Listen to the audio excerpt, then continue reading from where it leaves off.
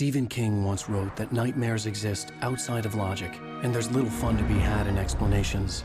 They're antithetical to the poetry of fear. In a horror story, the victim keeps asking why, but there can be no explanation, and there shouldn't be one. The unanswered mystery is what stays with us the longest, and it's what we'll remember in the end. My name is Alan Wake. I'm a writer.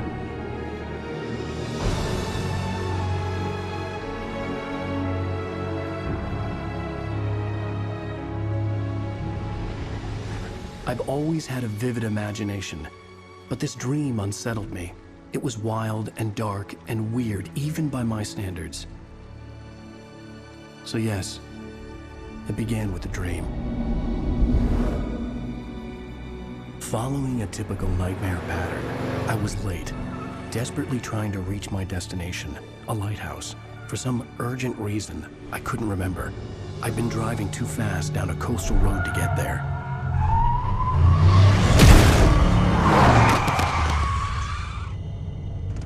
I'd seen the hitchhiker too late.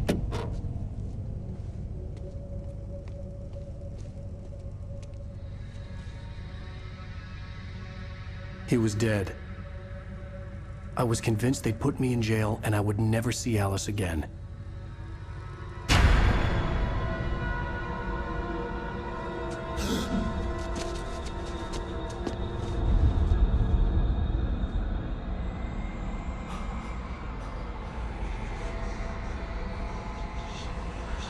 Suddenly, his body was gone. I was in shock from the crash. I could hardly stay on my feet.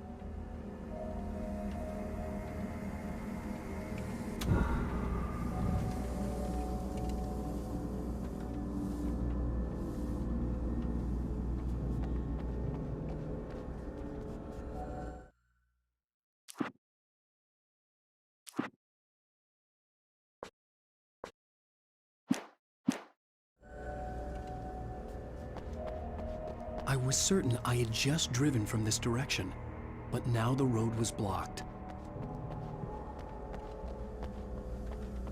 The radiator had broken when I hit the hitchhiker. The car wasn't going anywhere. I had to go to the lighthouse. I knew there was something important waiting for me there.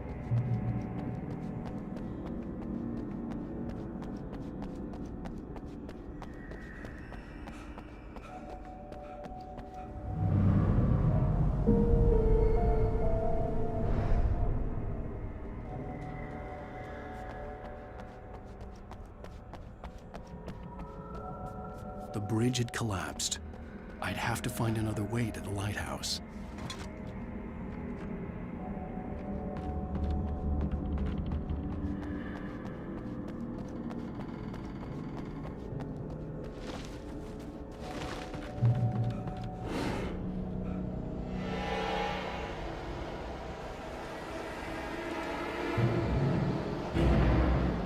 You don't even recognize me, do you, Ryder? You think you're God? You think you can just make up stuff? Play with people's lives and kill them when you think it adds to the drama? You're in this story now, and I'll make you suffer.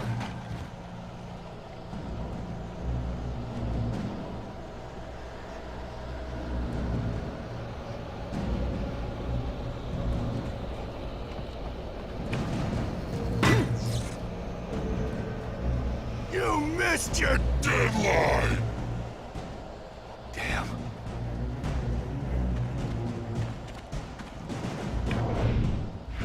You can't stop me!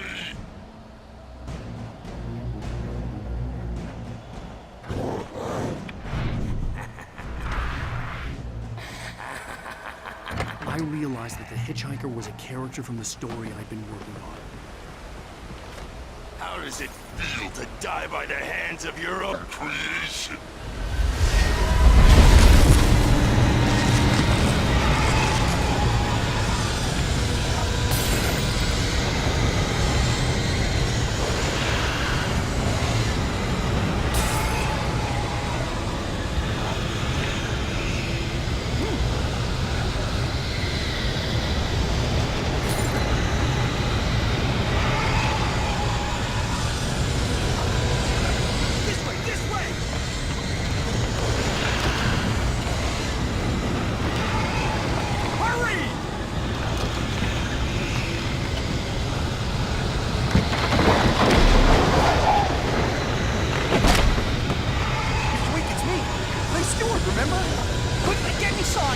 time to lose!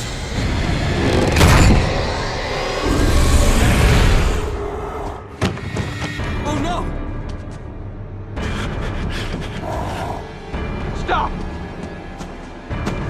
No! Damn it, die! No! No! No!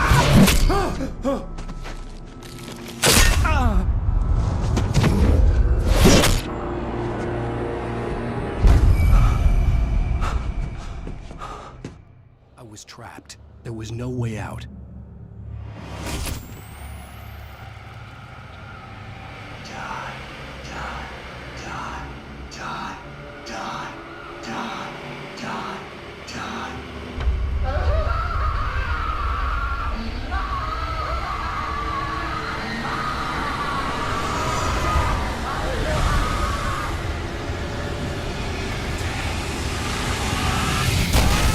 The cabin was a death trap. I had to get out.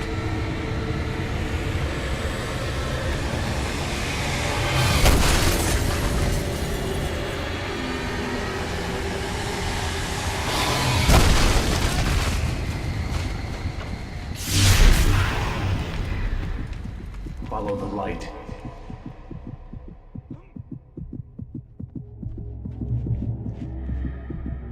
You are hurt.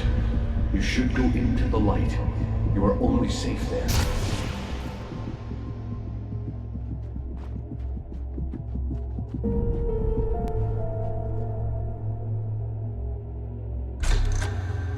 Well done. I have something important to tell you. It goes like this.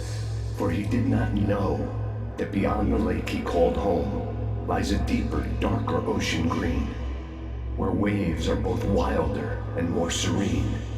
To its ports I've been. To its ports I've been. Do you understand? No. Follow my light.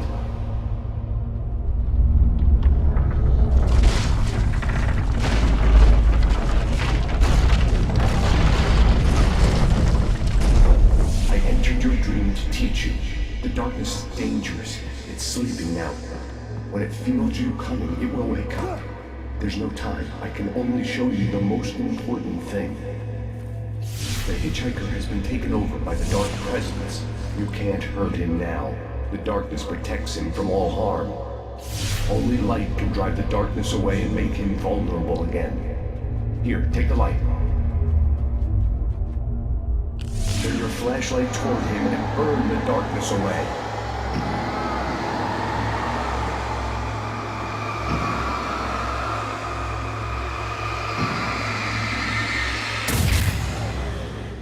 You did it.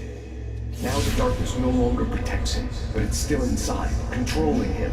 He can't be saved. He's still a threat. He is still your enemy. Here, take the gun. Now you'll die.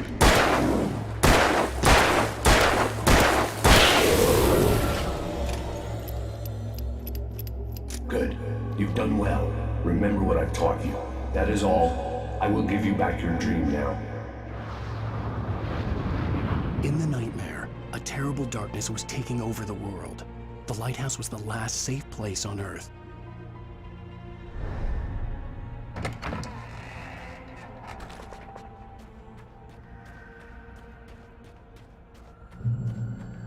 You made me this way, and now I'm gonna kill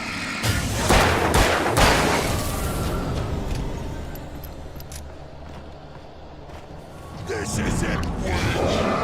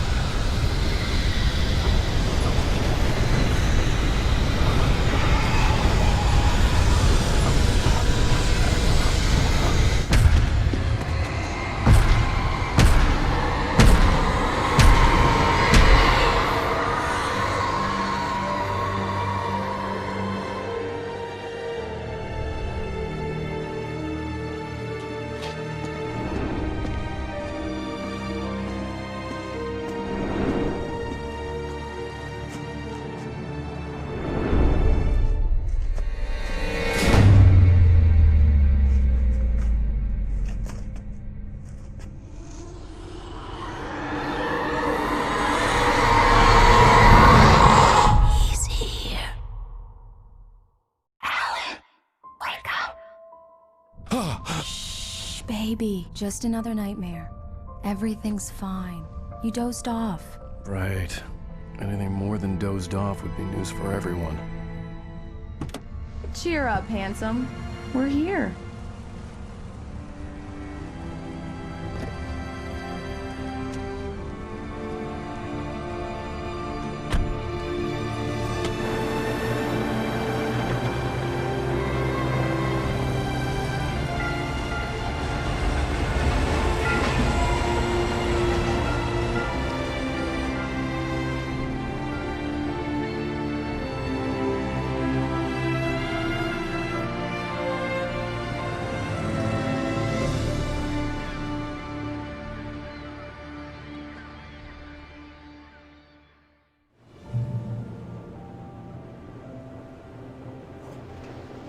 Let's act like we're on vacation.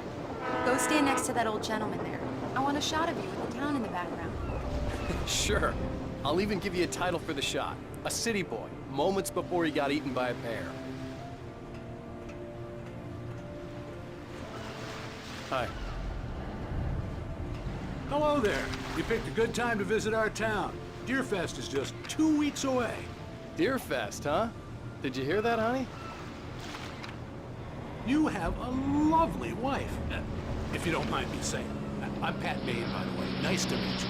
Yeah, I'm Alan Wake. I won't pretend I don't recognize a famous writer such as yourself, Mr. Wake. A pleasure. I'm an avid reader myself. I hope this isn't too presumptuous of me, but I'm the night host at the local radio station. Any chance I could get an interview? Look, Mr. Maine, I'm on vacation. In fact, I'd appreciate it if we could keep my being here just between the two of us. I'm sure you understand. Fair enough. You can trust me to be discreet. Not a hard man to track down if you change your mind, though. I hope you two have a lovely holiday.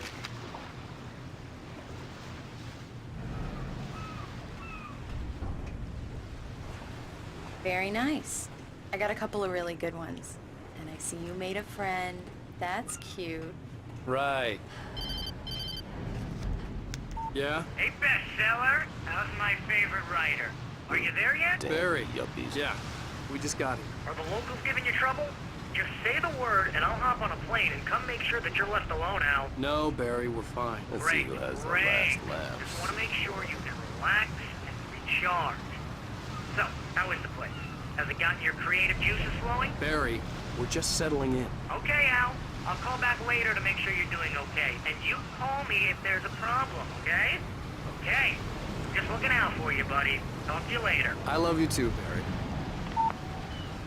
You know he's going to be calling you every 5 minutes. Barry is Barry. I can always turn off the phone. What did I tell you? Text message from Barry. He says hi to you too. Alan, we're here. Come on, let's get back to the car.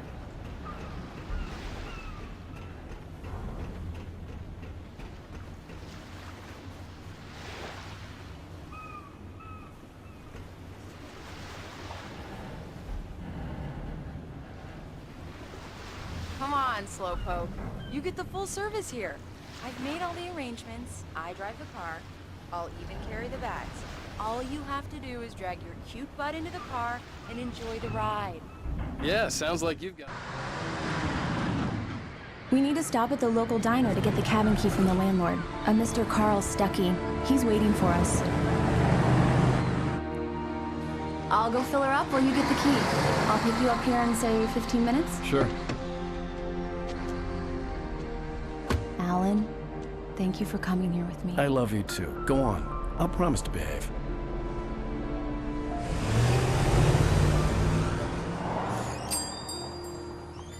I'd forgotten there were still places like this. Towns where everybody knew everybody. Welcome to the Oh Dear Diner. Hi, I was wondering if you could help me. I'm looking for... Mr. Wake. Alan Wake. Oh, God! I am your biggest fan. I know people say that all the time, but I really am. I'm glad to hear that. Rose. Rose, I'm looking for Mr. Stuckey. Carl Stuckey? Carl? Oh, of course, Mr. Wake.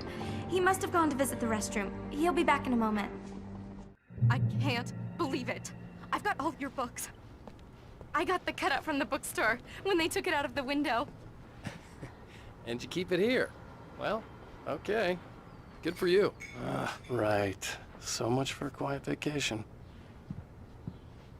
Try the coffee. Just don't blame me when you fall in love, 'cause it'll break your heart when you have to leave. Rusty here is no longer human. Nothing but black coffee under a thin layer of skin. Yeah, that makes two of us. Do me a favor, Sonny. I could really use a tune right now. Coconut, number 6 in the jukebox. I'd do it myself, but both of my legs have gone to sleep. Bad circulation. Yeah. Are you serious? Coconut again? You disgust me. Call yourself a rocker. Unbelievable. Ha! It does that. Get stuck. Yeah, you need to give it a good solid whack. Now that's what I'm talking about, yes! This is it. I've died and gone to hell.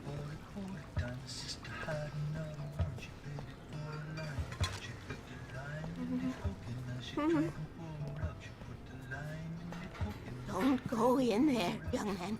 You can hurt yourself in the dark. I think I can handle it, ma'am. I didn't want to wait. I wanted to find Stucky, to get the key and get out as soon as possible. The waitress was giving me a headache. Overeager fans always did.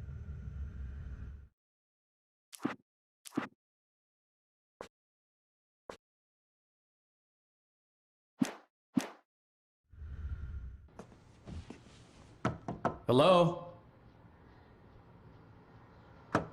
Mr. Stucky?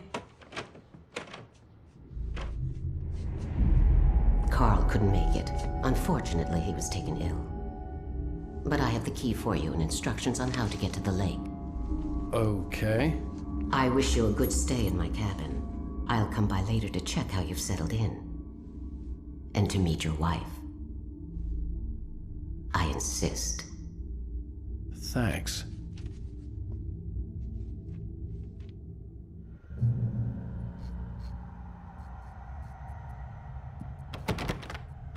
Cauldron Lake is a special place. Very inspiring.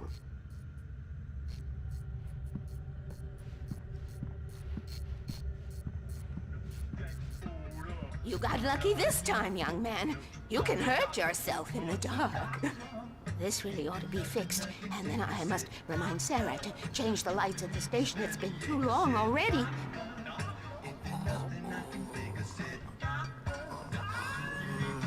Even that sounds better than your singing. Are you all right? Splendid, splendid! Damn hernia. It swells up like a balloon if I lift anything heavier than a spoon. Yeah, splendid, splendid. It's been a long time, Doc. The Andersons, they're, local musicians. We're waiting for Dr. Hartman to come pick them up. They wandered off from his clinic at the Cauldron Lake Lodge.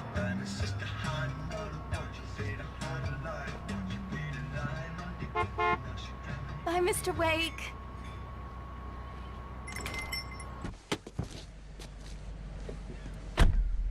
Mission accomplished. The key and the directions. My hero. I got some flashlights, just in case. Hey, wait! Mrs. Wake! Your keys!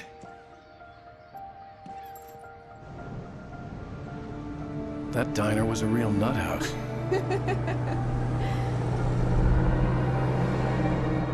Can you believe this place? This would make a wonderful setting for a book. We're supposed to be on vacation, Alice. I'll figure it out when we get back home. Okay? Okay. We can talk about this later. Bad man here on PBFF. I didn't want to talk about it. I wanted to bury my head in sand. Here's another one of my favorites to go with it. Once upon a time, I was a successful writer, but that was a long time ago. I hadn't been able to write a word in 2 years. Not since my last book. And now the weather. It's gonna be a clear night, so you folks in the big city might want to look up every once in a while, see those stars winking down at you. It gets pretty dark out here, but they'll light your way.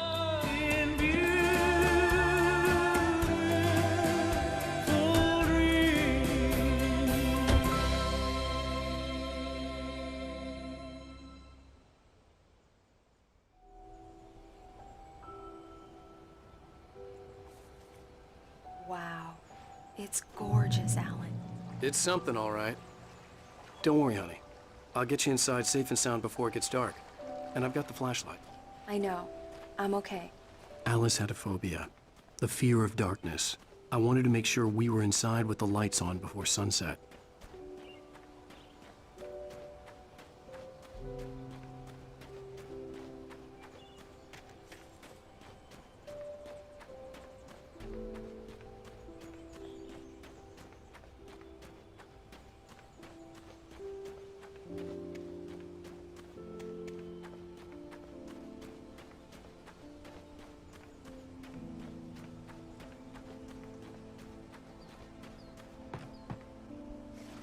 The cabin obviously got its name from the shape of the island. It looked like a giant bird leg. Alice had mentioned that the lake was a caldera. There was a dormant volcano under it.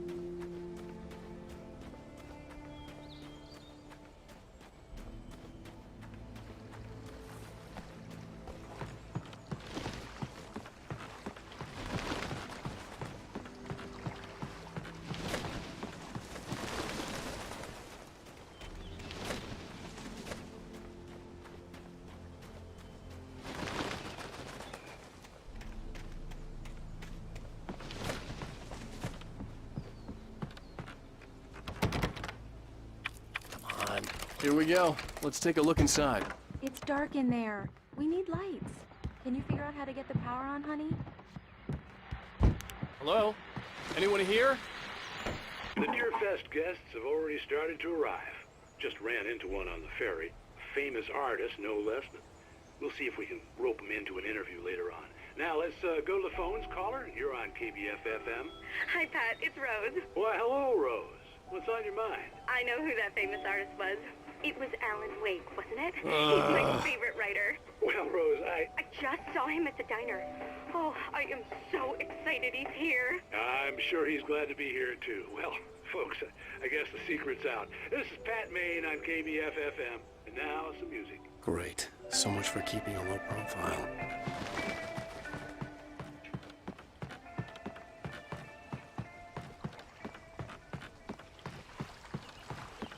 The water was clear but dark.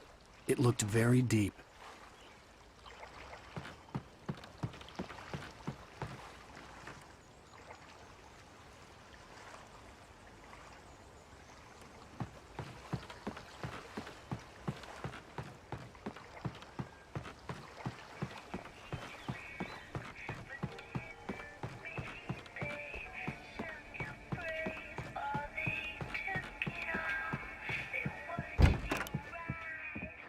A shoebox filled with books by Thomas Zane sat on the shelf.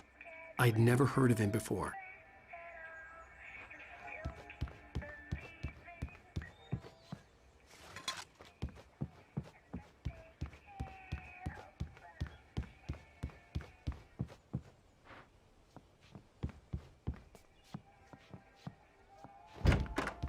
The cabin looked like a time capsule from the 60s, or even earlier.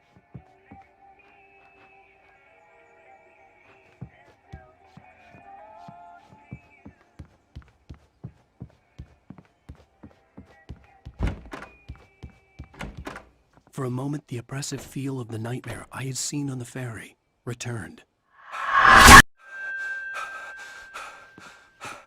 Damn.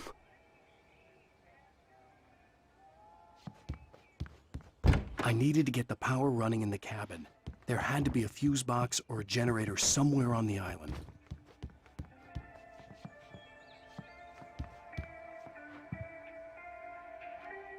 The power cable goes to that shed over there.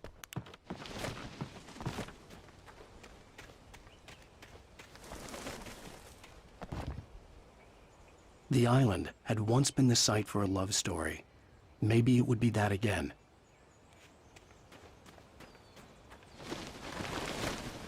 An old generator had been connected to the power cable.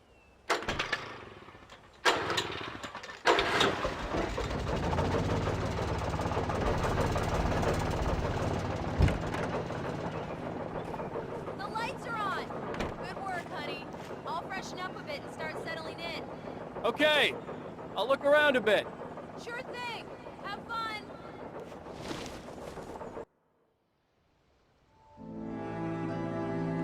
It was a beautiful place. I told myself I could rest here, sleep here, and forget about my work.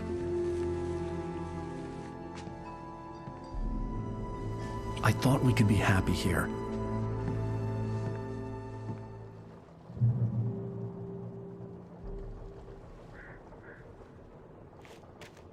Alice had told me about Cauldron Lake Lodge.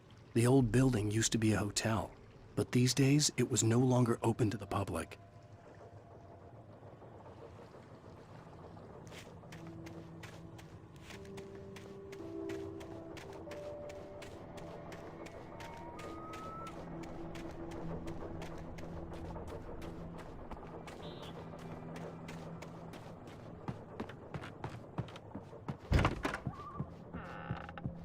Alice?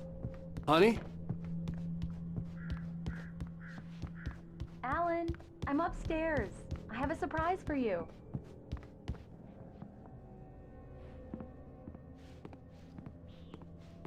Well, hello there. I'm not the surprise. It's in the study. Go take a look. Okay.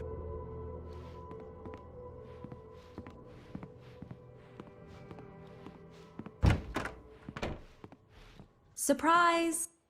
Alice? What is this? I guess I have a small confession to make. I thought maybe you could write here that a change of scenery would get you past... Damn it, Alice!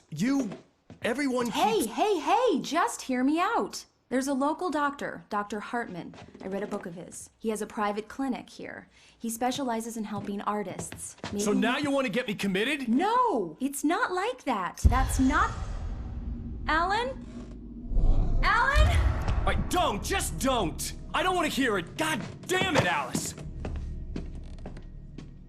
God damn it! I knew she wouldn't follow me in the dark. I needed some time alone to think things through.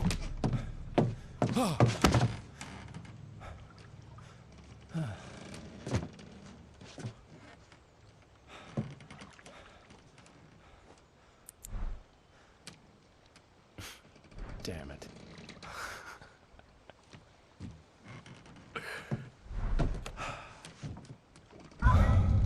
Alice? Alice? Alice! The cabin had gone dark. All the lights were out.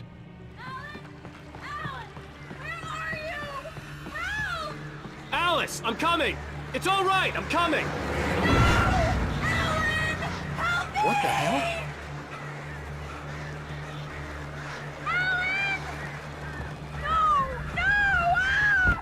Alice? Alice?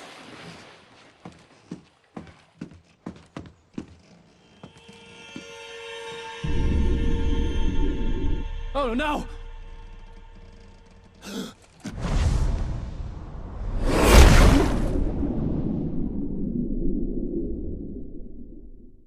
Keep going.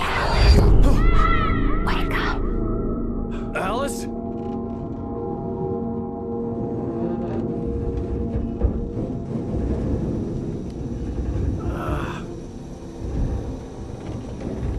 Waking up in the crashed car felt like I had woken from one nightmare and entered another. I couldn't remember how I got there. All I knew was that something terrible had happened to Alice. The phone was dead. I'd have to find help on foot.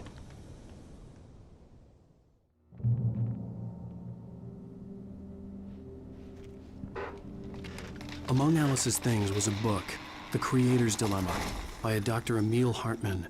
Seeing the book brought back my fight with Alice.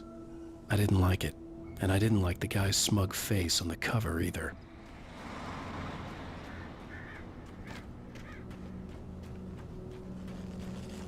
The gas station was my best bet. They'd have a phone I could use. It looked like a long hike through the forest to get there.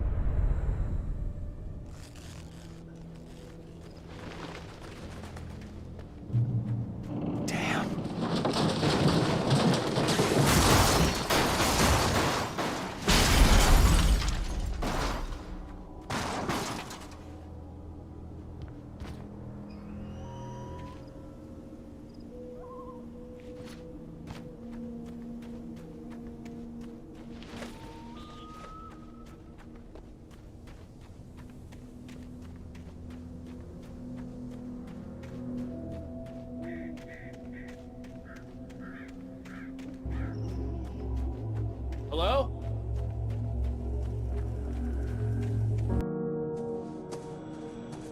Hello? Is someone there?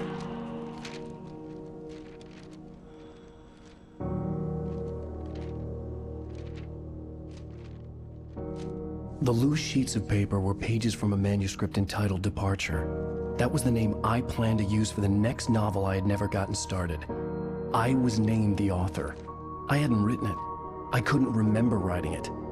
In the scene on the page, the hero was attacked by an axe murderer in the woods at night.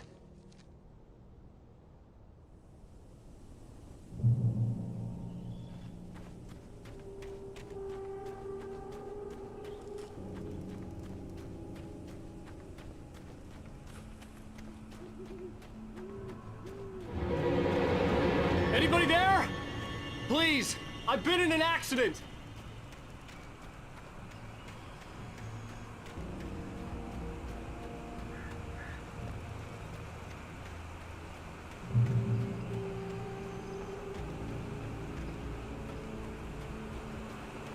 The lights up ahead were a good sign.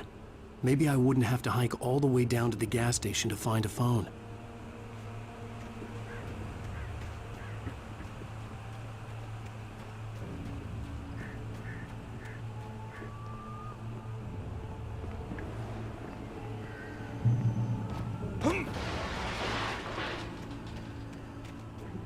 Anybody there? Hey! Hey, you! Phil! There's been an accident. I need help. Listen, I need to... Premium cabins for rent in... Nightfall!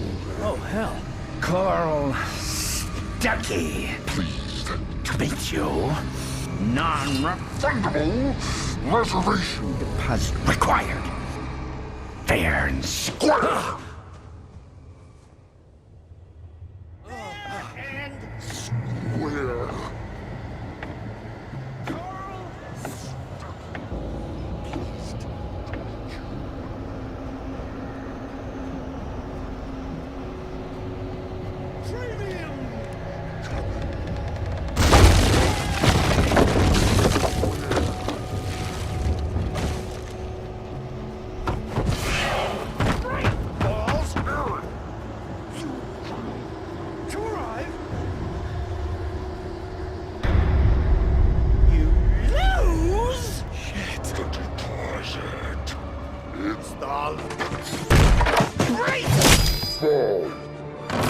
I had to figure a way out of this. Any second now, and Stuckey would be knocking on the door with his axe like Nicholson in The Shining.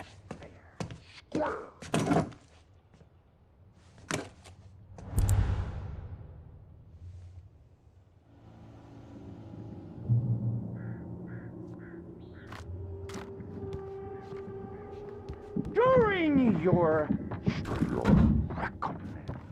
trying it's the latest thing in yes assembly. Proven. Great Falls Sheriff Station. How may I? Hello? Stone. you can see the sights and keep those cholesterol levels.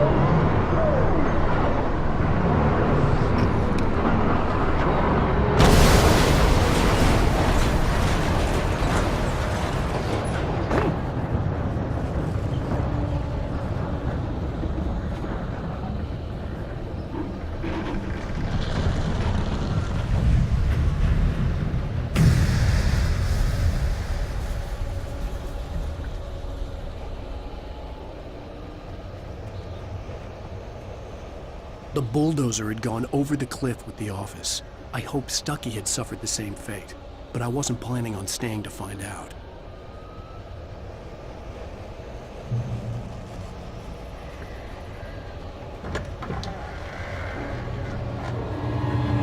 There were more of them.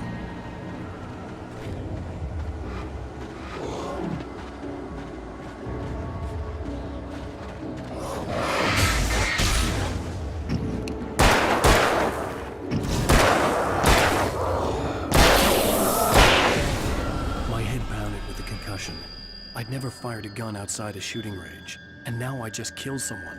Or something. There were no bodies. They just disappeared. If I was dreaming, it felt real enough to make me sick.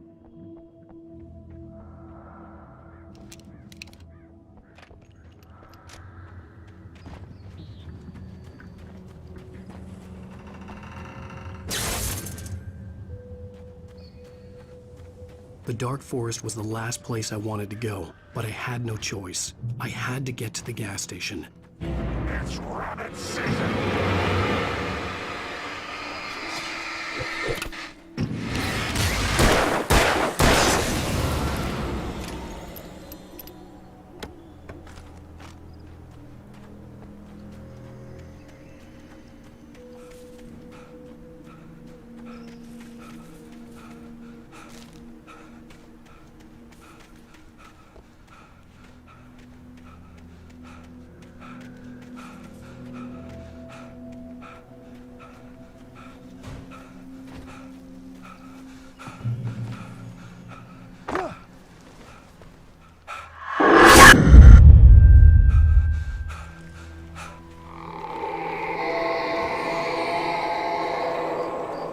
What the hell was that? When I saw the river below, something uncoiled itself inside my head. I realized that I'd have to find a way across. I didn't even want to look at the water.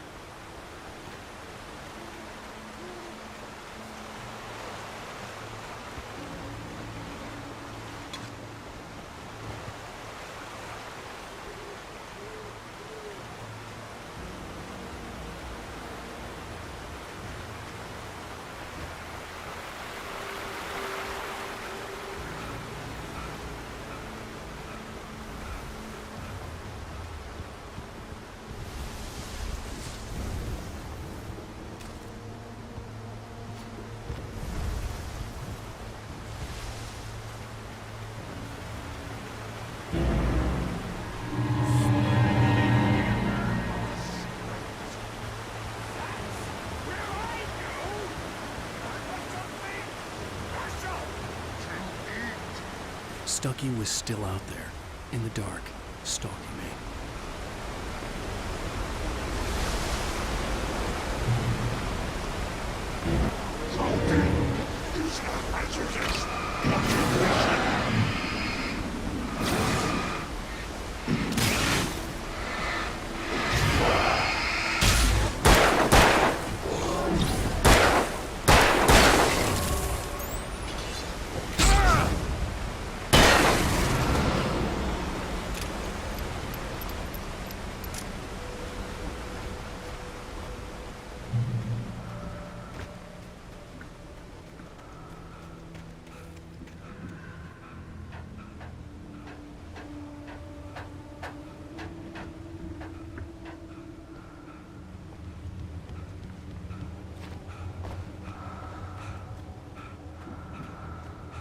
Taken. They're taken.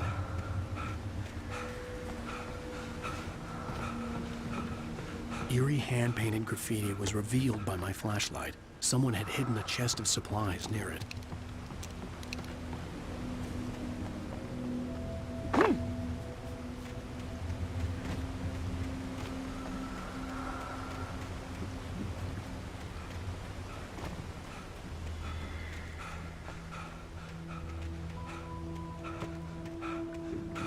The staircase was broken.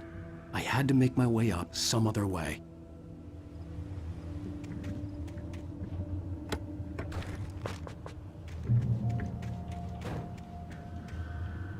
There was no power. There was bound to be a generator somewhere at the logging site.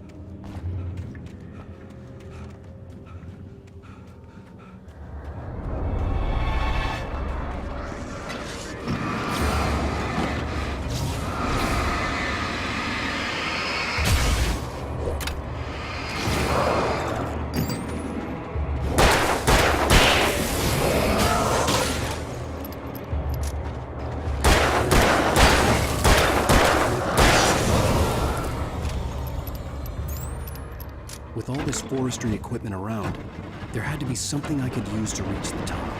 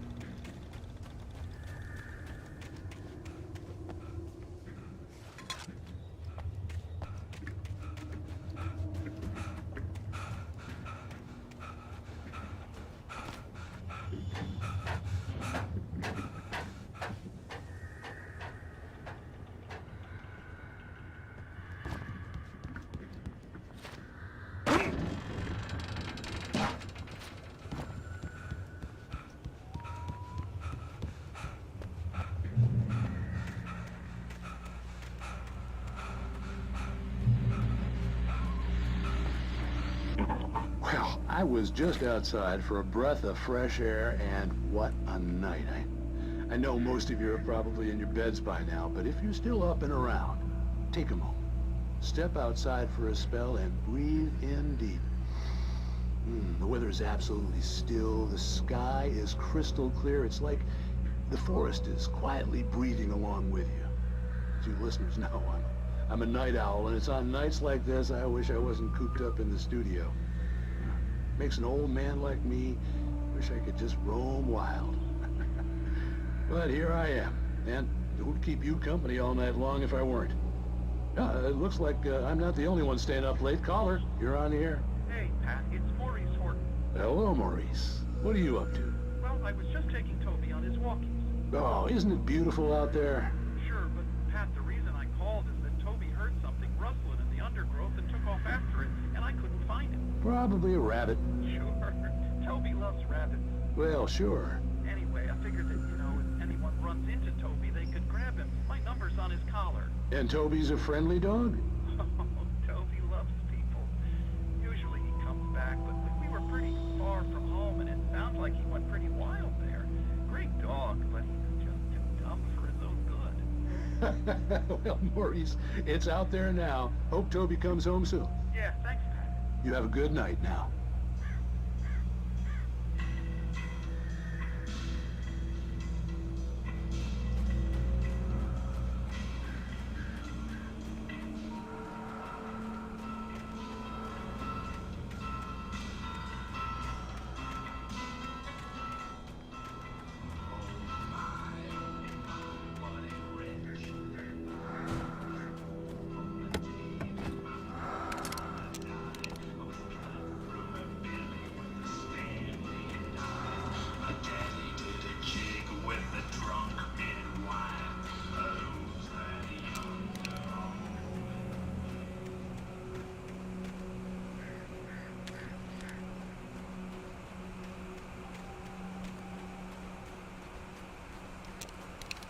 The gas station was closer now, its light welcoming in the darkness.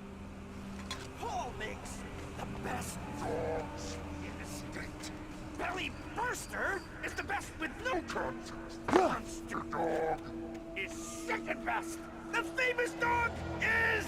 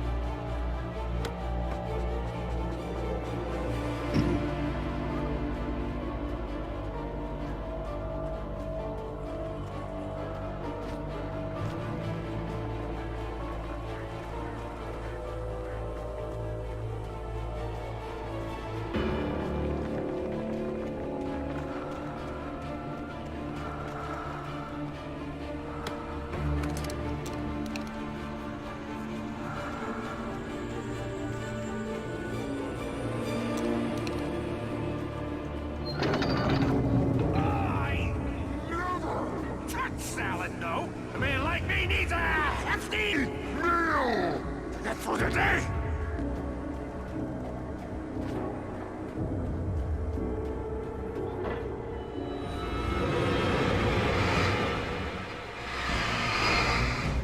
We enjoy the magnificent.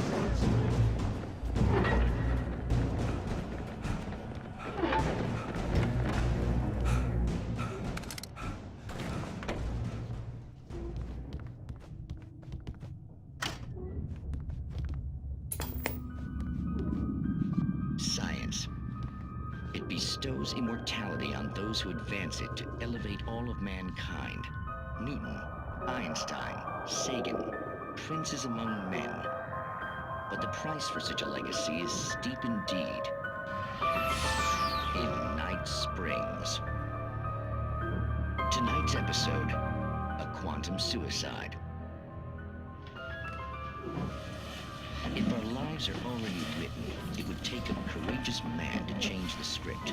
Having called a press conference, Dr. Barclay Colvin is about to demonstrate that very courage. Ladies and gentlemen of the press, I am Dr. Barclay Colvin, and I'm glad so many of you could join me here at the Moorcock Institute. Tonight, I'm going to give a practical demonstration of the many worlds interpretation. As you can see, this is a loaded 9mm pistol. It shall be part of a thought experiment. And now, a real experiment, known as a quantum suicide. Did he say suicide? Is that a real gun? He's kidding, right? Please, stay calm. There is no risk. Observe what occurs when I place the weapon against my own forehead. Now, you might think this round is merely a dud. Not so. Observe the flower pot. And yet, I myself cannot be harmed with this gun. With each pull of the trigger, two new realities branch off. One in which the weapon didn't fire, and one where it did. With my machine here, I have ensured that this reality is always the former. I have bestowed upon myself quantum immortality. Under no circumstances can this gun kill me. So wait. What you're saying is that every time you pull the trigger, in another reality, you die? Yes, of course, but that's completely trivial. There's an infinite number of things that could happen at any moment, and they always do happen somewhere. The point is, this one thing did not happen here. You're insane, Colvin. Insane? Insane? Hey, was this thing supposed to be plugged in? I stumbled on it. You fools! Gaze upon quantum immortality.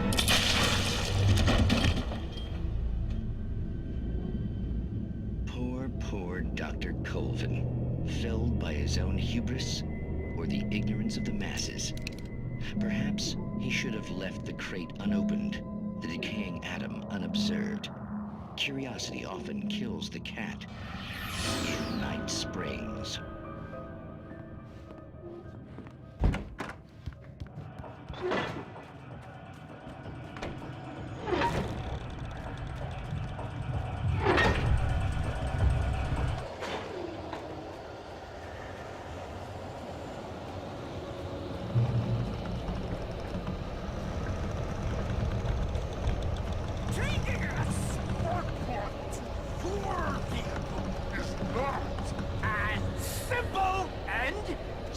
As you might think, it can be dangerous and requires patience.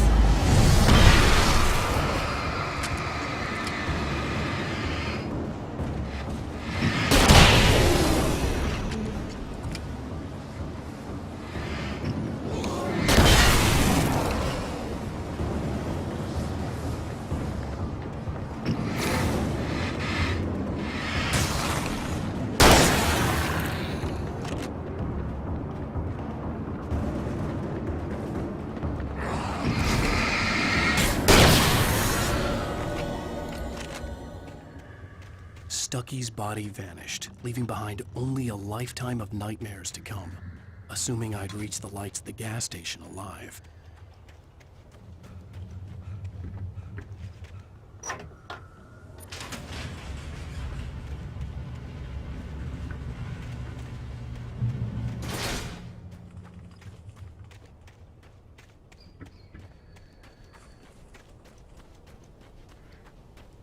I recognized the parade float I had seen in Bright Falls when I first arrived with Alice.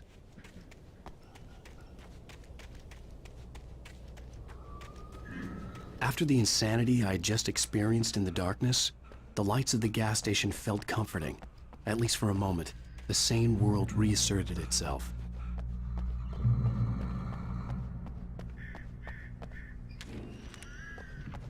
The Deer Fest had been 2 weeks away when we arrived. If the day count on the banner was right, I was missing a whole week between the night we got here and now. The garage was a mess. It looked like someone had trashed the place, or that there'd been some kind of fight.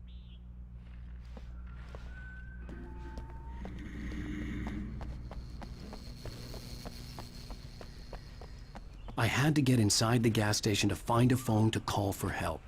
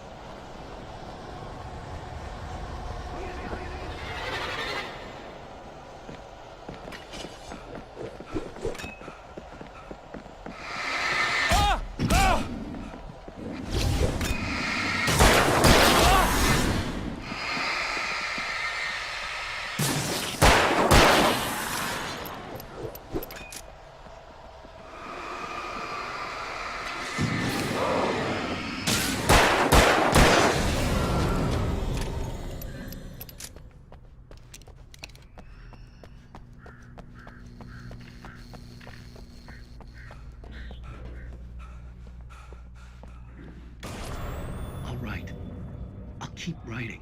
Outside, there's only darkness. Outside the cabin, outside the story, there's only darkness. I can feel her presence in the dark. Just now, I could smell her perfume in the room. I'll reach her, I'll fix it. I'll bring her back. The story will come true. If I stop, she's lost. I don't believe this. It'd been me on the TV, talking crazy. Was I losing my mind?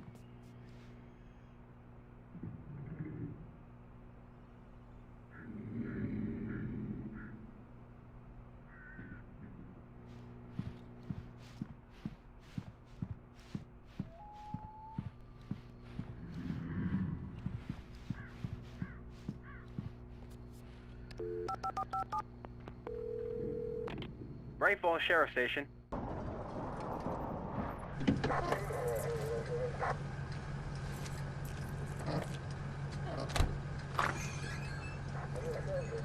Oh, thank God, Sheriff. Sheriff Sarah Breaker.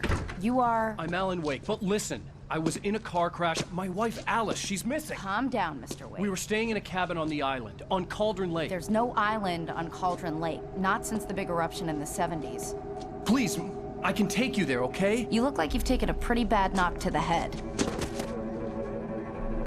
Are you okay? Listen. We'll figure this out. Please get in the car. We'll swing by the lake and then we'll go to the station, okay? Mr. Wake, have you seen Stucky, the guy who owns this place? I realized I couldn't tell her what had happened in the forest. She wouldn't have believed me. And then she wouldn't have helped me with Alice.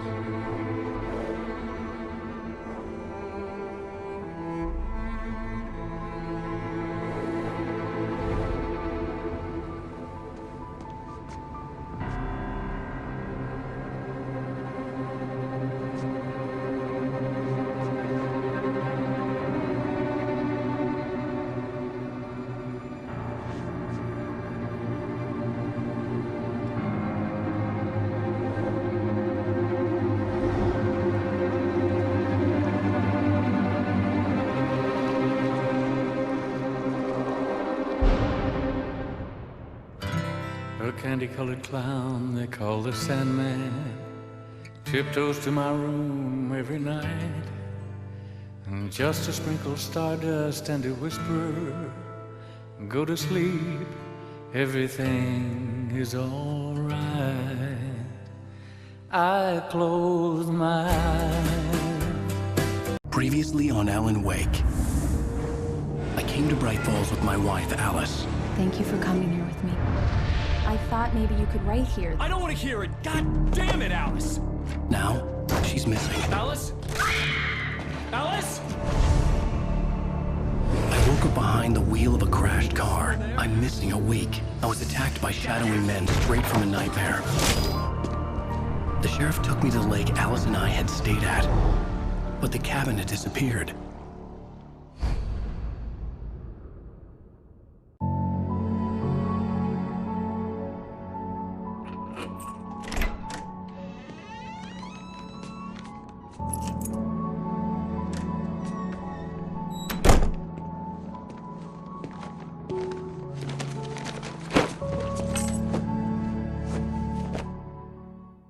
Honey, I'm home. Back here, sweetie. How was it? Worst weather I've ever seen. You should put some coffee on. It'll warm you up. Hey, handsome. This is gonna be a long night, but these shots are turning out great. I guess you're gonna need that coffee then. I'll go put it on.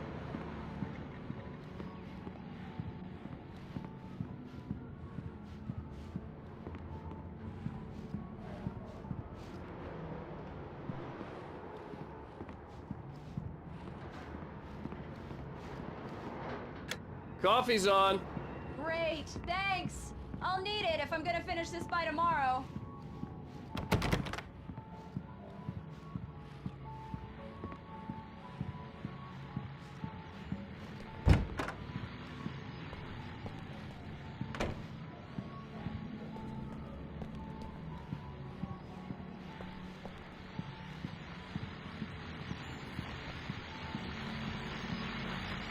The continuing freezing rain and heavy snowfall have necessitated a winter storm warning in the entire tri-state area. People are advised to stay indoors as many roadways are already closed, and city officials are not expecting snow crews to keep up with the weather. We're now on the 3rd day of the blizzard, and the weather's not expected to clear up anytime soon.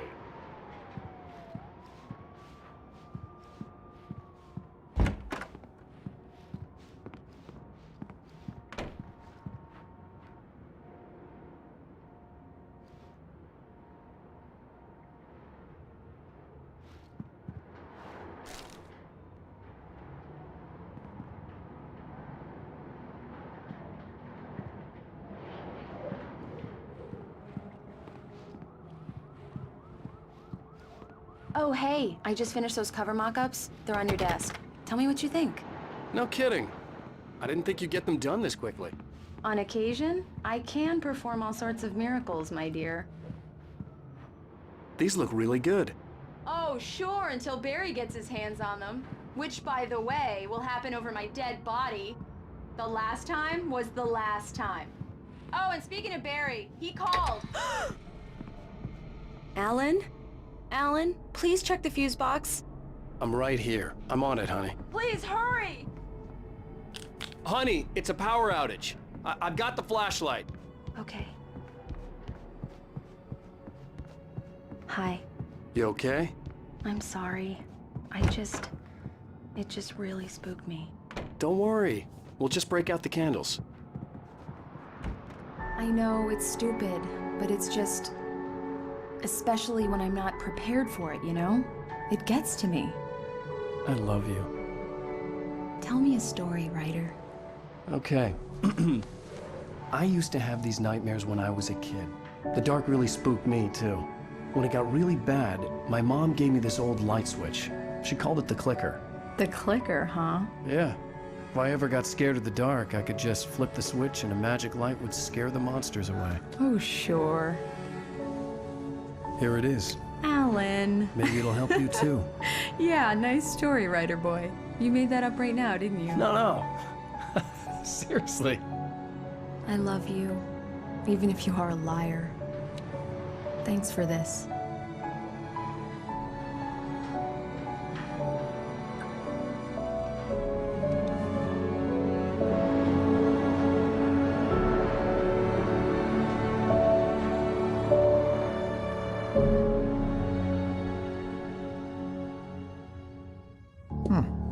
How do you feel, Mr. Wake?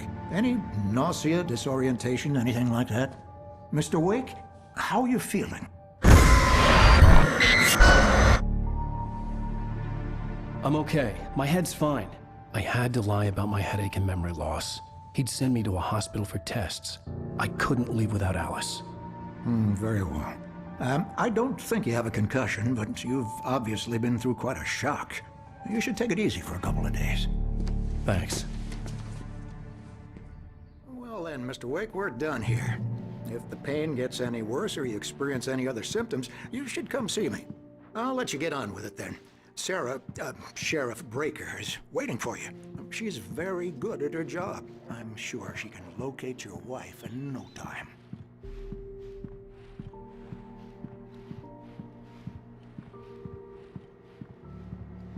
I'm sorry you had to cut your morning fishing short for this, Doc. Oh, she's a beauty, ain't she? Not the biggest I ever caught, if you can believe that coming from an old fisherman like me, but she's right up there. Now, she's a largemouth bass, which is what you're after if you prefer a lure. Now, if you want either trout or salmon, on the other hand, then it's fly fishing for you. You a fishing man, Mr. Wake? Oh, doesn't really matter, I suppose. But it can be very relaxing out there. You can't get me off the water this time of year. Closest thing to heaven. I'll take your word for it, Doc.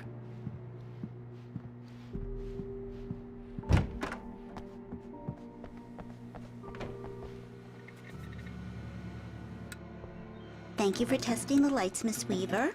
Everything seems to be fine.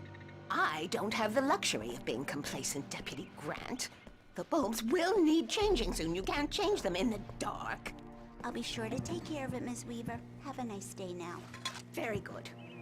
I'll come back later on to remind you, just in case. Yeah, it's Mulligan here. I'm at Stucky's gas station with Thornton. There's no sign of him. Over. Wait.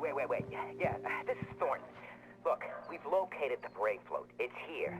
That's some good news, right? Stucky was supposed to be driving it at the rehearsals today. Over. Oh, give me that. Mulligan here. Looks like someone really thrashed the garage. Over. Okay, roger that, guys. Keep looking for Stucky. Jane's out. Mr. Wake, the sheriff is waiting for you in her office down the corridor. That was Cynthia Weaver.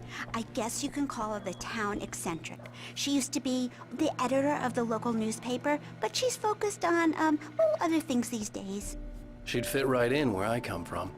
As you can see, she's a little obsessed with maintaining the light bulbs of the whole town, refuses to step on shadows, things like that. Back in her day, she wrote about all sorts of weird things in the paper. Bright Falls has a colorful history.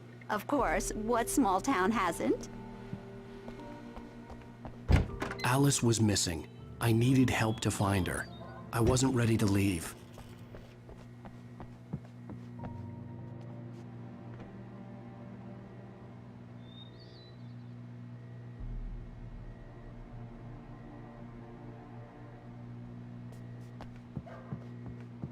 Come in, Mr. Wake.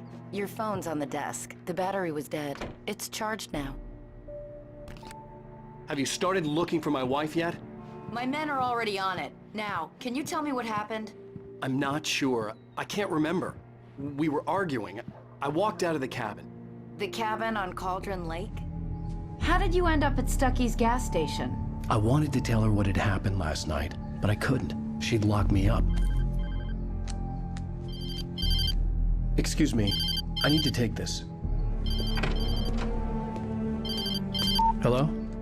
Alan, please help me. Alice?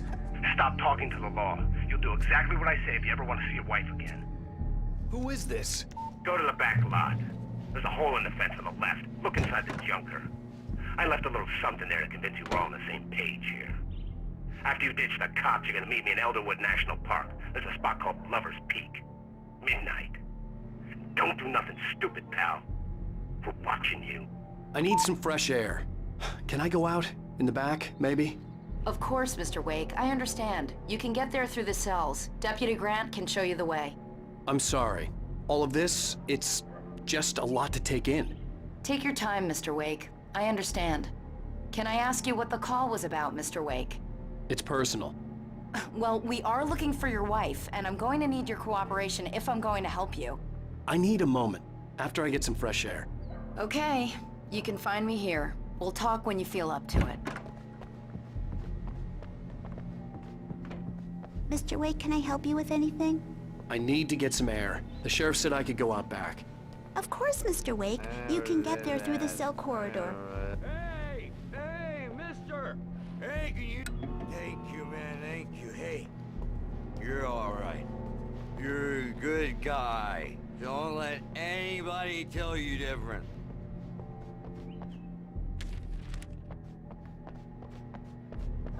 The early morning light hurt my eyes and made my head ache. The man on the phone had said, go through the fence on the left. Well, folks, it's been another long night, and it's about time for me to sign off for a while. God knows I need my beauty sleep. Just one more item before I go. It's been a busy night for the sheriff's department. We've had a few broken windows, even a report of shots fired on Main Street. Deputies Mulligan and Thornton had to deal with two intoxicated young men who were celebrating the completion of their Deer Fest float. Now, folks, we get this every year. I know it's exciting, the big day's almost here, but let's save it for the party and leave the gunplay for the shooting competition, huh? There's no point in getting all worked up yet.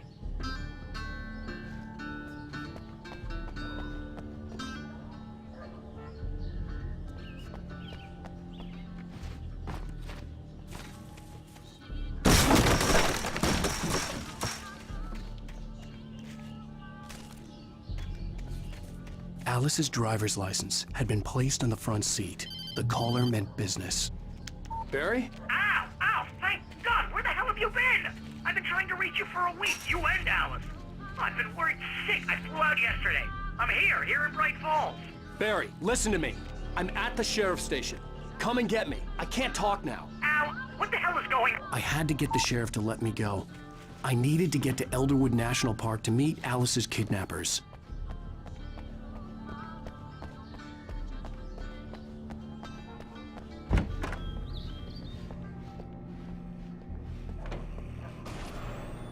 A writer is a light that reveals the world of his story from darkness, shapes it from nothingness. The way a sculptor carves a statue from a block of granite. If I stop, the world I'm making dies. Darkness will reclaim it. It's a long, hard journey into the dark. Alice's life is at stake, but I can't think about that, or I'll lose it. The dread lingers at the edge of perception. I'll push on. Anything is possible here. I'll write the story. I'll save her. Marvelous, Sarah. I just wanted to settle all the damage the Anderson brothers might have inadvertently caused on their recent and regrettable little outing. They are not accountable for their actions, of course. I can assure you that my staff has been reprimanded. Tor and Odin never caused any trouble to anyone when they were still living at their farm. Indeed. All we can do is to slow down the progress of their dementia. Are you feeling any better, Mr. Wake? I'd like to leave. Am I free to go? Well, we still need to talk about... Am I under arrest? No, of course not. But I need to know where you'll be staying so I can get in touch with you. I'd avoid the motel. The Majestic is known for its roaches. The cabins at Elderwood are pretty nice, though. That sounds perfect. I'm Dr. Emil Hartman. I'd like to invite you to stay at Cauldron Lake Lodge. Did you talk to my wife? I had the pleasure of discussing your situation with her on several occasions. Did you set something up with her? I invited her here. My clinic is a place where... Oh! Hey! Oh, my! Take it easy.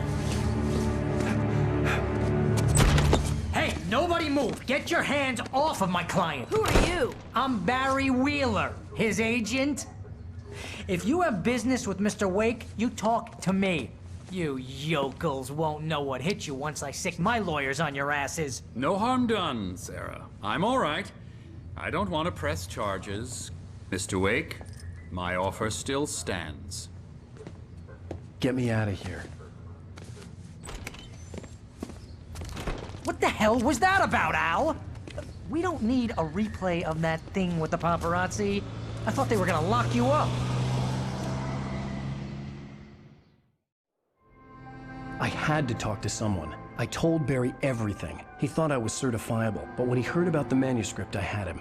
The fact that I'd written something, even if I couldn't remember it, was enough for him. He smelled money. And he believed that Alice had been kidnapped. Anything beyond that was another story. I had a midnight appointment with the kidnapper in a place called Lover's Peak, somewhere in Elderwood National Park. The plan was to rent a cabin. I don't like it, Al. I don't like any of it. It's not good. In fact, it's the absolute opposite of good. Mr. Wake! Barry, you found him. Hi, Rose. Oh, wow. I was just thinking about you, too. Great. I was just bringing Rusty some coffee. He's on the balcony, looking after Max. Poor thing. I really need to go. Great to see you again, Mr. Wake. Later! Who's Max? What an airhead. Jeez, Mr. Takes a swing at everybody. This is not her fault. She's a very nice girl and, more importantly, a fan. She even has a fan site dedicated to you. And she was very helpful when I was looking for you. Seriously, Al, what you were saying in the car, just listen to yourself. What, you shot a guy and his body just disappeared? When was the last time you slept? What, are you high? Have you been drinking? No! Look, Barry, I'm missing a week, and someone's got Alice, and everything's just... Do you understand what it sounds like when you say stuff like that? Don't get me wrong, it's a good story, could be a bestseller. But wait when you here. start confusing fiction with reality, Easy there, you're boy. buying yourself I'm a almost ticket to the done. funny farm. Hey, Rusty, right? You rent cabins. Oh, Mr. Wake, I'd shake your hand, but mine are kind of full here. Actually, I'm sorry about this. Would you mind grabbing the registration form from the desk? It's just across from Bucktooth Charlie. Okay, sure. What happened? Crazy poachers. Max here got his foot caught in a trap. They're illegal to use here. Hell, you're not supposed to hunt within the park at all. But that doesn't stop some lowlifes. Well, at least Max is gonna be okay. He got lucky. Max is still groggy from the shot I gave him, and I'd rather not leave him alone just yet. The form's on the desk across from the mammoth skeleton. Seriously, Al, you can't just go and meet a kidnapper. Those situations always end up in disaster. You gotta talk to the cops. She's my wife, and it's my call. Can we talk about this later? No. This whole thing Listen, you hit your head. I mean, geez, Al, come on. You gotta understand how crazy all this sounds. If you're trying to pull a joke on me, freak me out, it's working. Ha ha, let's have a laugh on Barry. Wait here. I think this is the form you wanted. And here are the keys. Okay, you're all set, Mr. Wake. Glad to have you staying here. Thanks. Can you tell me how to get to Lover's Peak? Oh, sure. It's at the end of the nature trail. Just follow the paths, you'll get to it eventually. It's an easy walk. Nice spot, too. If you have any trouble finding it, just keep your eyes on the radio mast. It's right below that. Look, Al, you're asking me to believe that you shot a dude who went poof into thin air, a guy who was bulletproof until you pointed a flashlight at him. You hear that from people who end up spending time in padded rooms.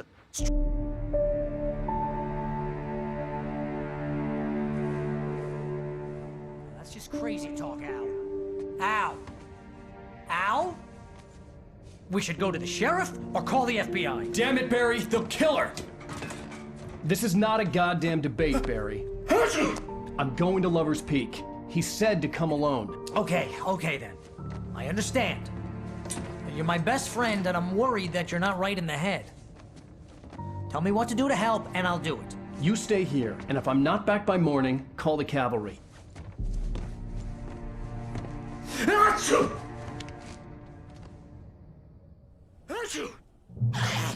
Just be careful with the natives, Al.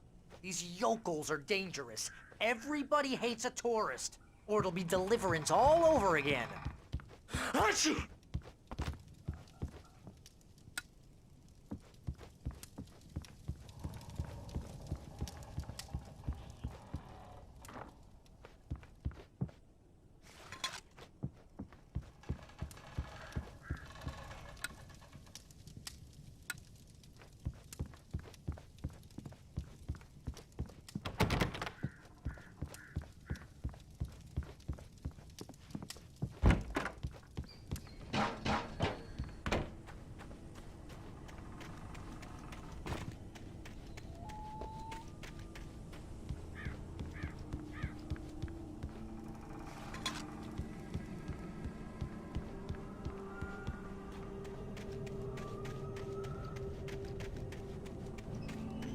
I'll wait here, Al. I'll hold down the fort. I'll be with you in spirit every step of the way, Al. Locking the door now.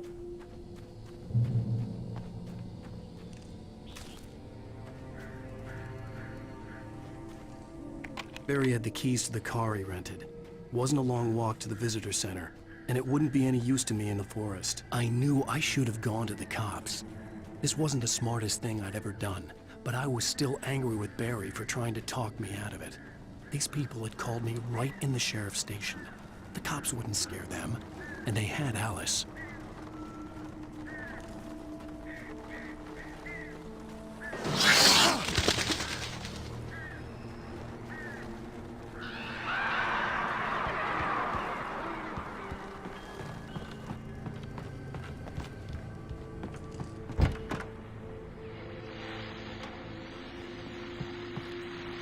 Welcome back to the show, folks. As promised, our very own Dr. Nelson has just parked his rear end in the studio. Doc, what's your Deerfest plan like? My plan? You make it sound a lot more organized than I ever seek to manage. Oh. No plan, really. Just taking the atmosphere. I'm getting a little too rickety to do much more than that, you know. Oh, tell me about it. No sack race for us older gentlemen, huh? Yes, exactly, Pat. But I'm gonna check out the parade, of course. And I'll be one of the pie contest judges, too. Well, that takes a different kind of constitution. Oh, yeah, it's my kind of exercise. Now, Doc, seriously, you're in pretty good shape, though. You're the outdoors type. I know for a fact you're an avid fisherman. That's right. Matter of fact, just caught a heck of a largemouth bass early this morning. But you're not taking part in the fishing contest? No, not this year. See, Pat, I'm just not that competitive anymore. Now I just like to take my time and enjoy the peace of it. It's no fun if I need to worry about what I'm catching, you know? Well, considering your track record, the participants are probably pretty happy you feel that way. Well, Pat, that's kind of you to say.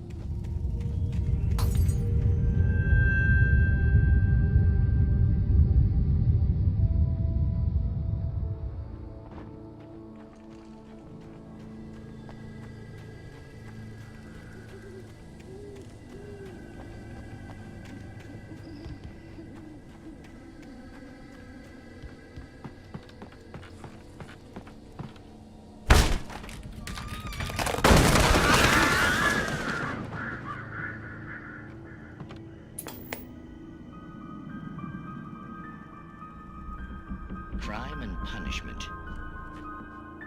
The cancer and cure of civilization.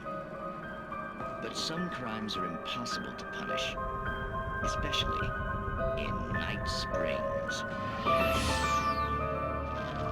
Tonight's episode, The Man in the Mirror.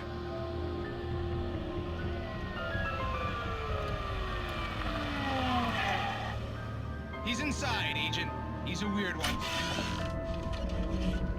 So, you're confessing to killing that guy, huh? Why? Had it coming? Yeah, but why would you do that? I mean, you're a nice guy. Normal.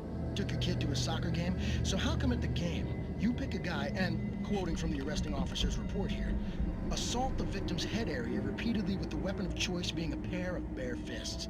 Wow, that sentence really flows, huh? Maybe you're not the literary type. Okay, so you mess him up. But why? Who was that guy? We couldn't ID him. Why would a guy like you do him like that?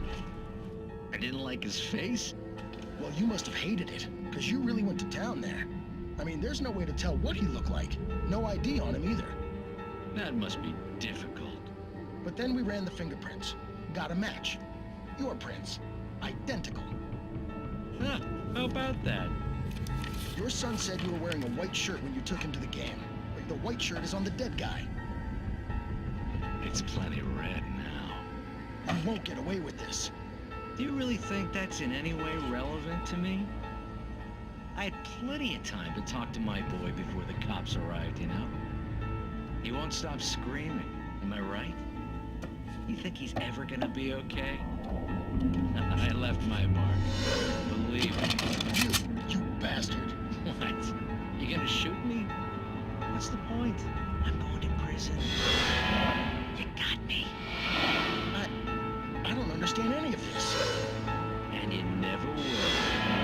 Don't worry. Maybe you'll see me again, Agent. Maybe in the mirror.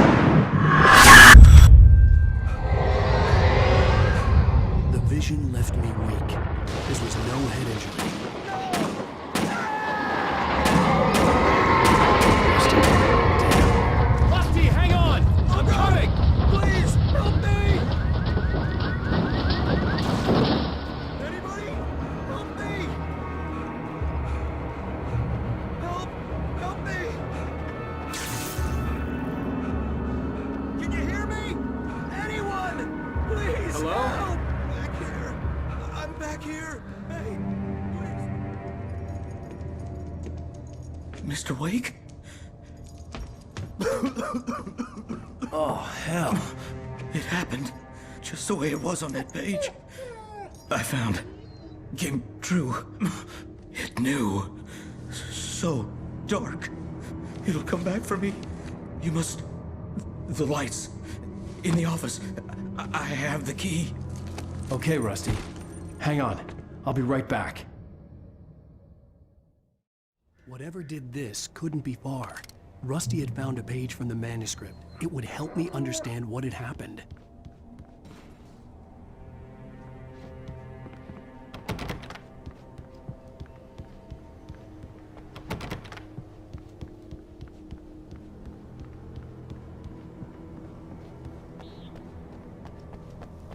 The only way to make sure that Rusty was safe was to get the power running and the lights back on.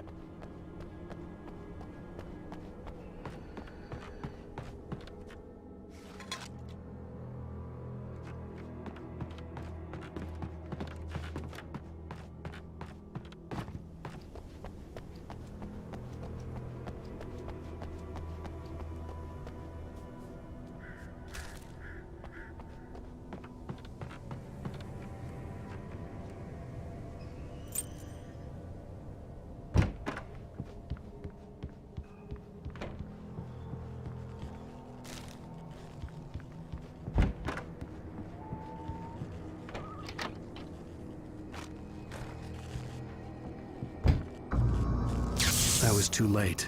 Someone had destroyed the circuit breaker. There was no way to get the lights back on.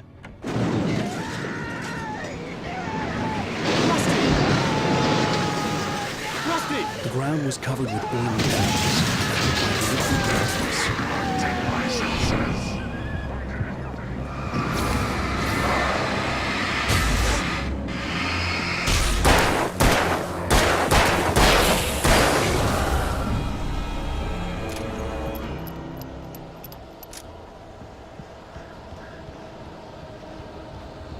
Something had torn a mammoth-sized hole in the wall. Please don't feed the animals. Fishing is only permitted for those visitors who purchase a park fishing license. Obey the park ranger's instructions at all times. Rusty? Rusty, no! Never. Yards. 2 bears and wolves never approach any other wildlife closer than 25 yards. Pets must be leashed At all times. Never leave your pet unattended. It is against the law to remove any natural objects or historical artifacts from the park.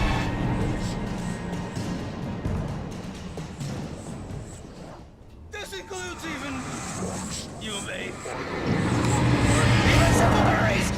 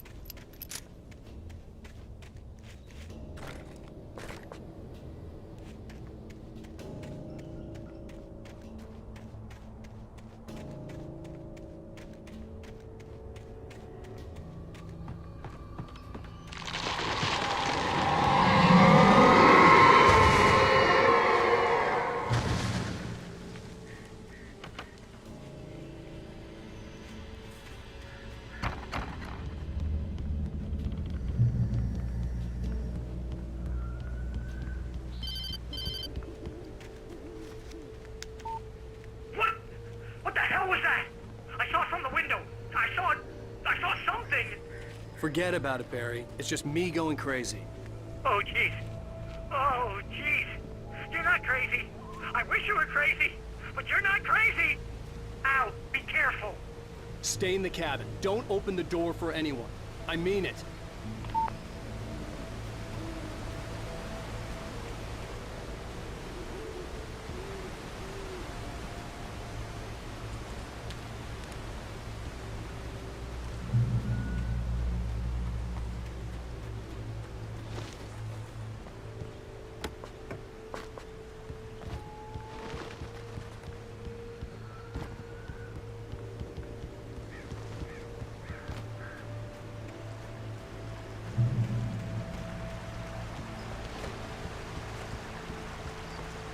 Lover's Peak was at the far end of the nature trail.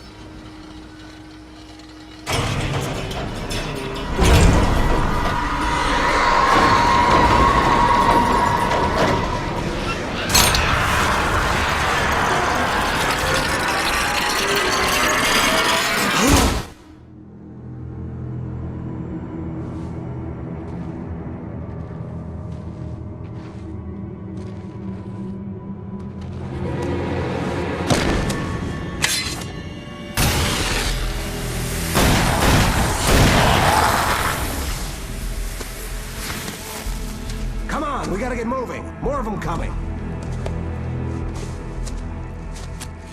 That flashlight's kid stuff. The flares will keep the bastards away.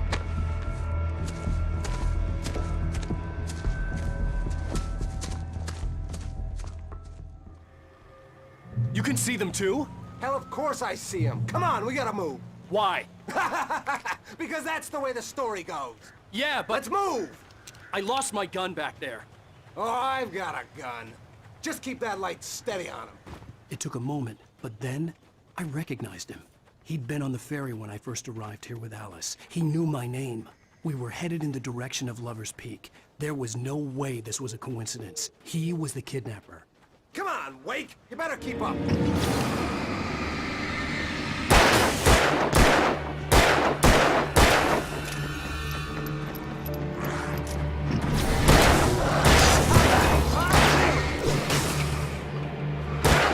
got for you?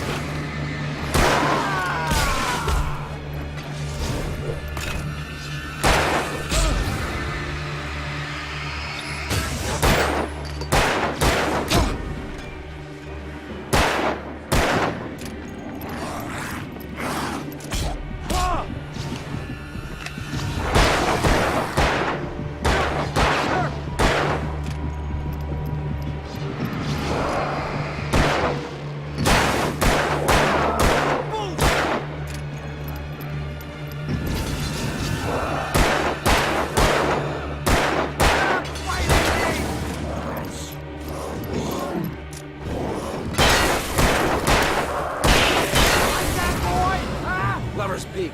Right up these stairs, Wake. Use the flares from the emergency box to hold them off while I get these boards off. Give me the gun. Yeah, no can do, Wake. Are you kidding? Give me the gun! No time for back talk. Pull them off, damn it!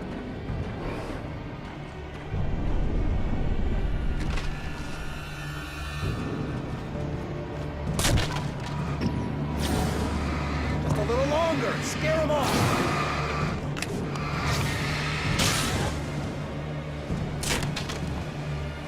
Get some light on those bastards. That'll keep them off us.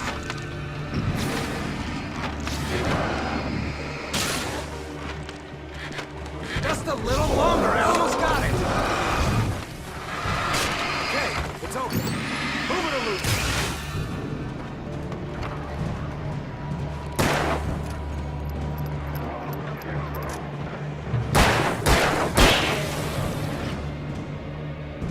Wake, where'd that one go? Oh, you feeling better now, Wake? All cozy and safe.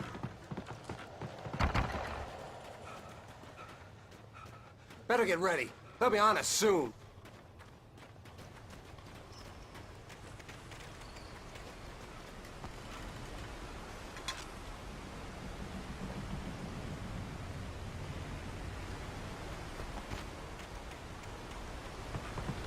This is it, Wake. Last stand. There's more flares here. Get ready. We fight them as long as they keep coming. Give me the goddamn gun! They're coming! That's not how this goes. Get with the program, Wake.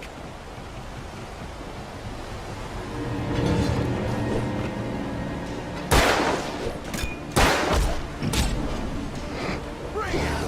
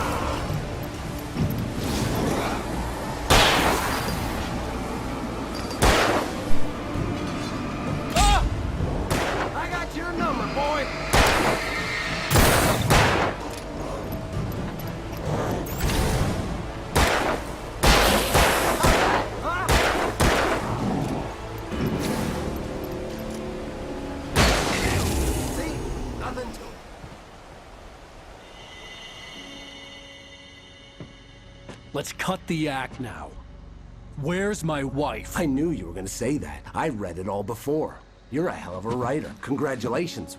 You're gonna bring about something glorious and terrible once we get you some proper editorial control.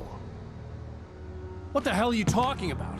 Where's Alice? I want the entire manuscript, or she's gonna suffer bad. You touch her and I'll...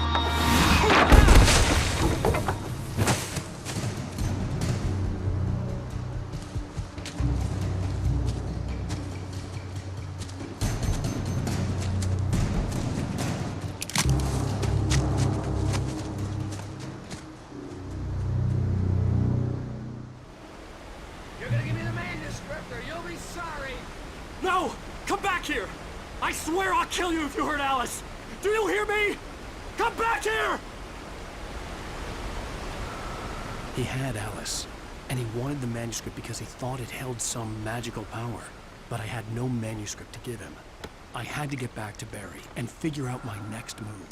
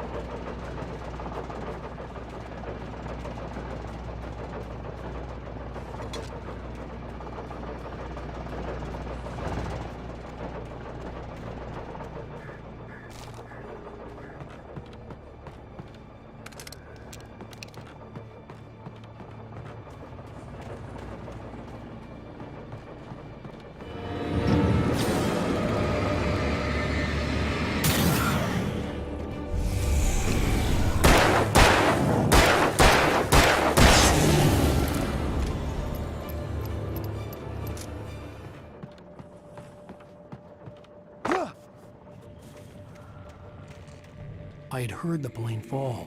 It made no sense. It was clear that it had just fallen here, but it was very old and obviously hadn't flown in decades. Looking at it sent a shiver down my spine.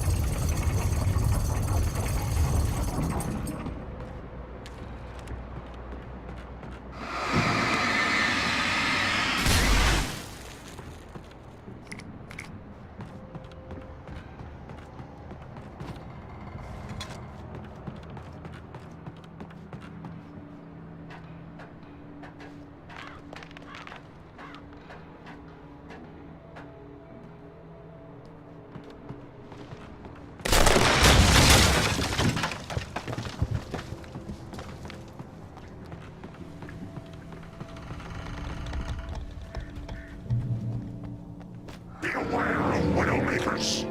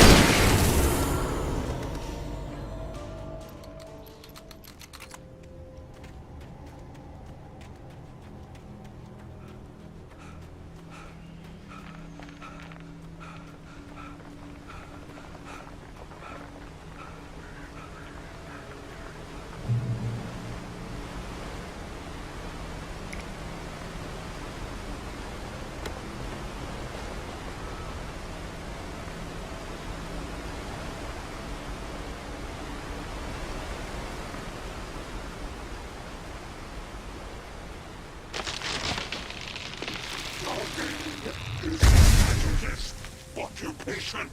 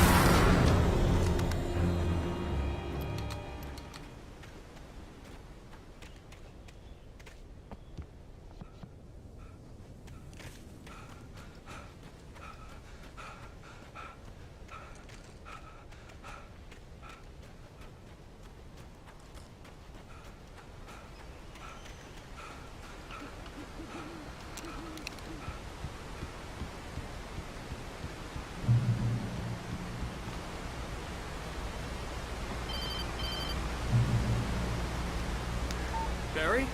Ow! The porch is covered with birds. They've got all Hitchcock on me. Stay out of sight. I'm on my way. Don't open the door. What am I, crazy? Stay hidden. I'll be there soon. Just make sure you keep the lights on.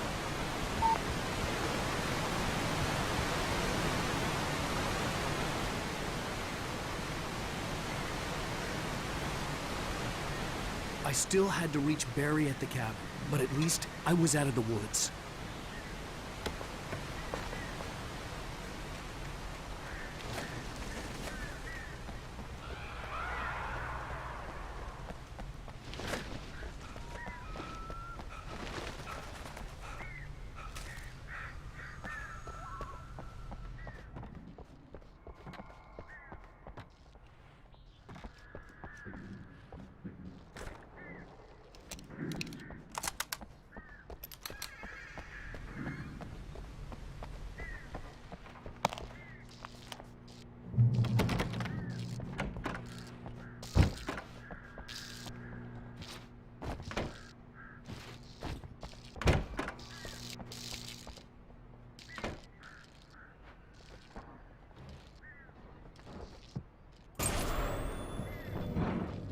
A story is not a machine that does what you tell it. A story is a beast with a life of its own. You can create it, shape it, but as the story grows, it starts wanting things of its own. Change one thing and you set off a chain reaction of events that spreads through the whole thing. The characters have to be true to themselves. The events need to follow a logic that fits the story. A single flaw and the magic is gone. The story dies. Alice dies.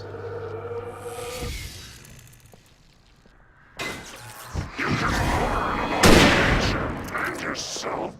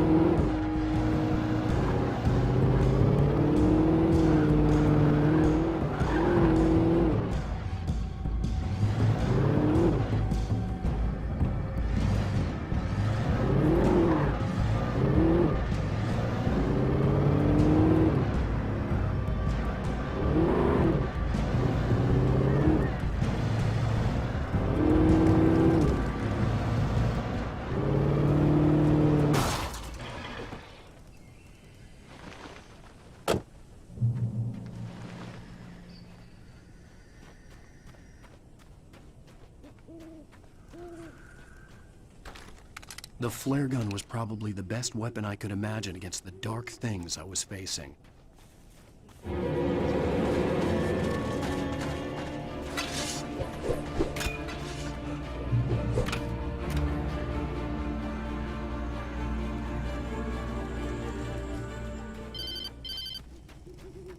It was the kidnapper.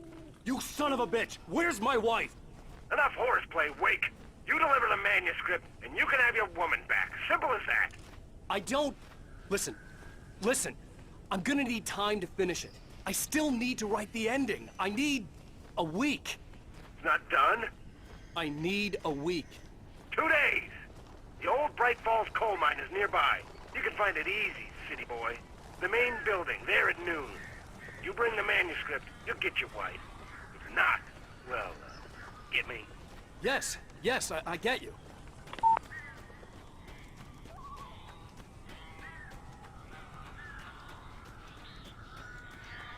Barry had talked about birds over the phone.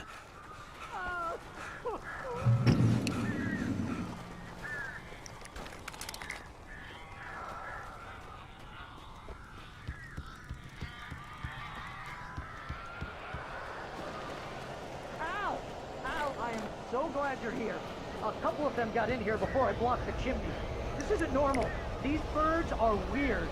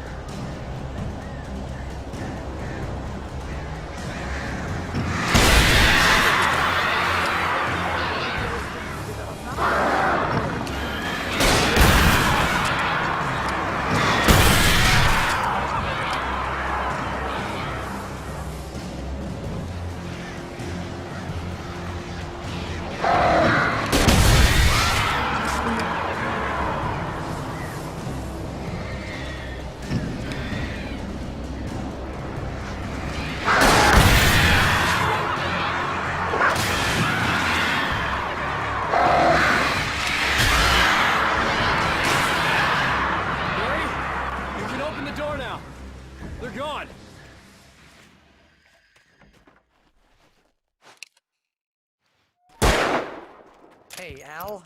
I'm sorry for thinking you were having a psychotic episode, man. I sent Barry to the town to ask around about a man fitting the kidnapper's description. He'd go through the archives of the local paper. Perhaps he could learn something. Anything about the island and the cabin that had disappeared. The man wanted a manuscript. I had to try to write him one to get Alice back.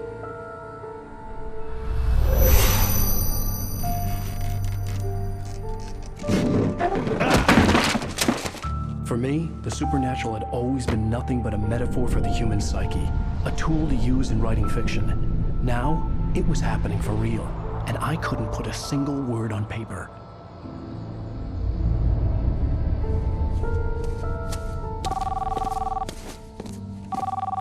Barry Wheeler speaking. This is Rose. Rose? I found Mr. Wake's pages. Oh, you sweet, brilliant girl. Could you and Mr. Wake come get them? I live in the trailer park outside the town. We'll be there in less than an hour. Bye now. See you soon.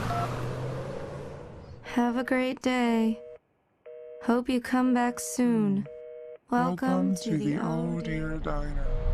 Good girl.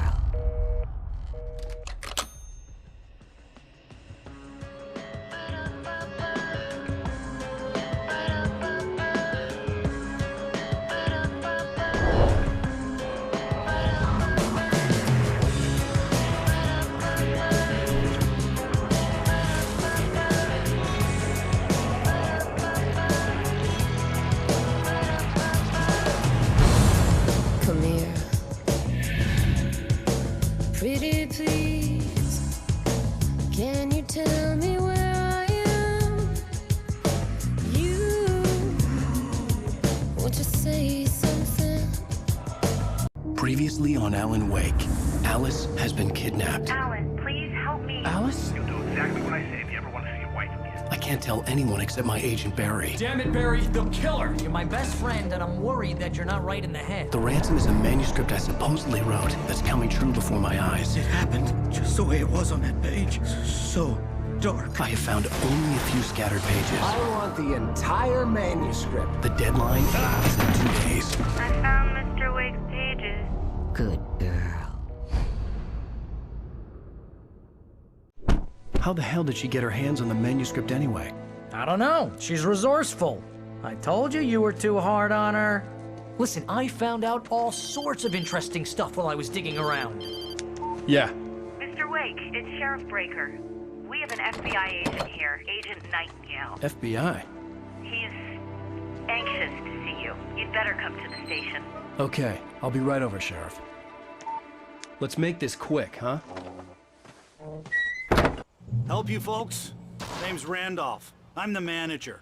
We're looking for Rose. Works as a waitress down at the diner? Rose, sure. Nice girl. Who wants to know? I'm Alan Wake. The writer, huh? I heard on the radio you were visiting. Well, I'll show you her trailer. That Rose, she's a nice girl. Always pays her rent on time. As I was saying, Al, I found all sorts of weird stuff from the local newspaper's archives. This place is crazy.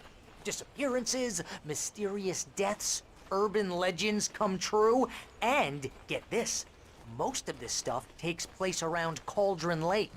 Well, you ain't wrong, mister. The Indians thought the lake was a doorway to the underworld. I'm the God-fearing type myself. I don't hold with that sort of thing. Yeah, okay. Anyway, there was an island there owned by a guy called Thomas Zane. Now, some of the articles I found about him make him out to be a famous writer, but I ran a bunch of searches, couldn't find a single thing he wrote. Zane was heavily into diving, so much so that the place came to be called Diver's Isle. But the volcano under the lake erupted in 1970, and Zane went down with the island. Yeah, how about that? It was there in the morning, as if it had fallen from the sky. But it would take a tornado to lift something like that. We're damn lucky it didn't crush any of the trailers. Come on, mister. I'll take you to Rose's trailer.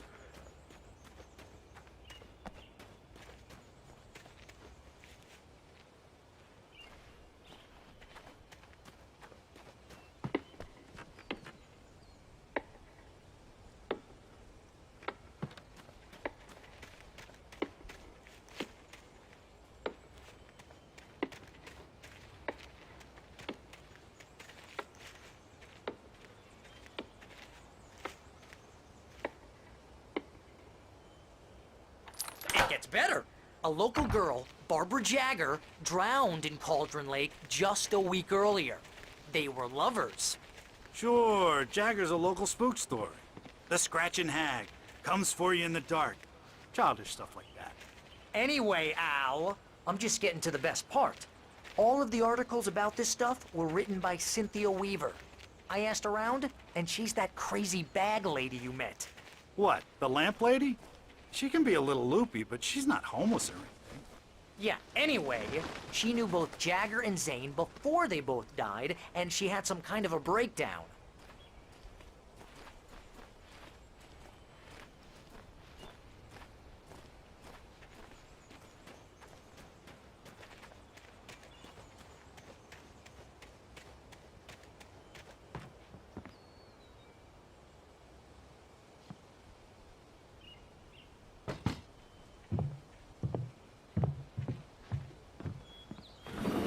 Welcome to... Oh dear. Mr. Wake. I'm so glad you're here. Rose, you have my manuscript? Oh. Oh yes. Yes. Please, come in. Hey, this is really good. Rose, Yes, my manuscript. I really need it. I understand. I know what you need. A muse to inspire you. Oh, for Barry? She doesn't have anything. Yeah, hey, Al? Al, what's... Oh... Barry! What?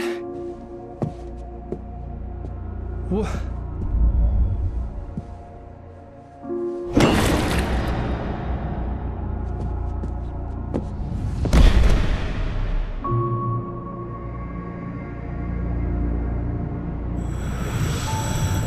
It's coming for you, hiding in my barber's skin. I'm too weak to stop it. You must turn the lights on. I promised I'd come visit you and your lovely wife. You must finish what you started. I insist. You must turn the lights on. Turn the light on. Back to work, boy.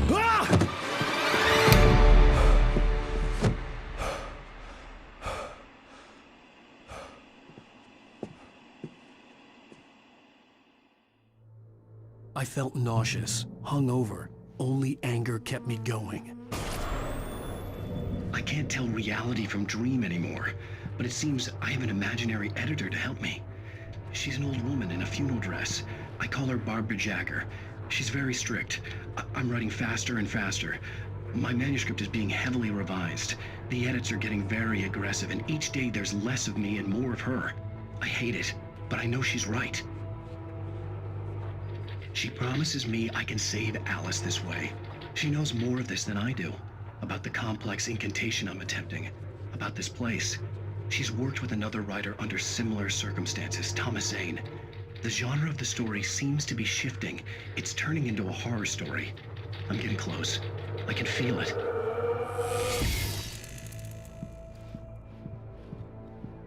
Rose took a day from me. I had less than 12 hours left to meet the kidnapper. All I could do was get Barry into the car, work something out once I got on the road. Welcome to the Oh Dear Diner. What can I get you today? Coffee? I couldn't work up much hate for Rose. Something had used her to get to me and left its mark. First refill is free. Milk and sugar on the counter there. Would you like to hear today's specials? Thank you. Have a nice day. Come back soon. My gun and flashlight were gone. I'd have to find a way to get Barry into the car as quickly as possible. There was no time to waste.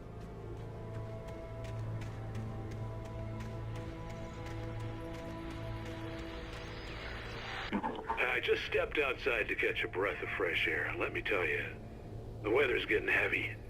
Nights like this make me especially glad I'm here talking to you and not home in bed. Once the weather takes a turn like this, I can't sleep at all. It's all tangled bed sheets and dark thoughts, punctuated by the occasional plunge into nightmare. Is it just me? Well, perhaps it is. But I hope I can make the night a little bit easier to get through. Caller, you're on KBF FM. Hey, Pat, it's Walt Snyder. What's on your mind, Walt? Well, I ain't the way you are, but, well, I can't sleep either, you know? I just been staring out the window here, trying to make sense of it all, but, I ain't been drinking either, you know? I just... Well, you sound like a man with a problem, Walt. I had argument with Danny, and, then I got in trouble with the law, and,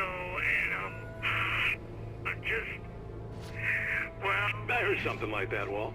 Yeah, well, Danny's my best friend, and, they let me out on bail today, and now I'm just alone here at the window, waiting. Man, there's something in the air tonight, man. I was just outside looking up at the sky above our broadcast tower thinking the same thing. What are you waiting for, Walt? I don't know. Something's gonna happen.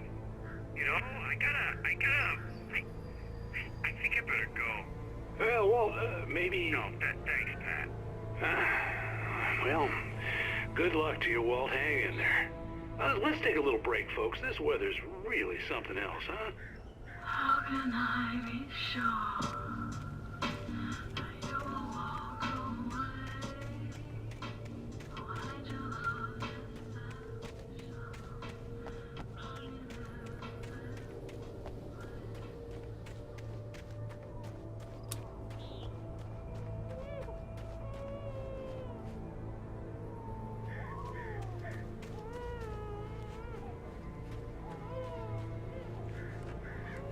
Oh, you're gonna get it now.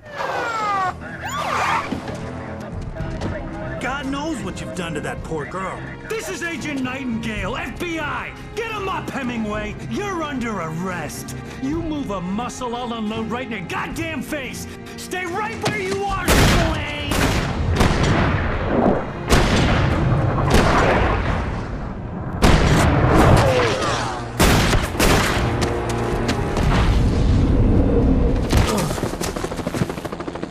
What are you?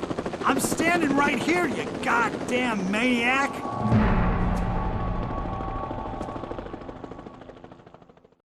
I hated to leave Barry behind, but there was no way I'd miss my appointment with the kidnapper. Give it up, Mr. Wake. Come on. Take it easy on him. Get out of it. Don't let him get away. Move it, move it, move it. I'll have you shot if you let him get away.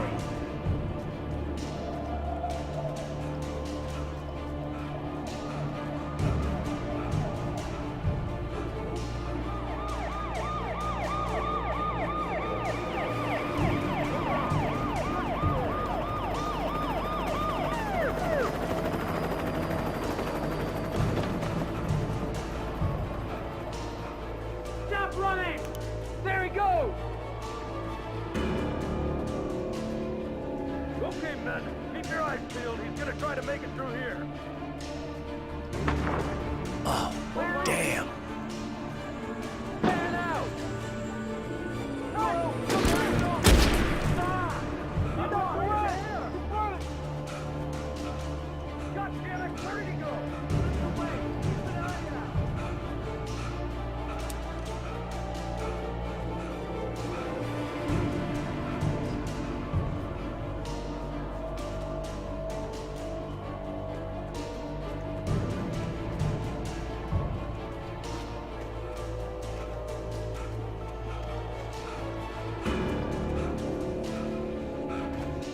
He's gone! Come on, guys! We need to head him off!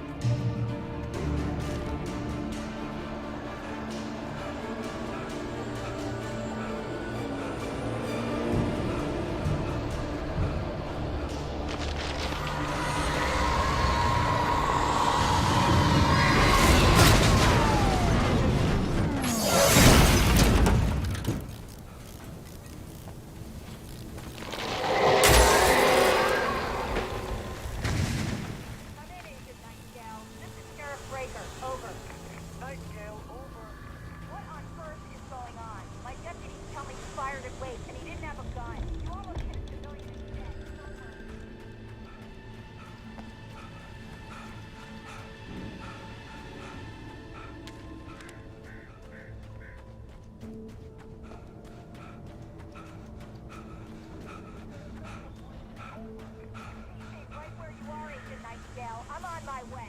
Out.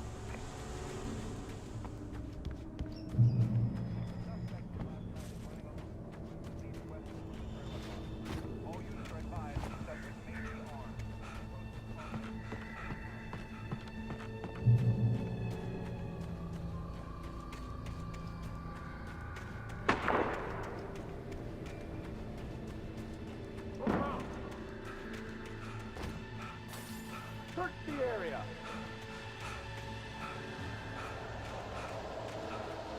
Stay sharp. This way.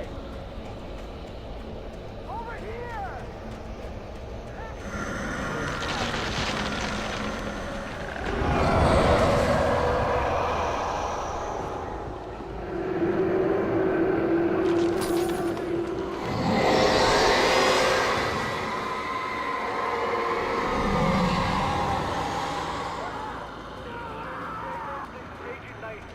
I've lost contact with most of the men you assigned to me.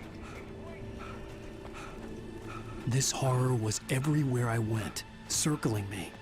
The cops didn't stand a chance. They were after a writer, not a monster.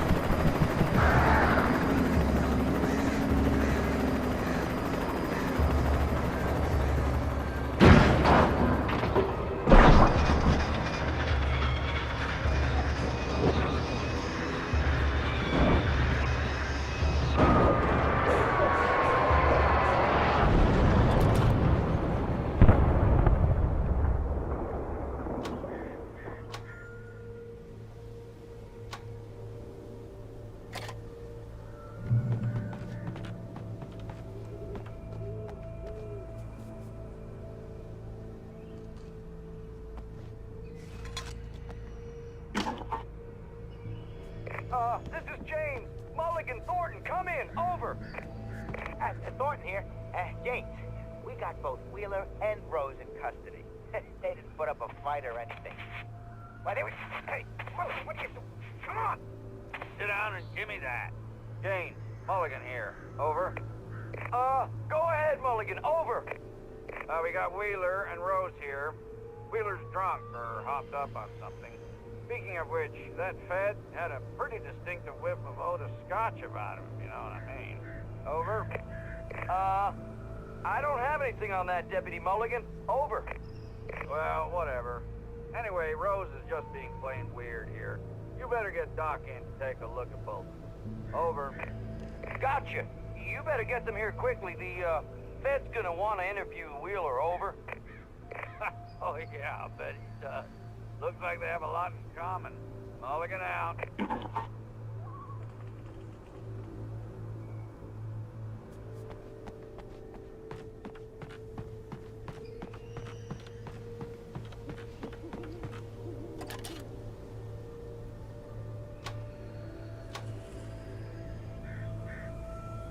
I could see the lights of the radio station in the distance.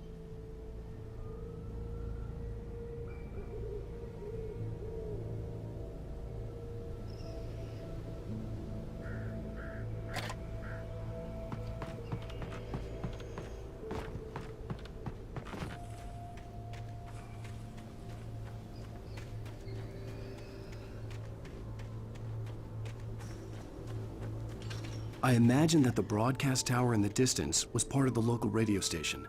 Maine seemed like a decent guy. Perhaps he could give me directions to the coal mine.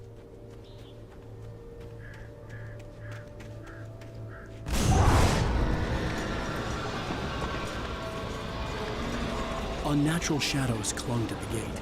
The darkness that was after me was trying to stop me. I wouldn't get through without a light. There was no power to the searchlight.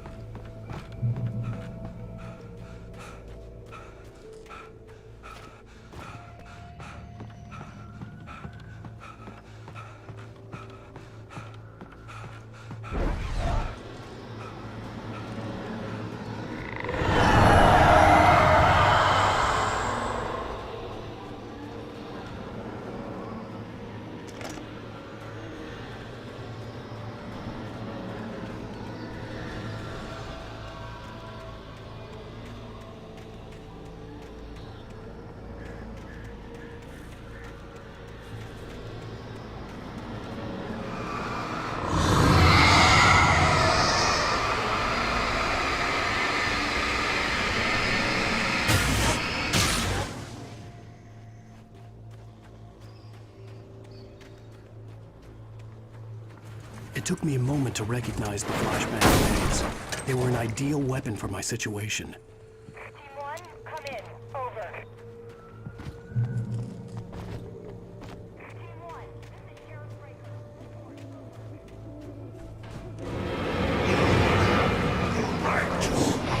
Silent.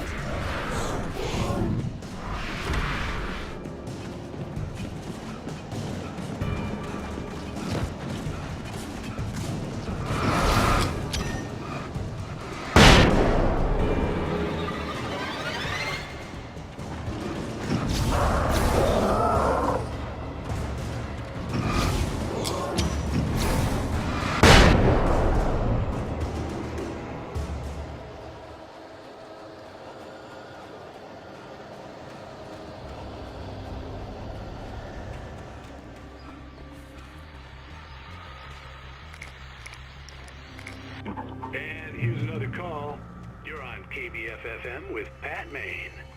It's Milt Peabody, Pat. What's on your mind, Milt? Well, I live near the trailer park, Pat, and there's a big ruckus going on over there. Well, that's just up the road from me, too. What's going on, do you know? I don't know, but there's a bunch of police cars there, lots of sirens, a helicopter buzzing around, and I think I heard some gunshots. Gunshots? Yes, sir, like from a pistol. So can you find out what's going on? Because it's just next door and they're popping off guns there. They're still shooting? No, it was maybe 10, 15 minutes ago. It sounds serious, Pat. I'm telling you, it don't sound like no party. I'm certainly going to give the station a call, Milt. Okay. You'll hear it here as soon as I hear from them. Okay, thanks.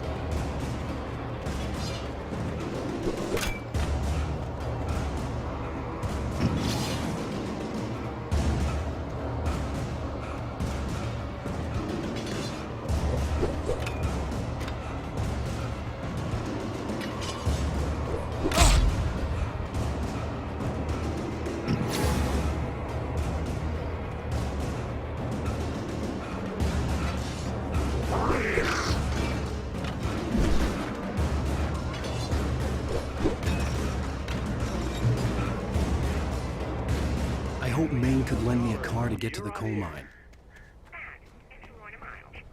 Oh, why, hello, Lorna. What do you have for us?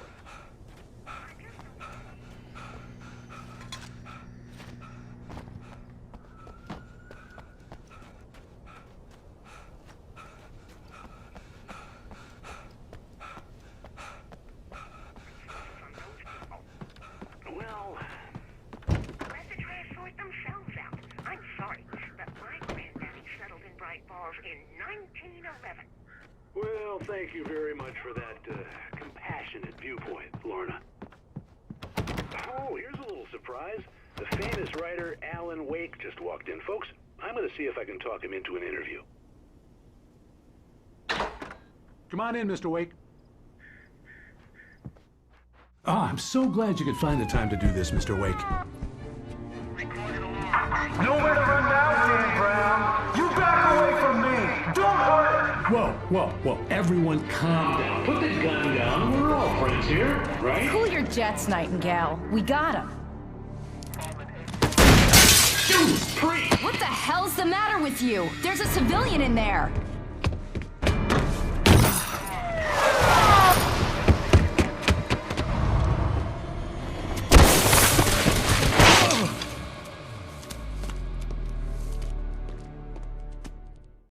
I'll get you yet, even if it kills me. You hear me? You hear me, H.P. Lovecraft? I had fallen off so many cliffs it was ridiculous. That's what you get for naming a book The Sudden Stop. It was probably good I hadn't had the chance to tell Maine where I was going. I'd have to lose the cops and find my own way to the mine.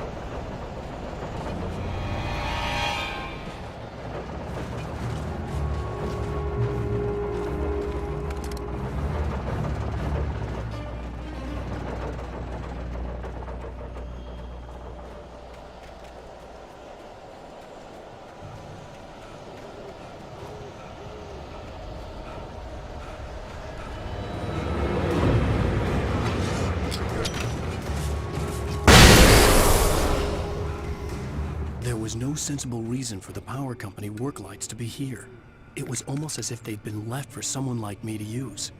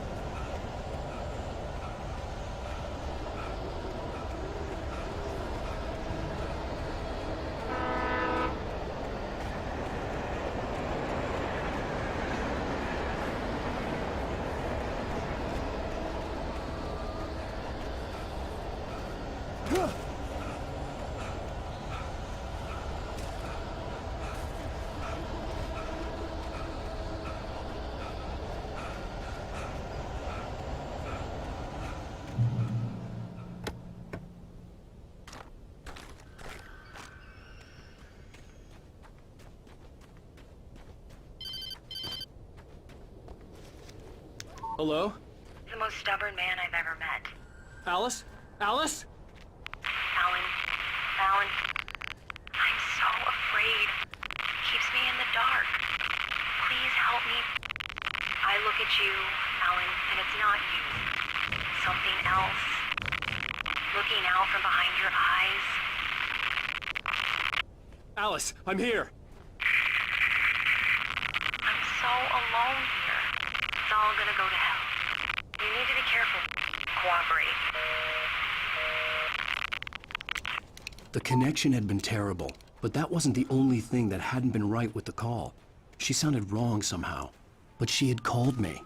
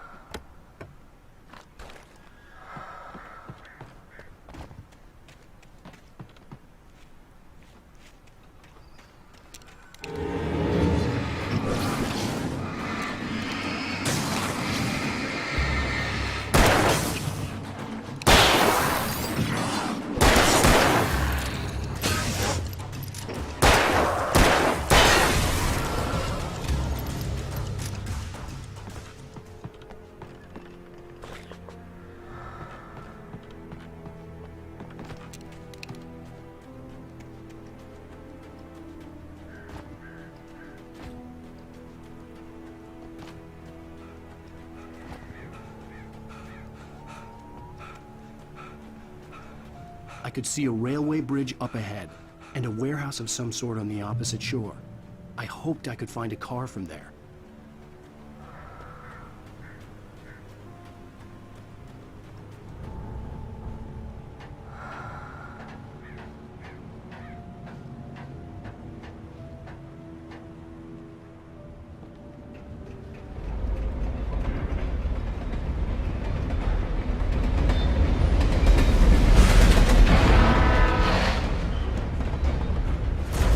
that was pursuing me was growing stronger, and it was taking over everything in its path.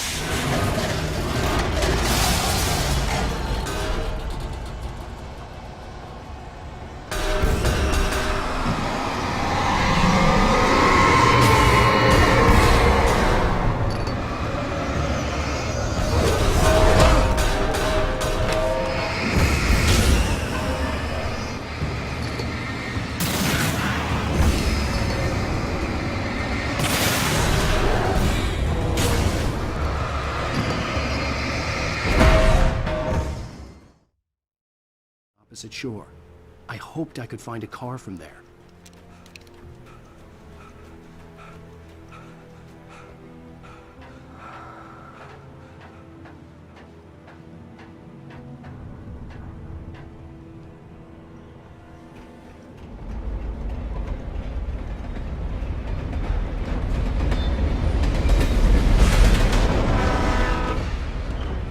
The darkness that was pursuing me was growing stronger, and it was taking over everything in its path.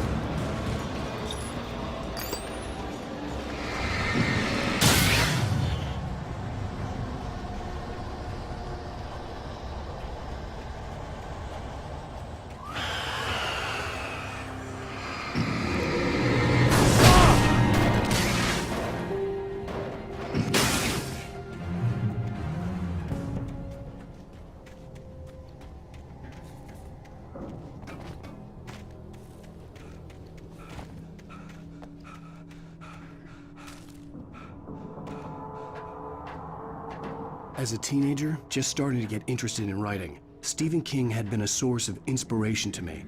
I thought about all the inanimate objects that had come to life in his books. No one is safe in a good horror story. Certainly not the protagonist. That's what makes them fun. This was anything but. The darkness could possess anything, and it was getting closer.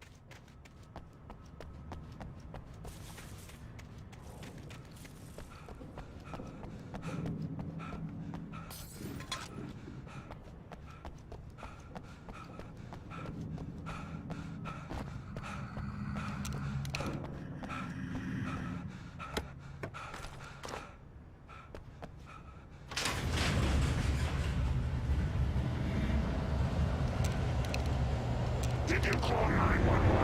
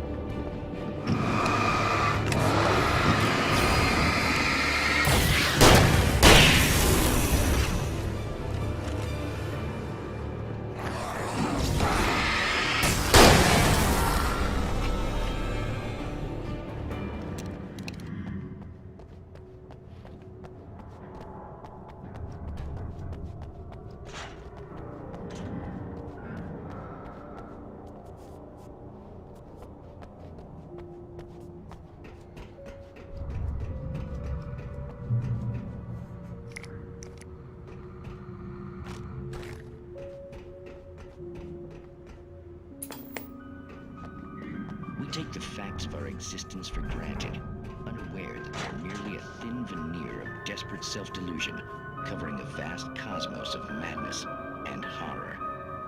All too often, the stars are right. In Night Springs. Tonight's episode, a family occasion. Journalist Alvin Durleth's trip to study the local customs of an insular community in Night Springs has been less than successful. Until tonight. Well, I'm glad you changed your minds about this. Ancient customs, local mythology. My editor loves this kind of stuff.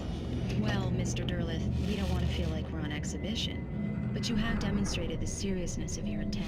Oh, I am serious. Really, just do your thing. I'll stay out of your way and observe. Actually, I thought you could assist us. I'm afraid we are a man short. It would provide you with an intimate perspective. Could I really? Of course, Mr. Durleth. Well, I guess that's the least what would I have to do? Oh, here. Let me show you with a kiss.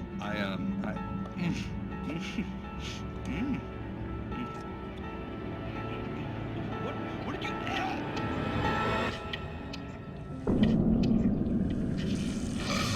Oh, Mr. Durleth, you have well pleased Nixie Perka, the dweller in flesh. Your body shall host his 1,000 young, and all shall be glory.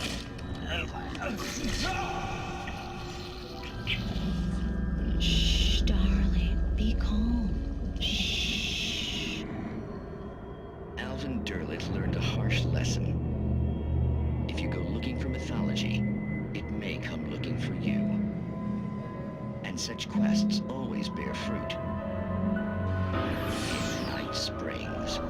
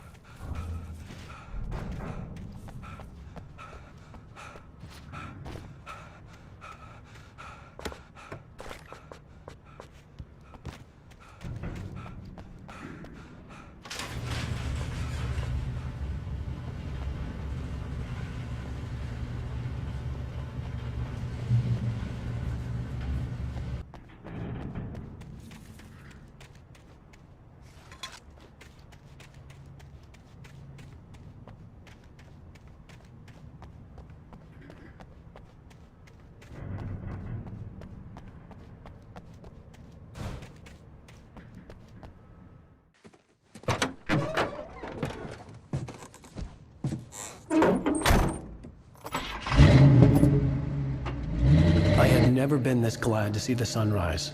I had a couple of hours to get to the coal mine.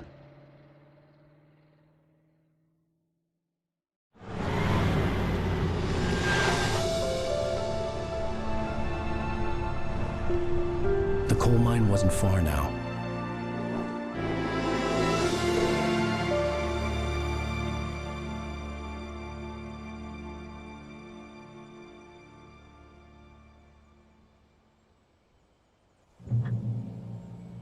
Today, I would meet the kidnapper, and he would give me Alice. I wouldn't give him any other choice.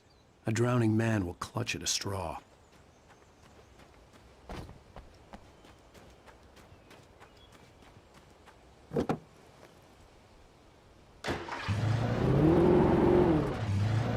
Little by little, without realizing it, I'd come to believe that the story in the manuscript was coming true. The current of its narrative had taken me deeper and deeper into dark waters. Alice had been taken from me. Barry was probably in jail. I was a fugitive from the FBI. The whole world taken over by the dark presence was trying to destroy me. It all felt real, but it matched a textbook case of insanity. Even during daytime, I was being stalked. The bridge must have collapsed only moments after I'd crossed it.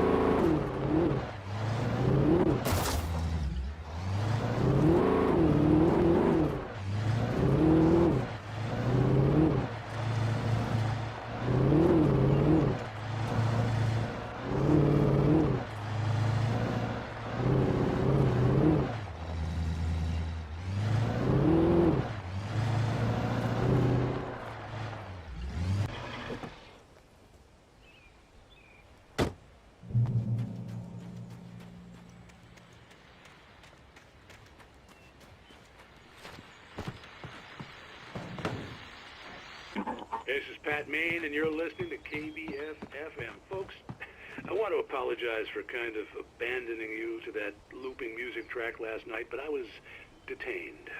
You see, I encountered a big-shot G-man with an itchy trigger finger who could use a lesson in manners and a boot in the ass. Not necessarily in that order either. Now, folks, I know I'm not being very informative here, and I apologize for that.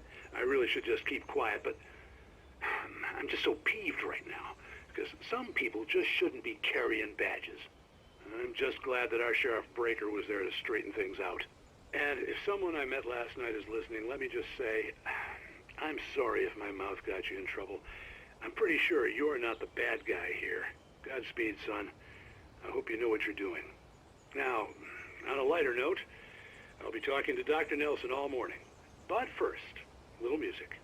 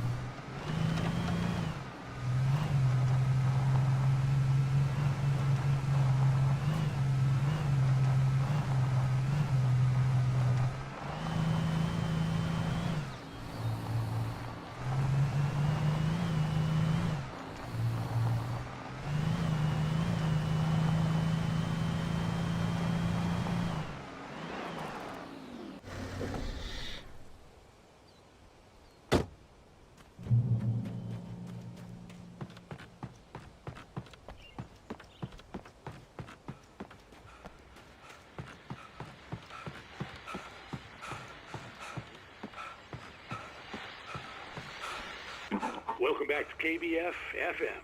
Hope you enjoyed that tune. Now, Doc, you were talking about life and finding that special someone, that soulmate. Well, you were talking about that. I was saying I don't buy it. Well, see, to me, that's strange, because I always pegged you as a hopeless romantic. You got me there, Pat. But I think love's where you look for it. And you need to do a lot of looking, sure. But the idea that there's that one special person out there for you, and if you miss that chance, it's gone forever and you're forever incomplete. I mean, isn't that depressing? Or, heck, childish even? There's plenty of fish in the sea. And apparently a fisherman has a fishing analogy for everything, but what you're saying, isn't that a little harsh? Well, no. What I am saying is that your potential for finding that connection isn't limited to what's essentially a chance encounter. How is that harsh? Yeah, well, I guess that's a nice thought, but let me say something personal here. Okay. Now, well, I don't disagree with you exactly, but I can't really fit that together with what I feel, what I felt for someone, because she was the one. She was. And I let her drift away from me. Maybe I didn't put in the work, I don't know, but, well, since then, and it was a long time ago, but since then, there hasn't been anyone, not like her. And I'm not saying I dwell on her or haven't moved on. I like my life. I'm not living in the past, but I do miss the way she completed me. You can't argue with the heart, Pat. I'm sorry, folks. I had kind of a scary experience last night, and let's just say it's shaken a few things loose.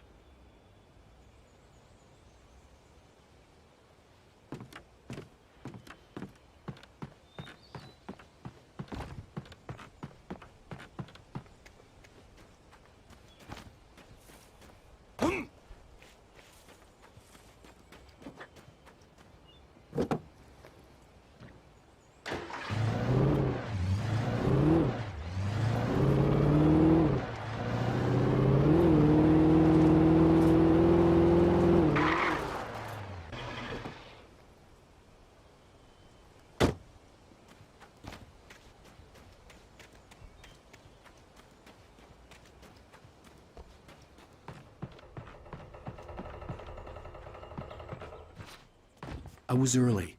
I was supposed to meet the kidnapper at noon in the main building. The coal mine was quiet. It was a museum now.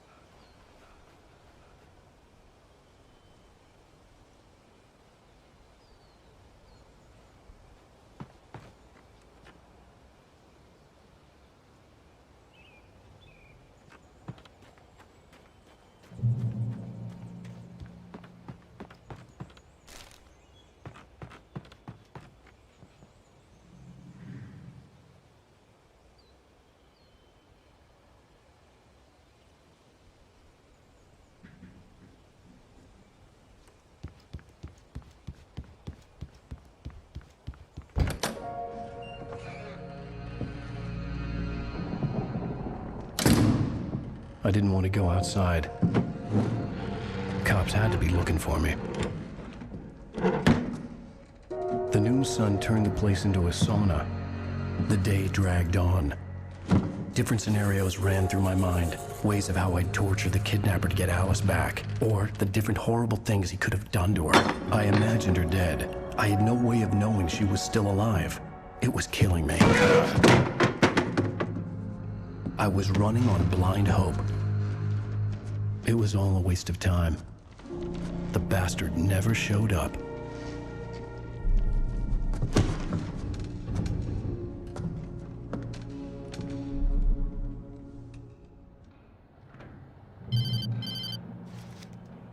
Wait. Where the hell are you? Change of plans. You know where Mirror Peak is? It's a big mountain north of where you are. You follow the path from the mine, you can't miss it. There's a lookout point there. I'll be waiting.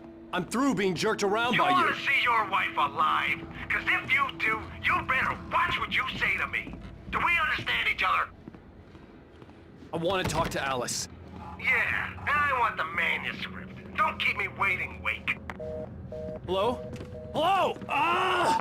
I'm gonna kill him! I had to get to Mirror Peak. It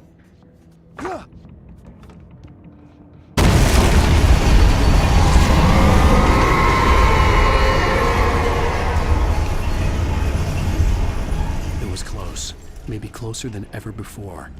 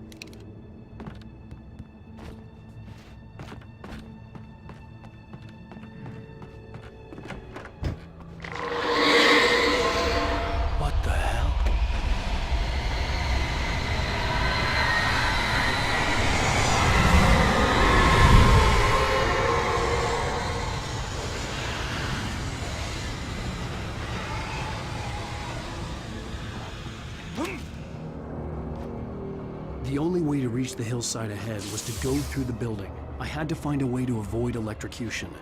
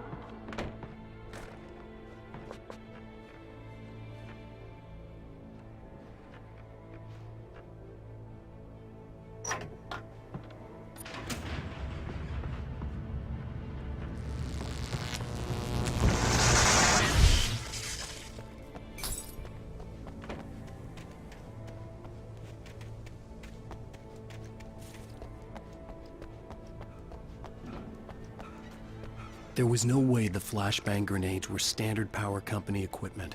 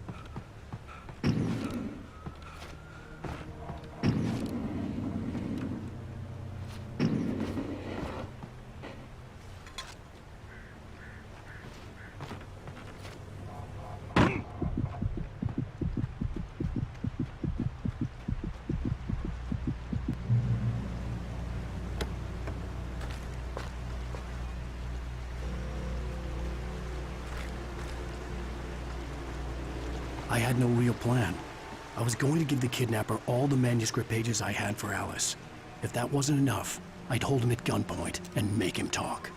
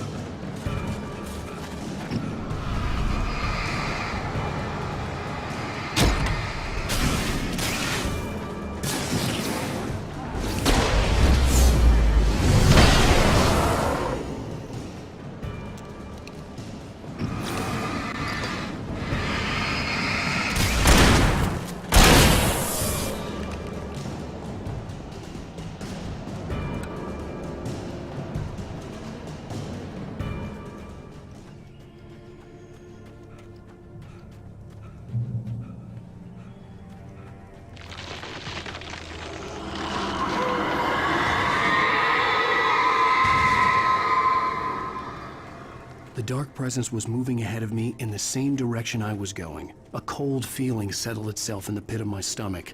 Was it going for Alice?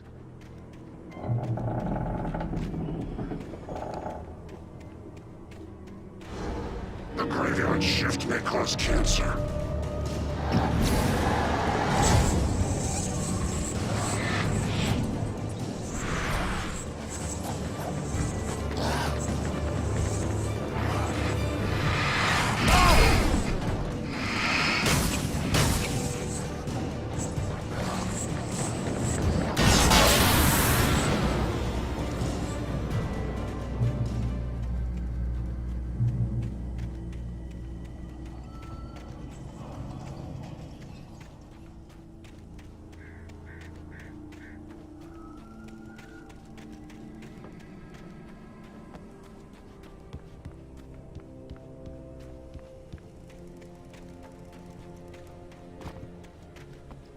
The place was dead, a ghost town.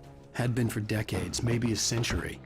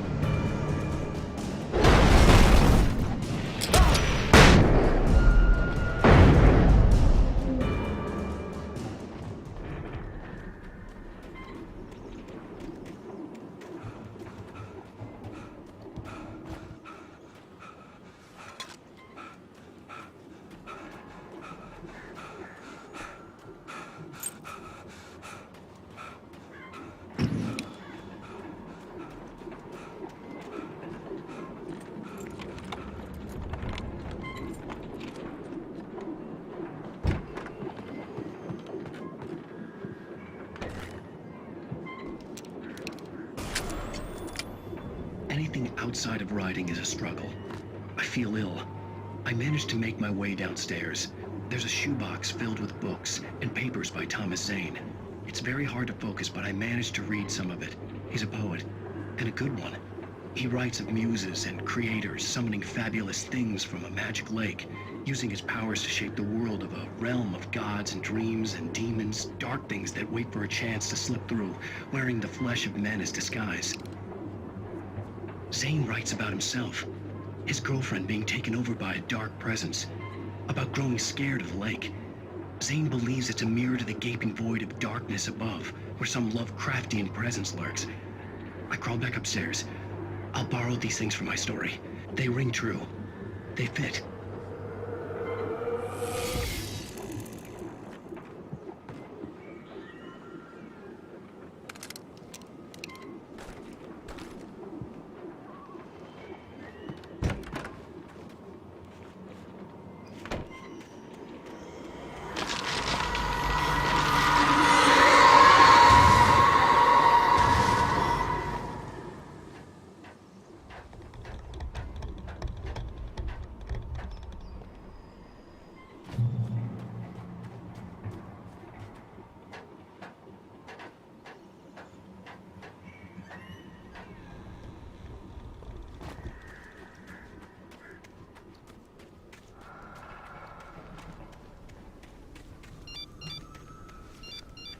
The kidnapper had sent me a text.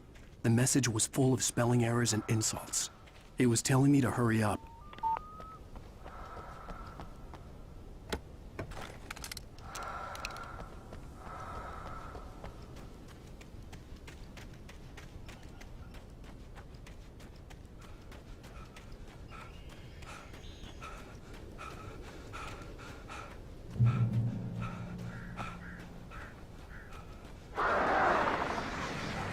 Birds.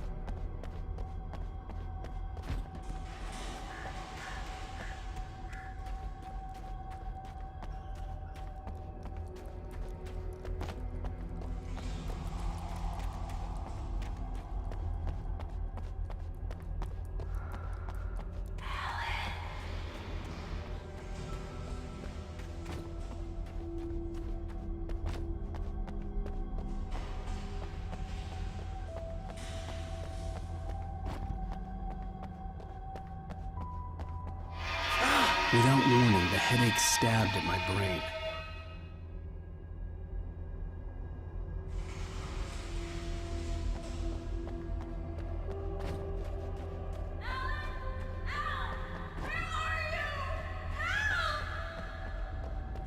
Alice? Alice!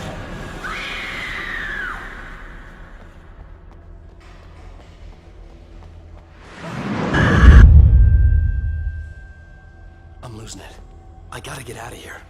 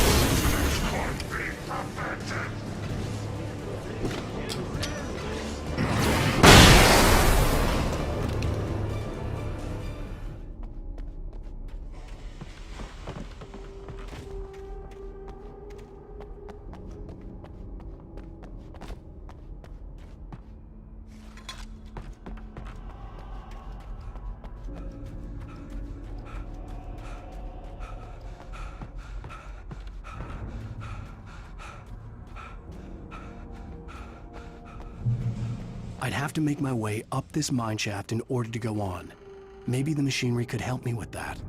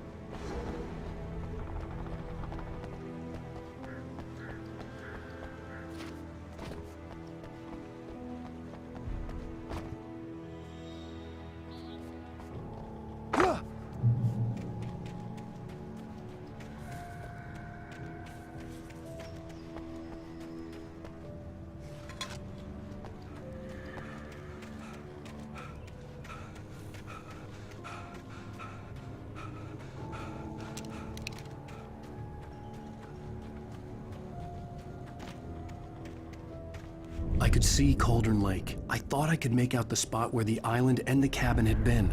There was a light near it. It had to be a boat.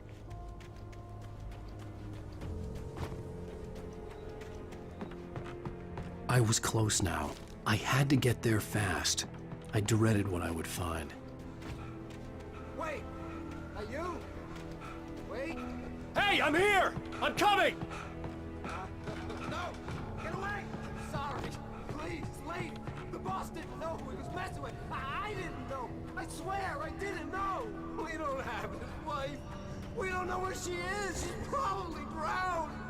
We just said we had...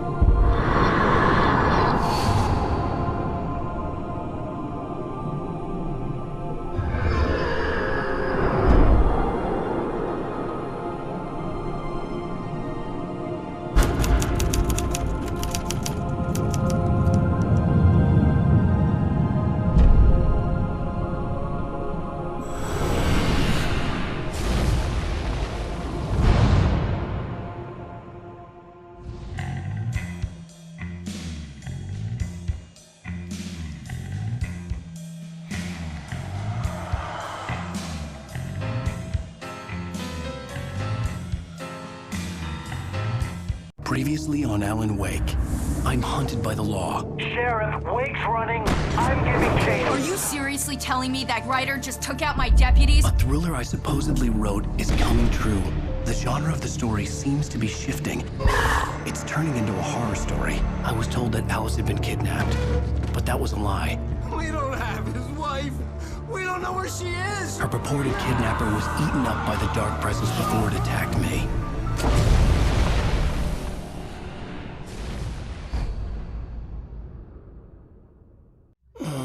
Alan, shh, baby. It was just a nightmare. Alice. There you go, Alan. Hartman, I fell. I had to give you a sedative. Don't fight it. You went through another rough period. What? Right now, it's very important that you stay calm. We don't want you to have another episode. You're a patient at my clinic. Have been for a while now. The shock of your wife's death triggered a mental illness. No, you're lying. You're suffering from various symptoms of undifferentiated schizophrenia. Bastard. It's okay, Alan. Just let go.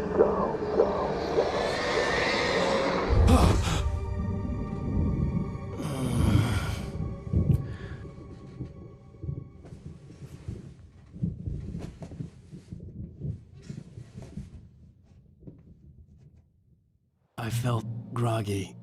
Whatever Hartman had bumped in me was making me numb. I felt like this was happening to someone else. Someone I was watching on television. I couldn't think. Couldn't focus.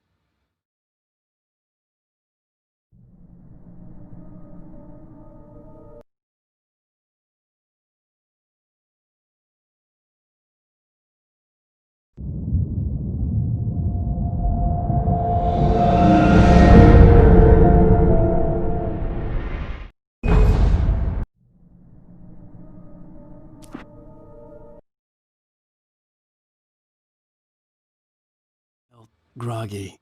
Whatever Hartman had bumped in me was making me numb. I felt like this was happening to someone else. Someone I was watching on television. I couldn't think. Couldn't focus. The door was locked. I was a prisoner here.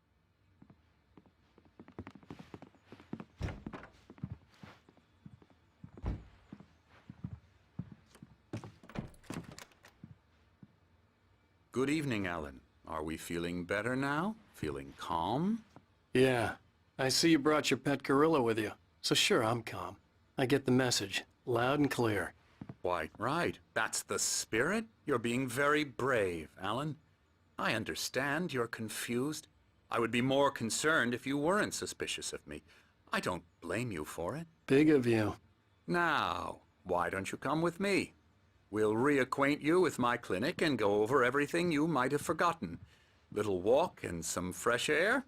Yes, it will do you good.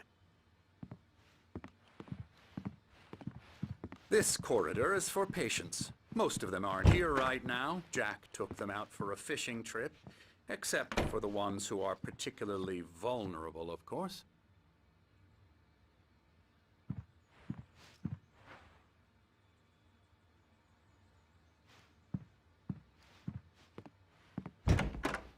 I encourage creativity as a part of the recovery process here at Cauldron Lake Lodge. I specialize in treating artists. I bet you do. Splendid, Alan. I honestly believe we can get this thing under control if we work together. This way, Alan.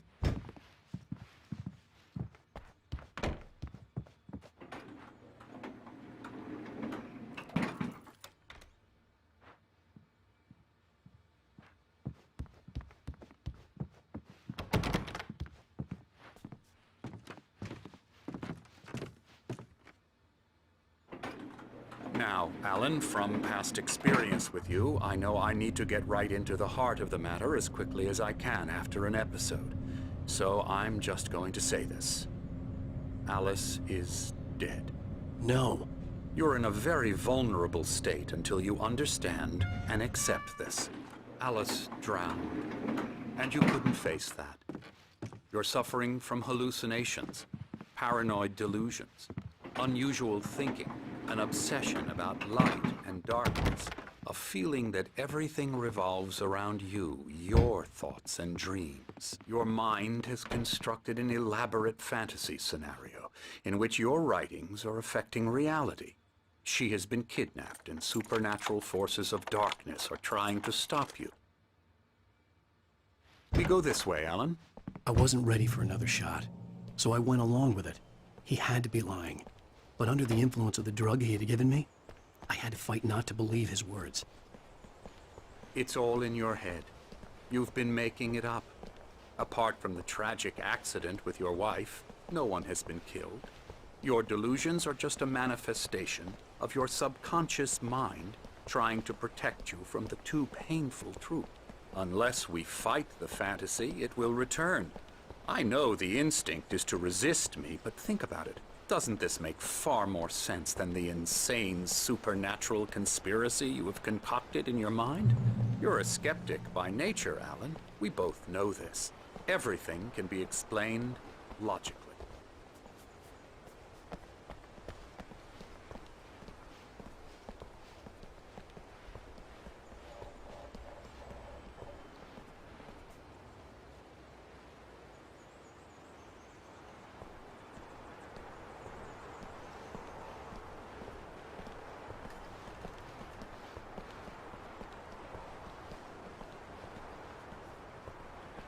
I never get tired of this view.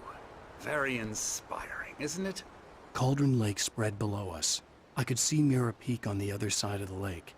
I thought I could make out the spot where Diver's Isle had been when I arrived with Alice. Now there was nothing but waves. It seems there's a storm coming. Funny, I don't recall there being a mention of that in the weather forecast. Well, no matter. This way. Follow me. Alan, what I'm telling you is good news. Right now, we're in control. Every time you have a relapse, it gets more and more difficult to resurface from the dark depths of your imagination. Not surprising, considering your profession. Imagination is what you work with. After all your nightmares, this should come as an immense relief to you. If it doesn't, why is that? Because I'm lying? Or because you don't want to admit that you're not well? It's very natural for you to think of me as your enemy. It's part of the illness. I let him talk. After all, Hartman the one obviously trying loved to his bring own you voice. out of the world His you've words echoed constructed for madly yourself. inside my head. But I can't I dug do my it nails by into the myself. palms of my hands to stay You focused. need to work with me. Once you accept that, we can begin the journey towards your recovery. Come along. Let's go inside.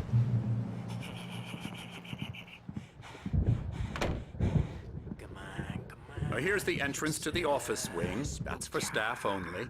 You were impressed by my trophies when you first arrived here. I do love to hunt.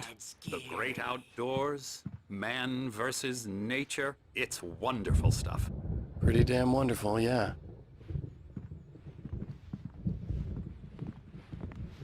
Scary, scary, scary.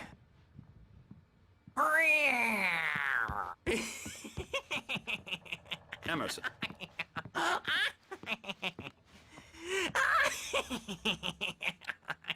I'm a real bad dream, mister. You should be afraid of me. Don't want to run into me in the night, that's for sure. Please, Emerson. Mr. Wake is confused enough as it is. Yeah, you'd like me to go away so you won't be scared. But you can't just decide what kind of dream you have or when you have it. Emerson. Okay. Sorry. Boo. That's Emerson. We're actually making some progress with him, I'm happy to say. He works on video Elbow strike. games. Ooh, It's yeah. trash, of course, but it does involve Get some him to the head. small creative effort, which makes him receptive to my therapeutic methods. No kidding.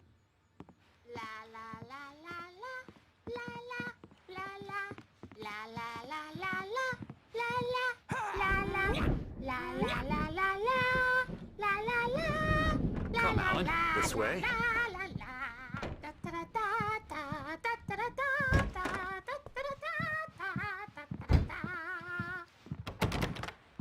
Now, you might have noticed the typewriter in your room. You've been writing as a part of the therapy. As soon as you feel up to it, you should continue.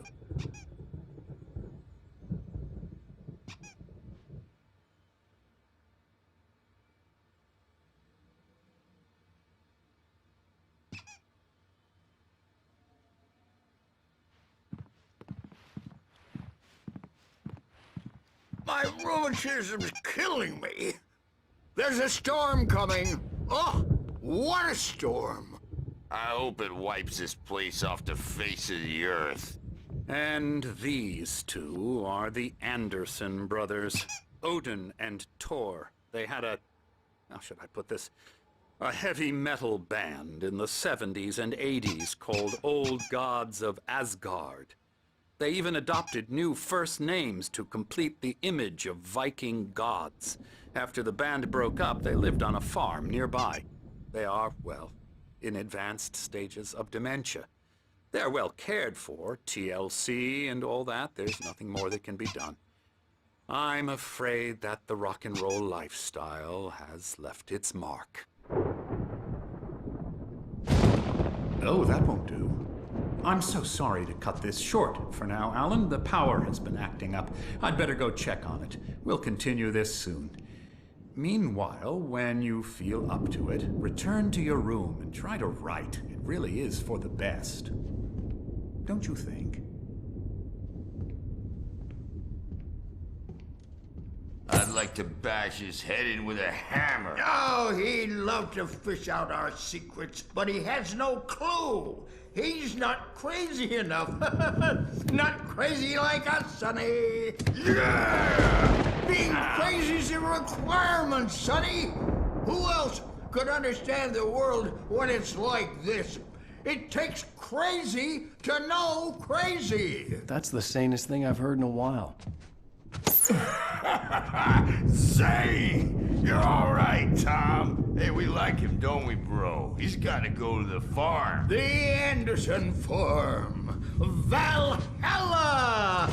We wrote it all down, lest we forget. A crash course. All you need to know to get your head right. You need to find the message. Here, Sonny, here's something for you. Gave me a rash, but I kept it safe from these bastards.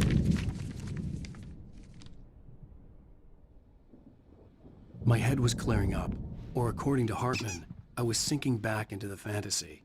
I was convinced he was lying to me about everything. Crazy or not, the Andersons made more sense. I'm a bad dream, and you can't wake up. You can't hurt a nightmare because all dreams are only imagination. They're only in your head, and they're not there when you wake up. So you can't wake up because I'm in charge now, and I don't want to disappear. My nightmare is the publisher people who want to make a contribution so they can say they made a contribution. And then we end up with mullets in there because they think mullets are funny, but it wasn't supposed to be about mullets, and now it's about... Oh, hello. I've painted you. Okay. I was just struck by inspiration a couple of days ago. Dr. Hartman wanted me to paint landscapes, and that's what I was doing. But now I've been doing these things, a lot of them. The images just keep coming. Dr. Hartman likes them. He has them in his office.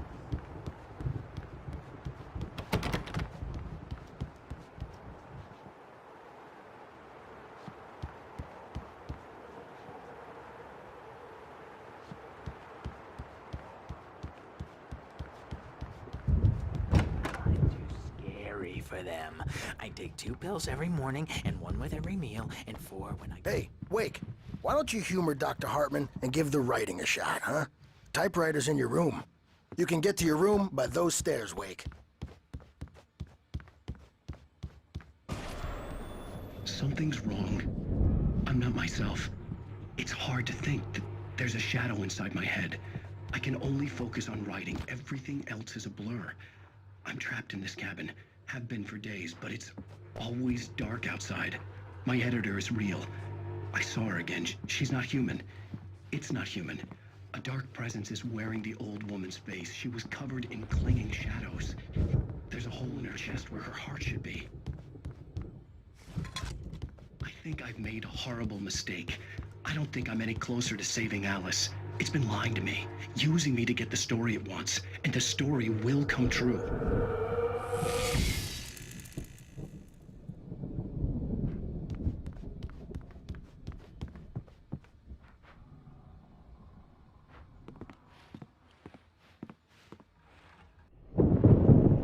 The white glare of the blank page in front of me hurt my eyes. My hands began to shake uncontrollably. Everybody, calm down. Put that down. Bert, I need help. Hey, Wake, you stay here. I'm gonna go see what's up. You just keep doing what you're doing. Be cool, okay?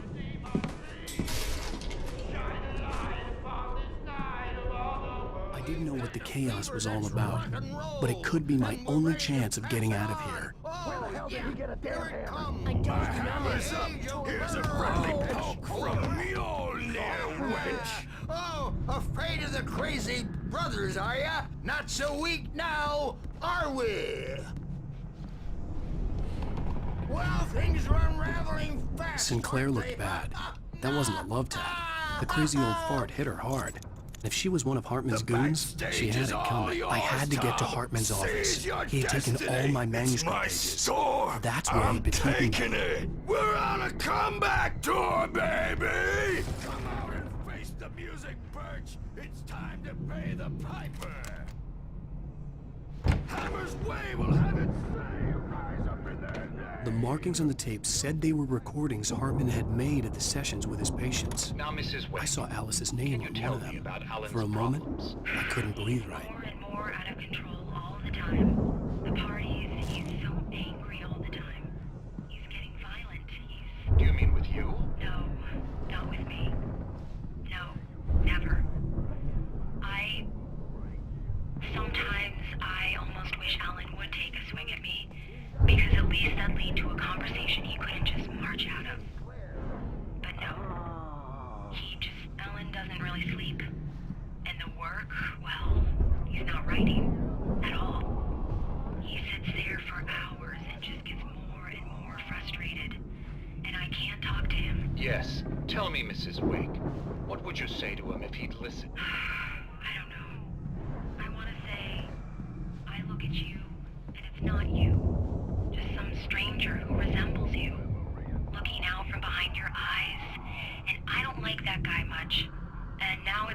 go to hell. But you don't ever say this. No.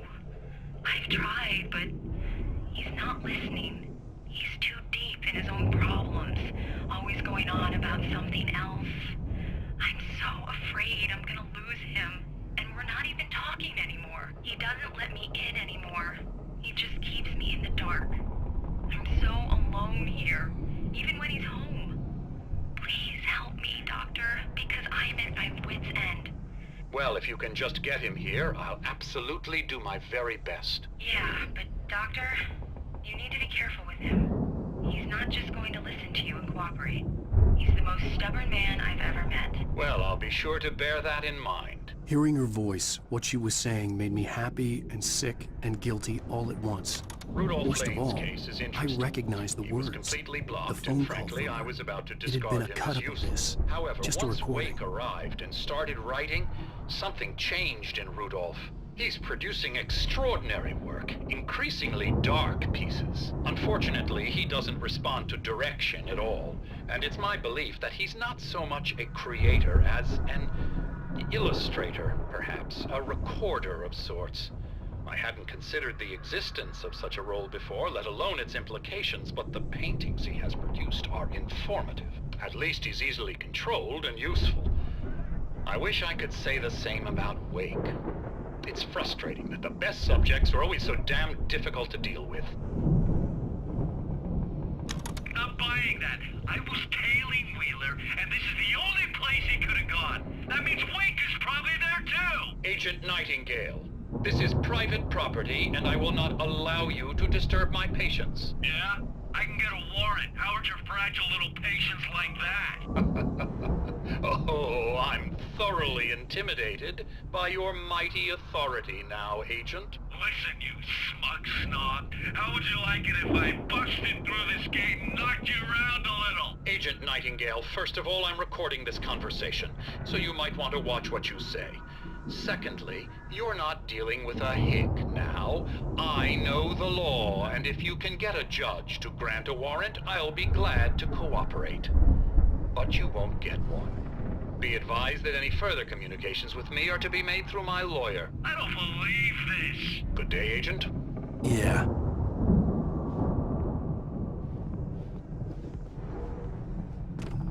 The photo on the wall caught my attention. In it, the clinic staff was standing outside the lodge. I knew the man next to Hartman. He was the kidnapper. Hartman had been playing me all along. Hartman, do you hear me? I'm gonna chew your crazy quack ass to shreds! Seriously! Barry? Ow! About time! Barry, man, am I glad to see you. We need to get to Hartman's office. It's right next door. You okay? Yeah. I mean, no! The cops found me at Rose's trailer, but they didn't hassle me too much. I'm obviously a victim in this, and I demanded to be treated as such. Or else I'd sue their asses. Speaking of asses, that Fed gave me a real hard time, but I had no clue where you were. That guy's crazy, Al.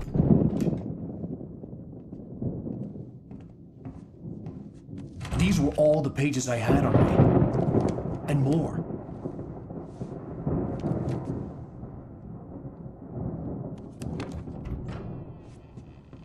Alan, please. You're sliding back into the... Tell me one more lie and I'll shoot you in the face. Ah, well, it was worth a shot. Really, Wake, come on. Let's work together on this. You have no idea... Hartman, shut up! Barry, get out of here. I'll catch up with you. Get a car. Oh, Al, let's just... Go! Wake, listen to me. This is a mistake. Don't you see? Together we can create something absolutely wonderful. With your ability and mine.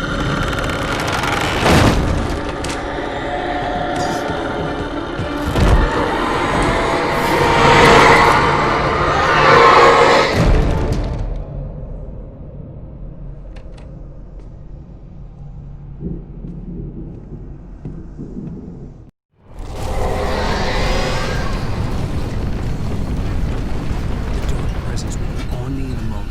I had to find a way out.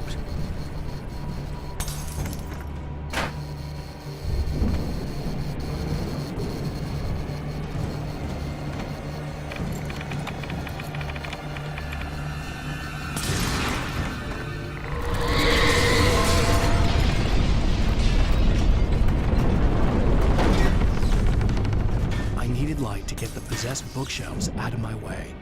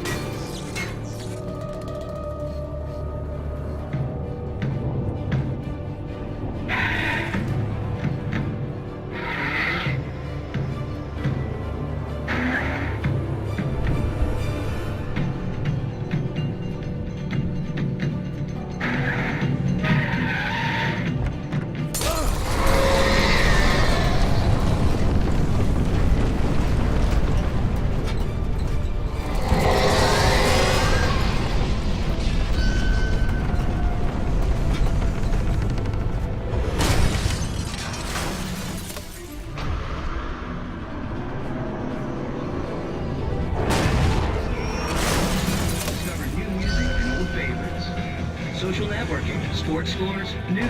It's all at your fingertips.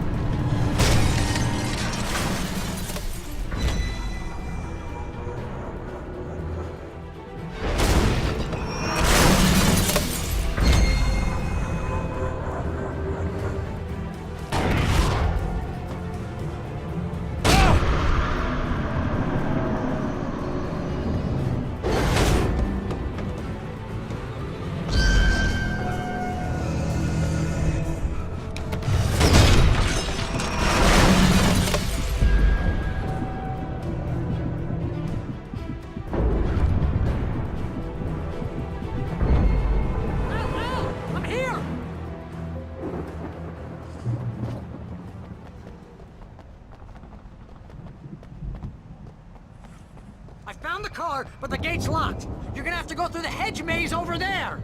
Barry, I don't have a light. Take this, Al. Oh, God! Look at the house, Al! Look out!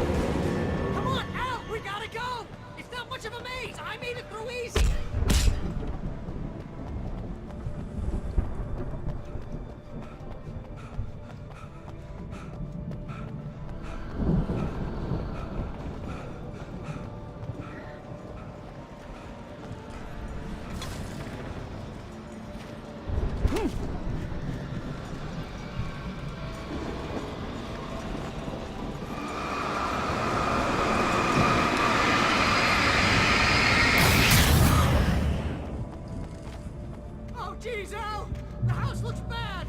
Let's get out of here!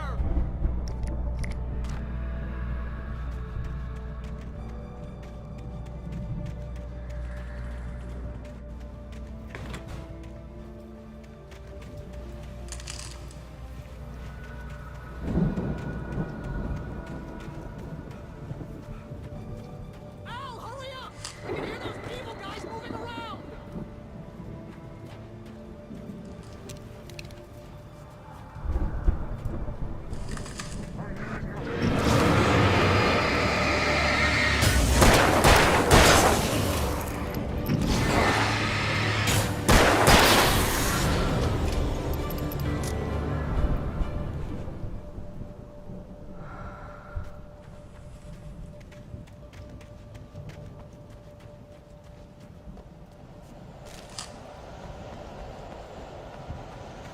Al, be careful! I can see them moving around! They're coming for you!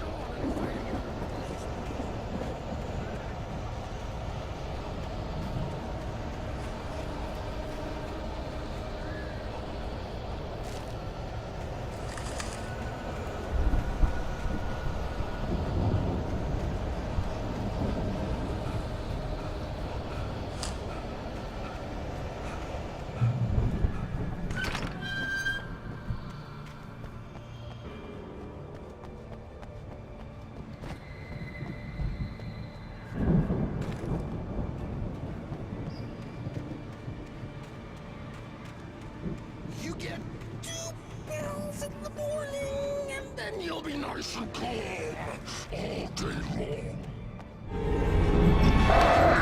You get 3 pills in the evening.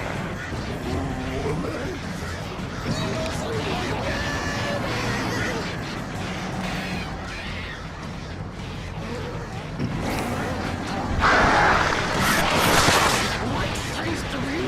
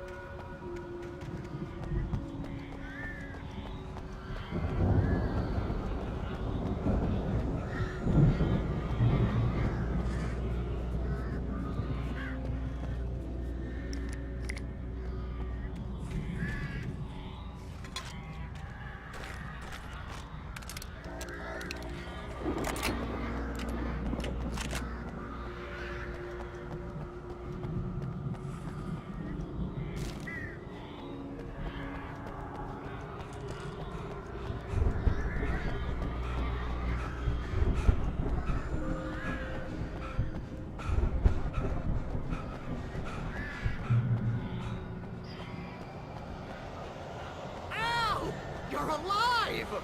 Let's get out of here. Can you open this gate? Maybe. Barry.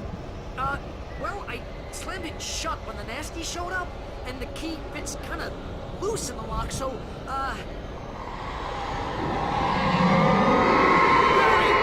I'll find it! Don't worry about it!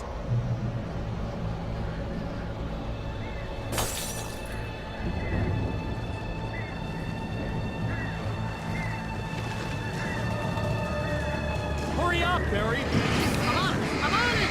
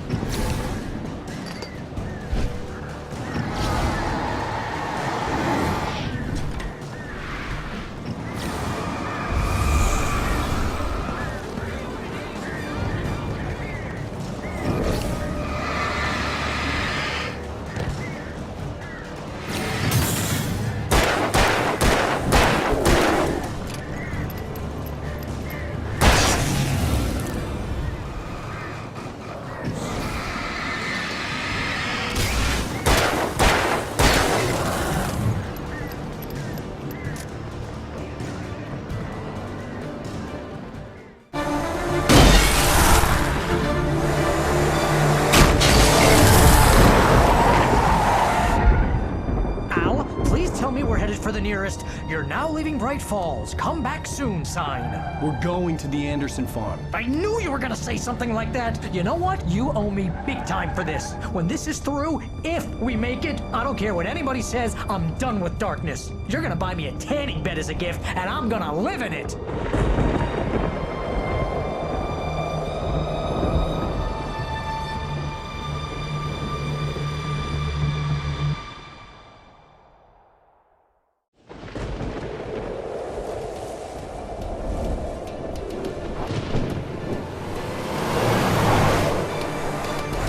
Crazy, but that's fine, Barry. Oh, you got that right, Al. You're barking mad. You are by far the craziest... But maybe that's inevitable when you deal with crazy stuff like this. It helps.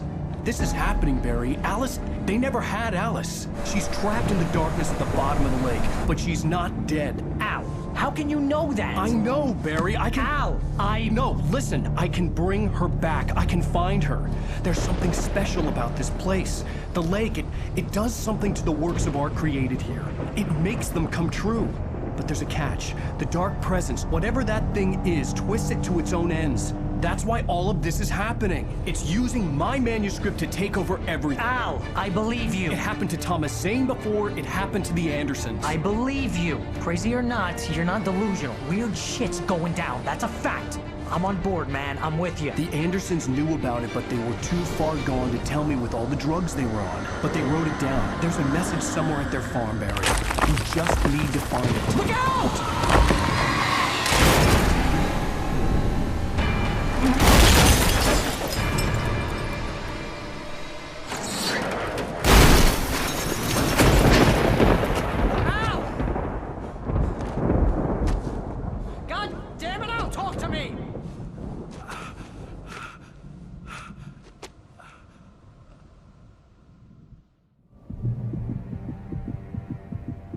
I had lost my gun in the crash. Barry was nowhere to be seen. Barry! Barry! Oh, man, you're okay! Jeez, it's good to hear your voice! I was trying to get out of the car, but the ground gave way. Man, what a drop!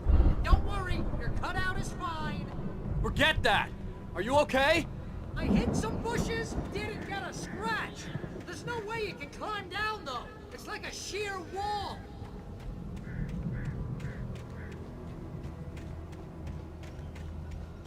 Ah! Al! There's something moving down here! Barry, it's a taken! Use a flare, Barry! Yeah! Barry, are you alright? I'm good, Al! I'm great! Guess you never messed with anyone from New York City before, huh?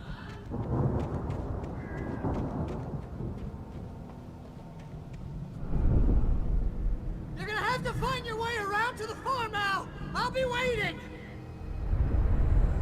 Barry, just wait for me, okay? Al! I'm not staying here! It's suicide! I'm going to the farm! I'm gonna go ahead and secure the area! You can catch up! Don't worry about it! I'm on the case! Now he's Rambo. This would turn into a disaster if I didn't catch up with Barry.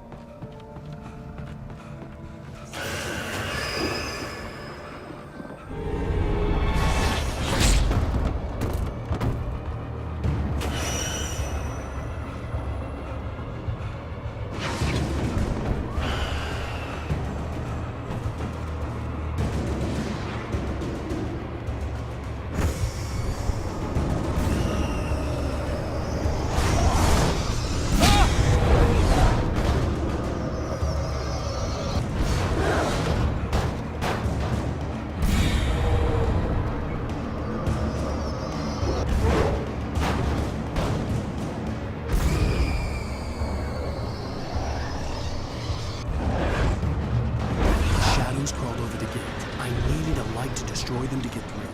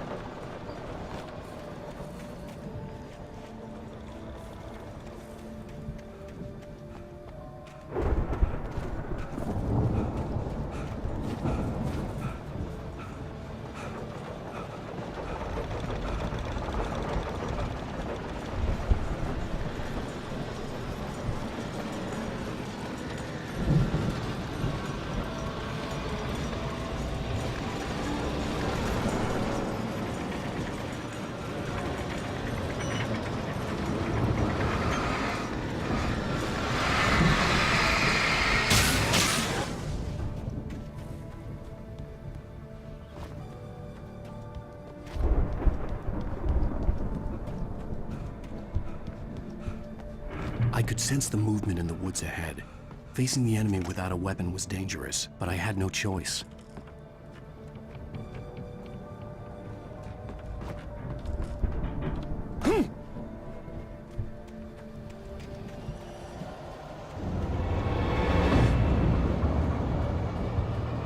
Only the three fatty acids are good for your heart.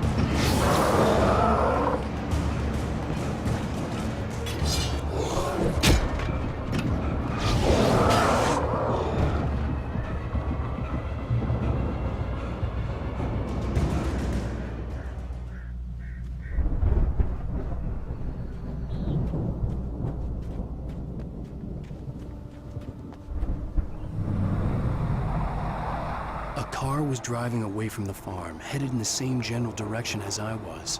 For all I knew, it was Barry, caught in the consequences of leaping before looking.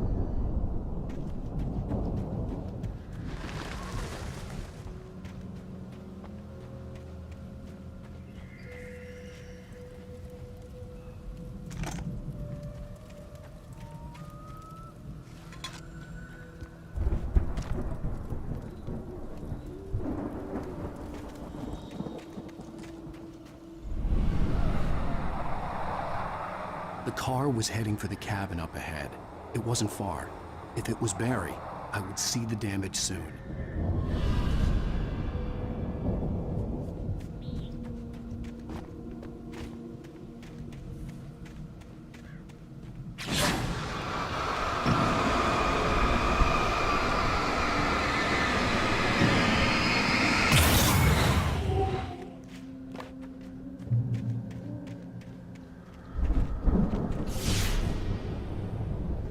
I'm trying to deliver each page to the right time and place.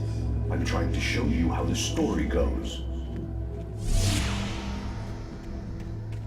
I had seen glimpses of the light before. I had seen it in my dream. It was a strange spaceman or a diver in a bulky suit. He was the one who'd been placing the pages on my path.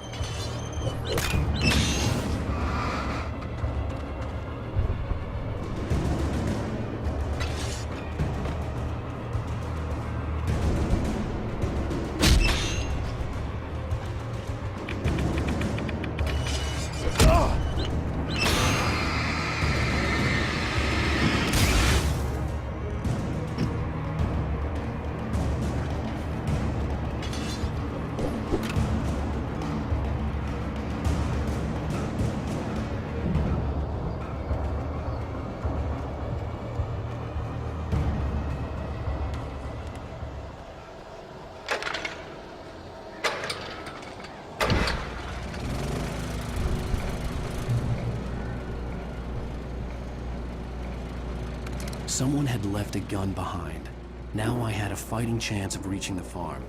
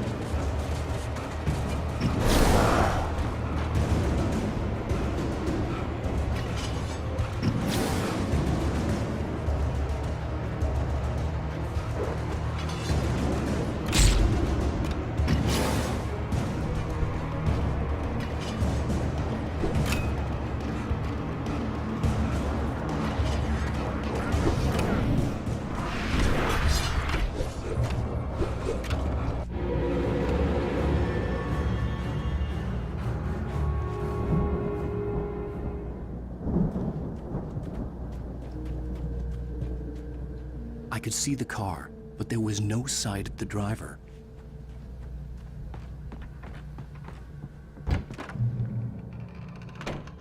Hello? Anybody here? Barry! No! Danny, you're not! Please!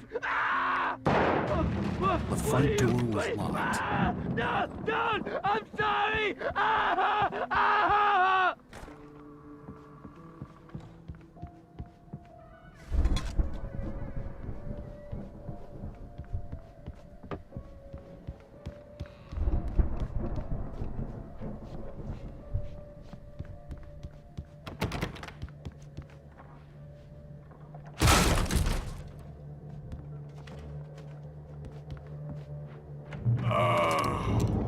I know you. You were in jail the other day. I went to the farm again for the moonshine, you know? It makes you see. They're not gonna miss it. They're in the loony bin. But my buddy, Danny, I lost him. Something's gone wrong with him. It's not him. Like a real bad follow-up to a real good movie. The best friend's suddenly the bad guy who wrote this crap anyway.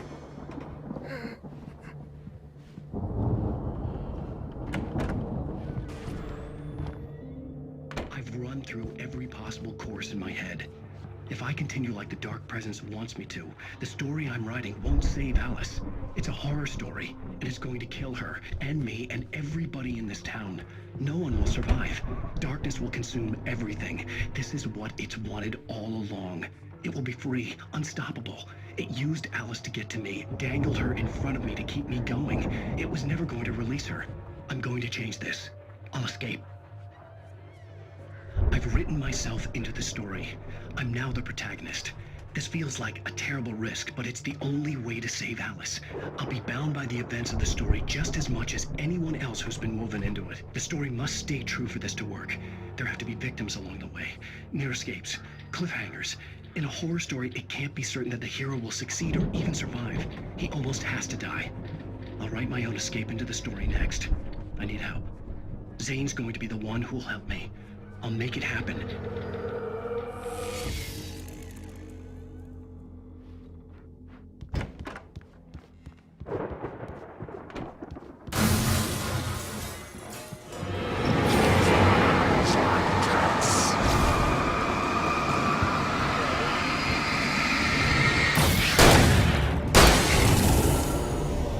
Let me guess. Danny, huh? The farm was still a good distance away. I'd need a car to get there fast.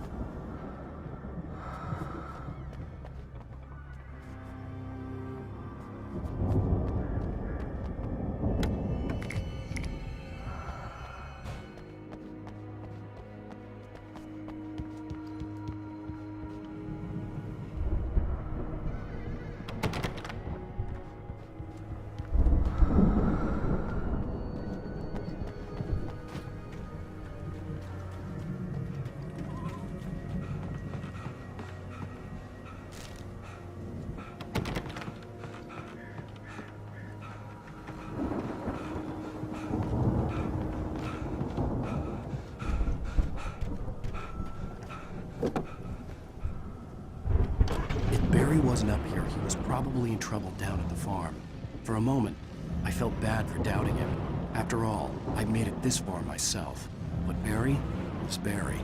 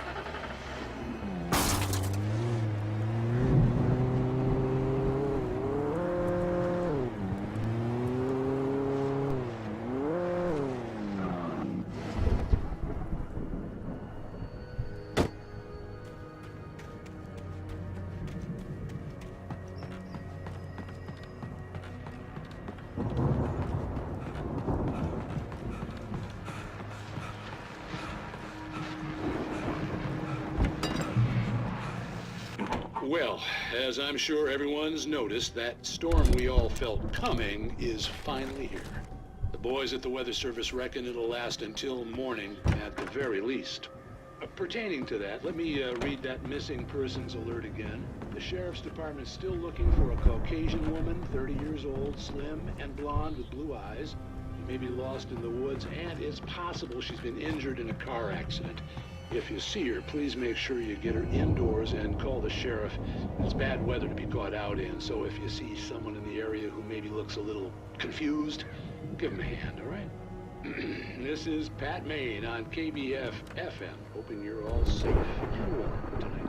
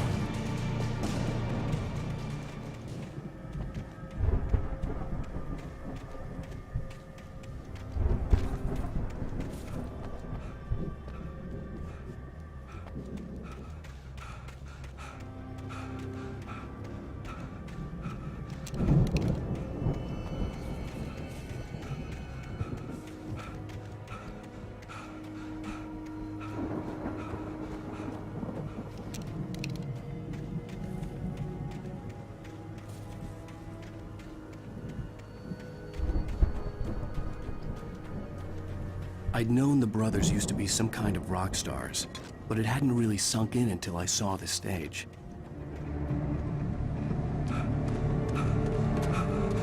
Ow! Run! Incoming! There's too many of them!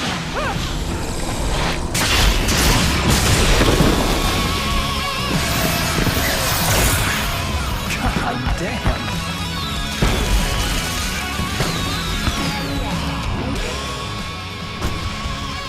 I'm so glad you decided to go it alone, Mr. Bronson. Shut up and shoot! Ow! We have to fight them off! I can set off more of the fireworks from here and help you out!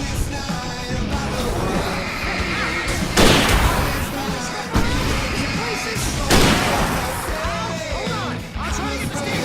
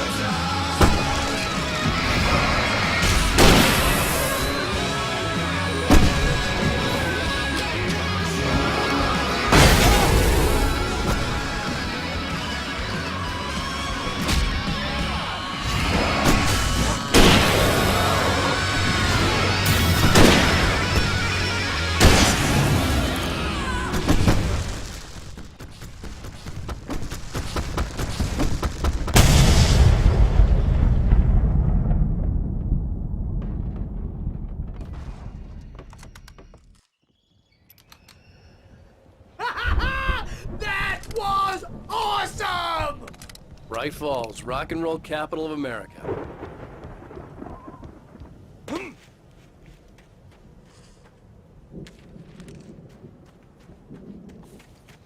Hey, Al! This way to the farm!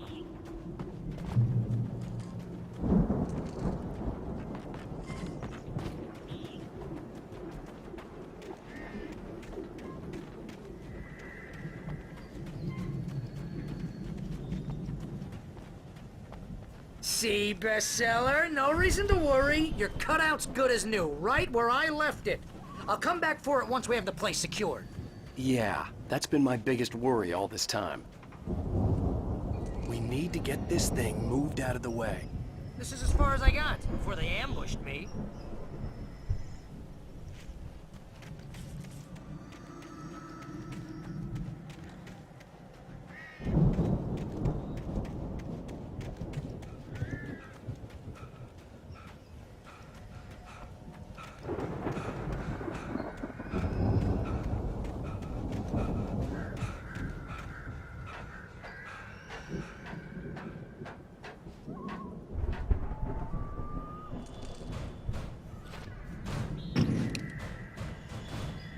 I think Alan Wake here has something to say. What's that, Al? Ooh, I'm Alan Wake. I'm always right about everything. And if I don't get my way, I'll sulk all day long. I'm always intense and moody. It makes me very attractive and mysterious. Right now, I'm just standing here because I need my best friend Barry to carry me. Wow! You look at that thing, Al! They really went all out with this Viking crap, didn't they? Look at all this stuff. They must have done okay for themselves. Sleep. We all spend a few of our dreams in soft embrace. Brings back memories. Hey, remember when I got you that gig? Your first real writing job. What got you started? Was this one of your episodes? In Night Springs. Tonight's episode, The Dream of Dreams. That's by someone else. We join Mr. Jones as he explores the endless dreamscape, only to be brought to a sudden stop by a decidedly mundane situation. A long line of people. Hey, Jones, right? Listen, we're gonna have to wait until His Highness over there is good and ready. Oh, wow. Who's that? You don't know him? What are you, new? He's the guy dreaming us. Well, not just us. He dreams everything. All of this. But wait, no. I'm the one who's dreaming. I'm asleep. Isn't this my dream? Oh, yeah. Sure. Get real, pal. You're just another dream. I'm a dream. You're a dream. The weirdo in the diving suit is a dream. And the girl made of smiles and sunshine is definitely a dream. But I'm pretty sure I'm dreaming this. Well, maybe you're a really confused dream. What am I, a shrink? All I know is I'm going with the smart guys, and they say that's the guy doing the dreaming. Right there. I don't know what that means. It means we keep him happy. No sudden falls. We make sure he has his clothes on when he goes out in public. No chases where the monster is nipping at his heels and he runs like crazy, but his legs don't seem to get him anywhere. None of that. Because if he wakes up in a cold sweat...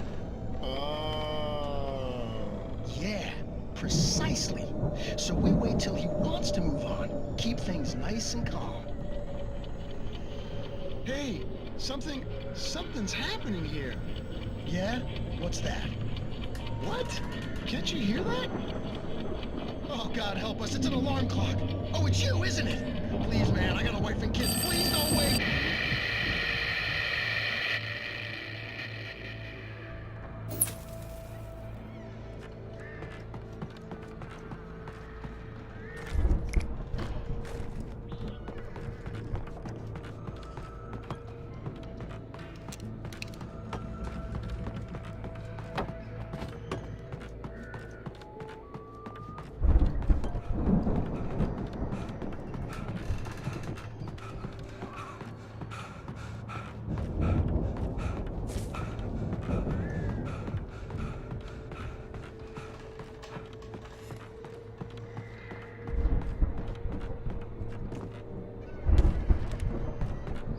The Viking boat looked imposing, almost like a battering ram.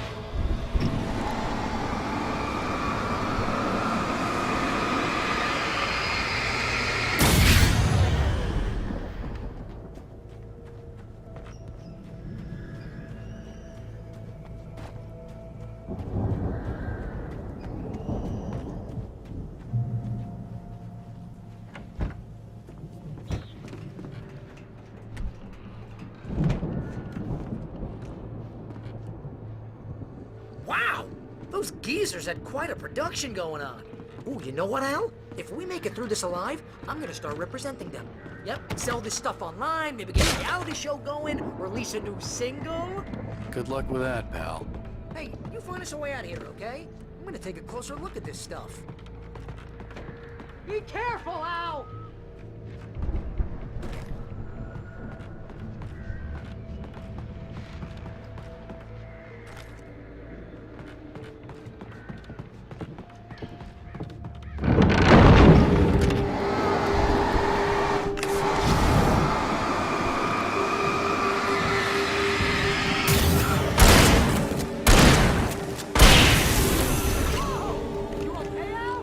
I'm good. Keep your eyes open, okay?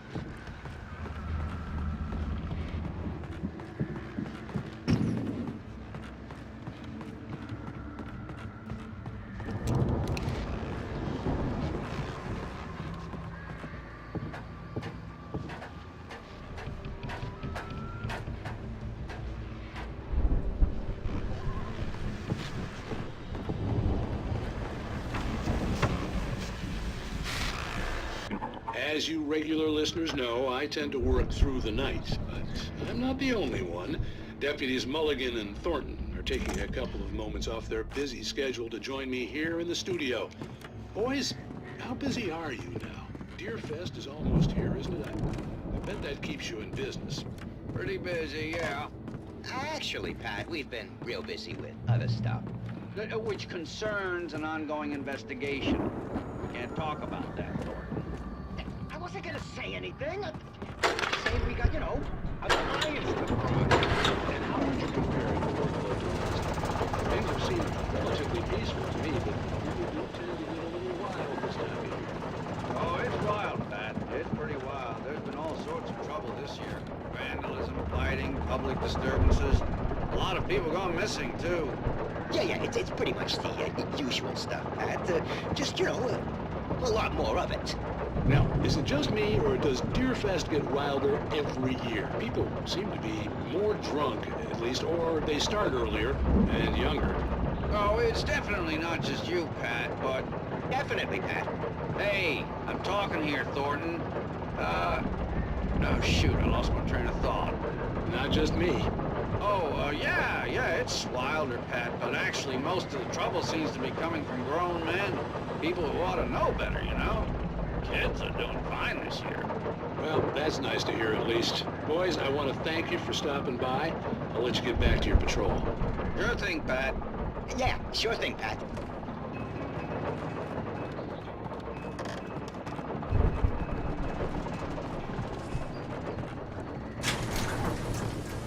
I could see the building that had to be the Andersons' home on the other side of the field. It wasn't far now. I wasn't worried about trusting the ramblings of two burned-out geriatric wrecks. They had the goods.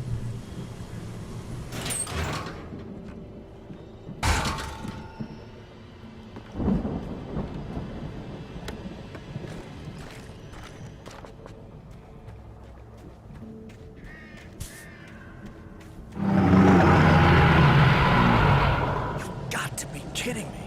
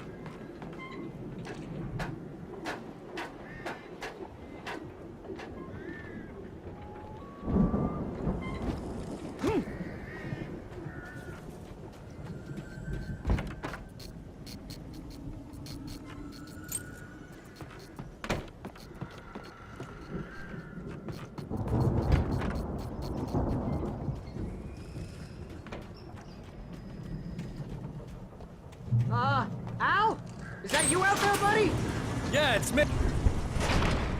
Hey, let's go, man.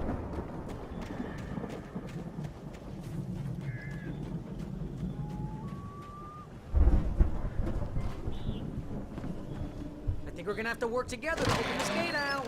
Looks pretty heavy. Hey, I think that's the farm on the other side of the field. We're almost there.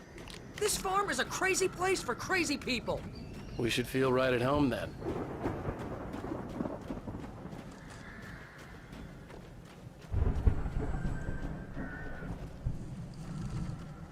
Come on, one more gate. Do this thing.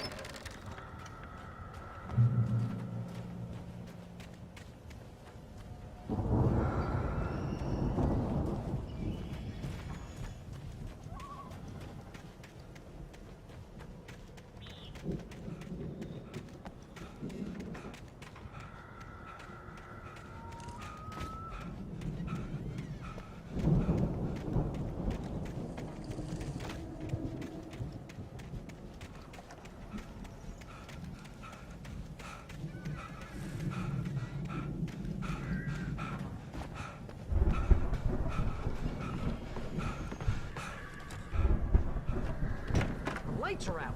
I guess we better check the fuse box.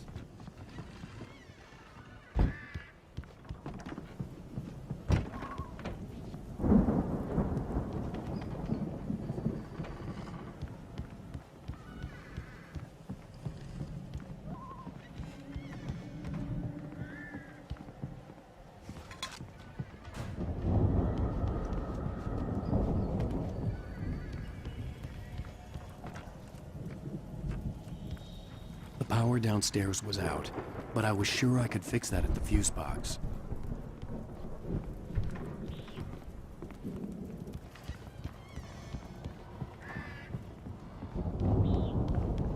You know, this place looks kind of lived in.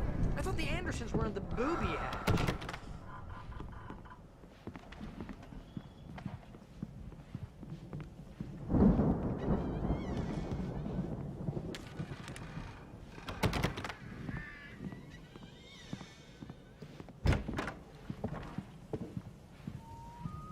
Come on, Al, let's get the lights on, huh?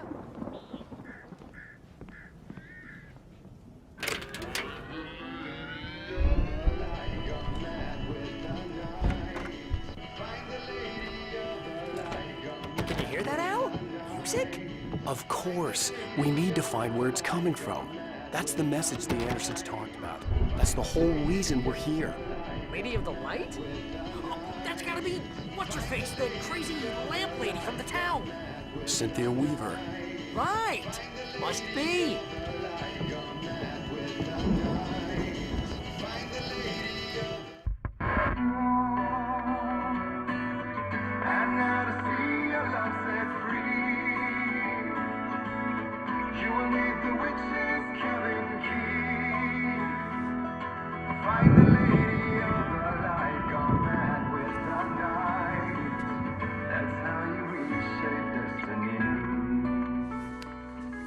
Okay. We need to find Cynthia Weaver. We'll stay here for the night and head back to town as soon as it gets light.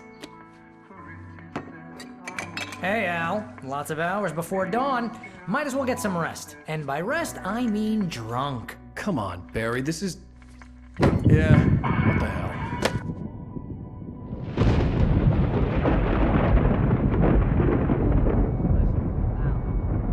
I'm sorry about this. No, seriously, because I know we don't get along, but we're gonna find her, right?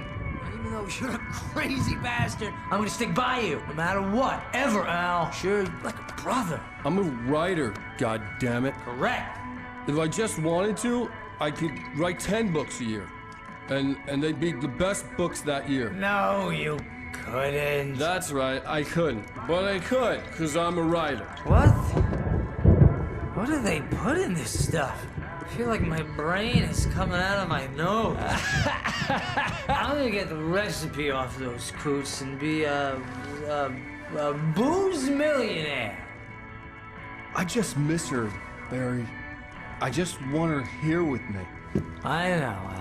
I know. It's gonna be okay. We're gonna make it okay.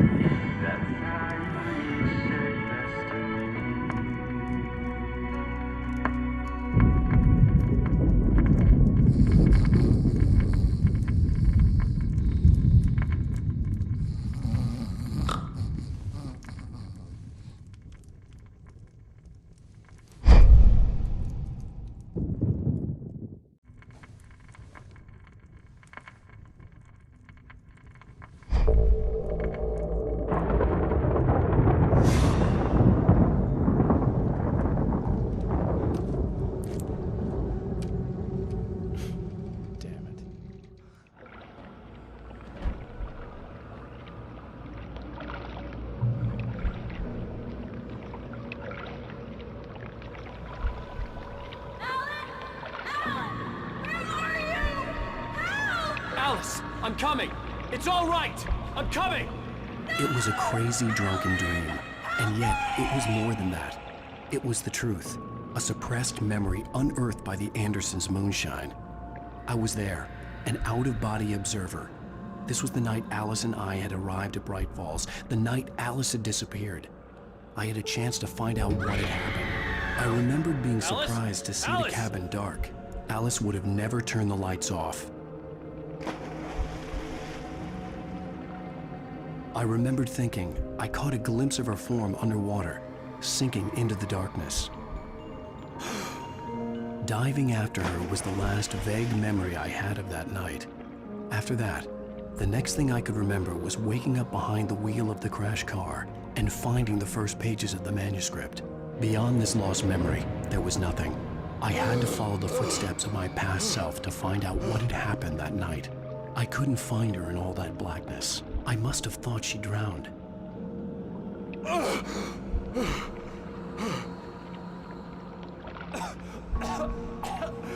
Alice!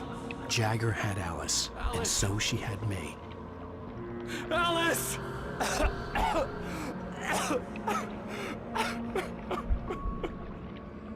I'd been easy prey. Look at the cabin. Is there someone in the window? Alice? Maybe she didn't drown after all. Maybe she's inside. Alice! Yes.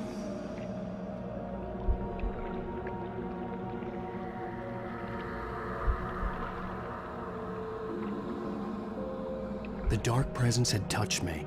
She had dug her nails into my brain and used me, made me her puppet.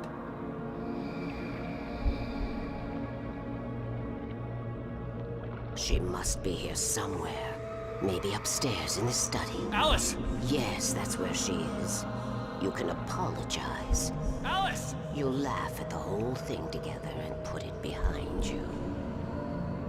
Alice? She's not here. You were foolish to think so.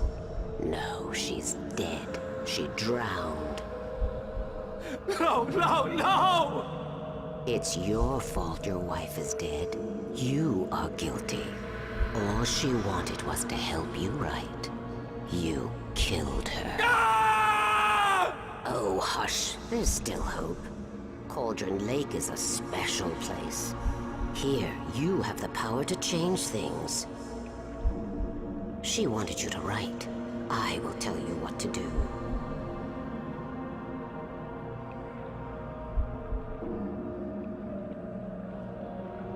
You can write her back. The story will come true, and all will be well again. She had Alice, and the manuscript was the ransom for her.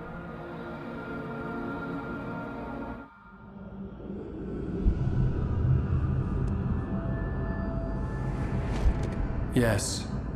All right. I'll fix it. I'll bring her back.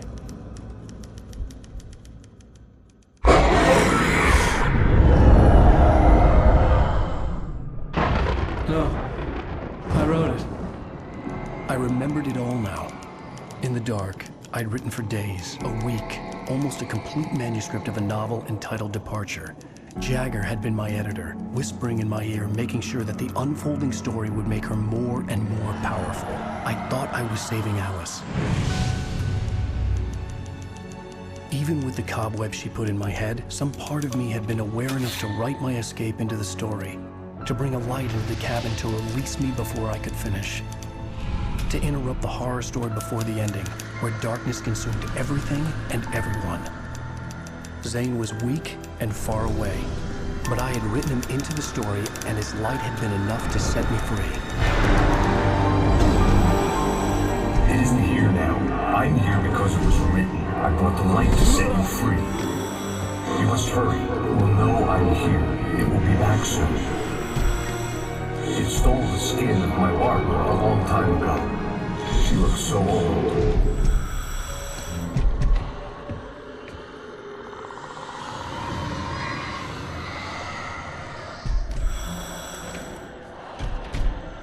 I had woken up, confused and groggy, my mind consumed by darkness and fear. All I could do was to escape.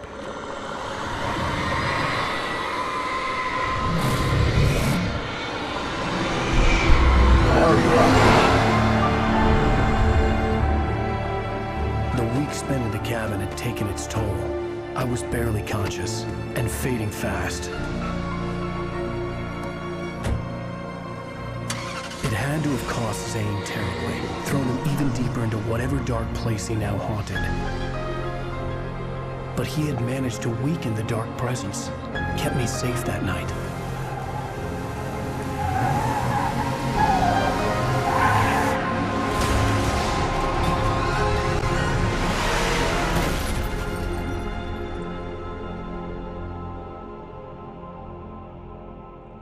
I wrote it. It's my fault. That's right, James Joyce. It's your fault, and you're gonna pay for it.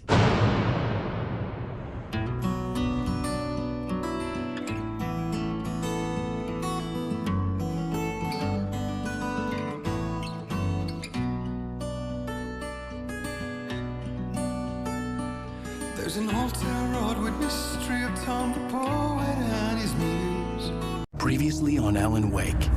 Under the influence of the dark presence, I wrote a horror story that is coming true. Jagger had been my editor, making sure that the unfolding story would make her more and more powerful. Some part of me had been aware enough to write my escape into the story. Together we can create something absolutely wonderful. The lake, it does something to the works of art created here. It makes them come true. My mom gave me this old light switch. The clicker. Alice is being kept in a dark prison. I need to find Cynthia Weaver to fix this. It's your fault, and you're gonna pay for it.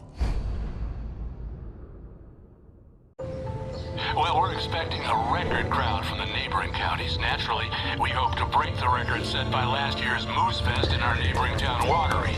Ladies and gentlemen, some people have asked me, what's the big deal about Deer Fest? And I think that this sums it up.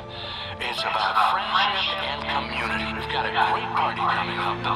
Let's try to hold it in until tomorrow and get through the night in one piece, all right?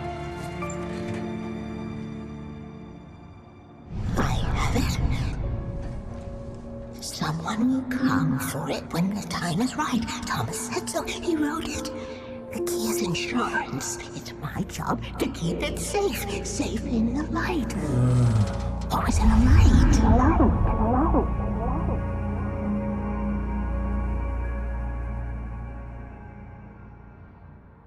All the manuscript pages were gone.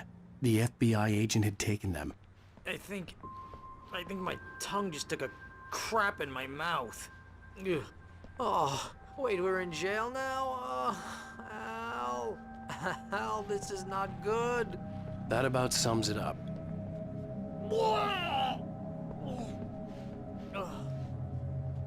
Oh, I am never drinking again. I need to talk to Weaver. She's the one in the song. The Lady of the Light. What, the crazy lady? Ugh, whatever you say, Al, but we're stuck here. They're not You gonna... haven't even interviewed Wake.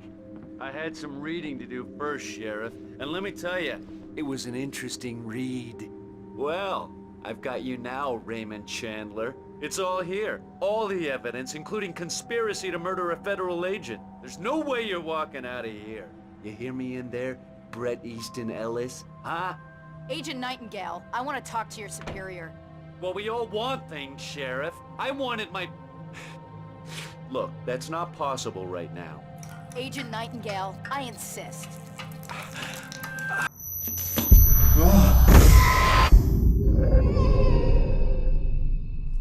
Wake, what's wrong? Lady, are you stupid? It's a trick. It's an obvious trick. Okay, I've had enough of this crap. Wake, I'm gonna trust you with this. You're joking. Agent Nightingale, your opinion would matter more if you were sober and if I actually believed you were here on official business.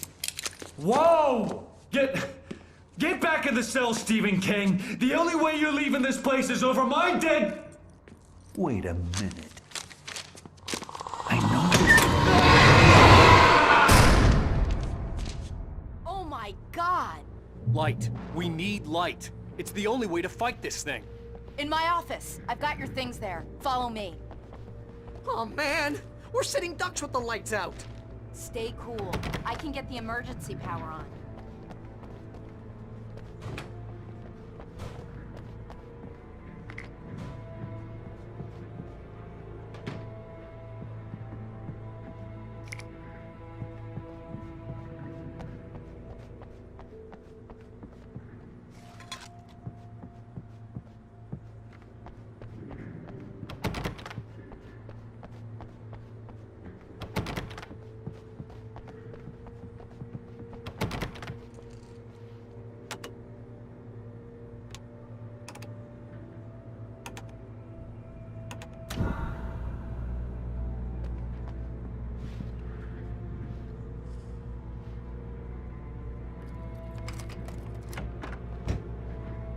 your things. Wake, what do I need to know? What do you need from me?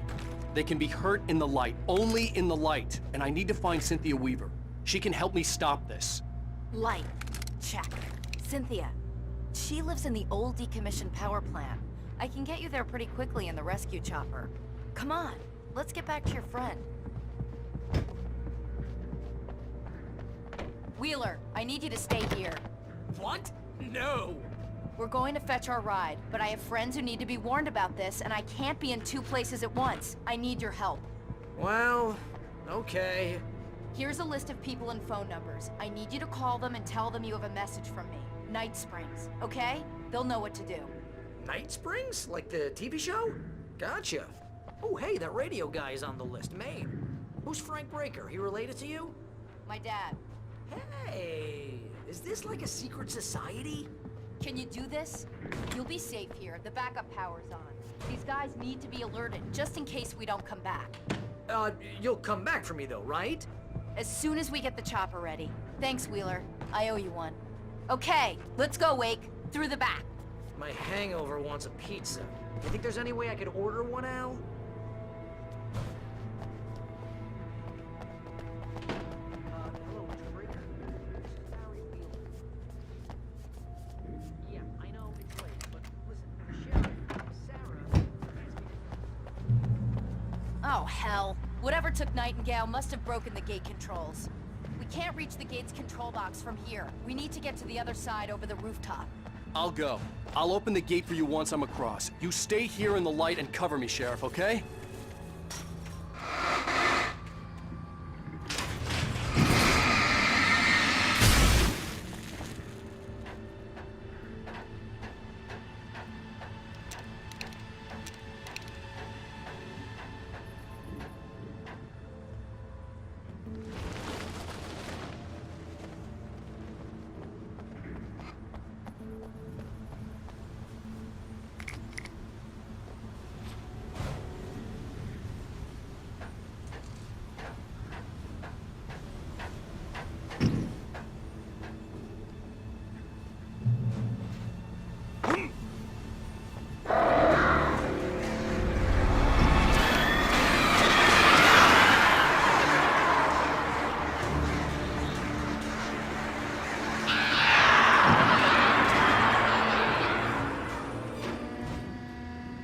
Hey, Sheriff!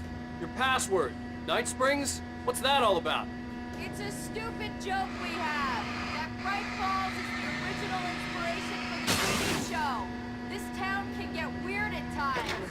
Never this weird, though. You need to bypass the damaged control box.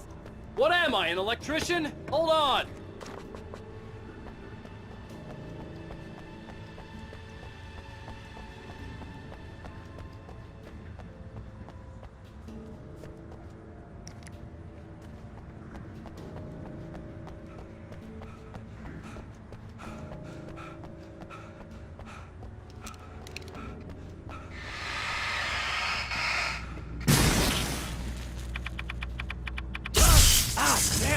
Smarts. Good job, Wade. Okay, stick close. Our first stop is the town hall. The keys to the chopper are there. Stay strong! Company!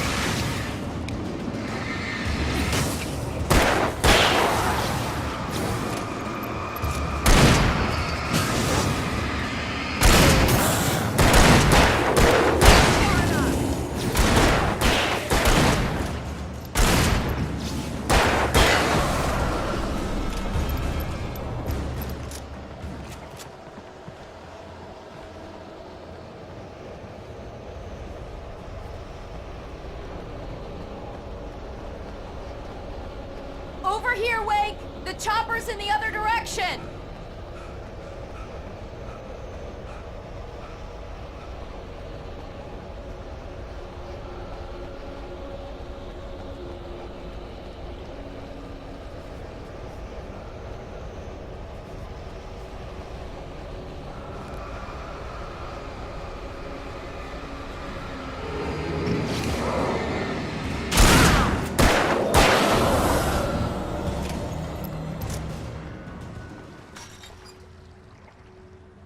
The air smelled of fish.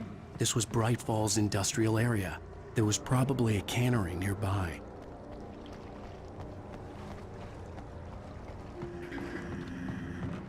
Fishing can be a nice job. I love it.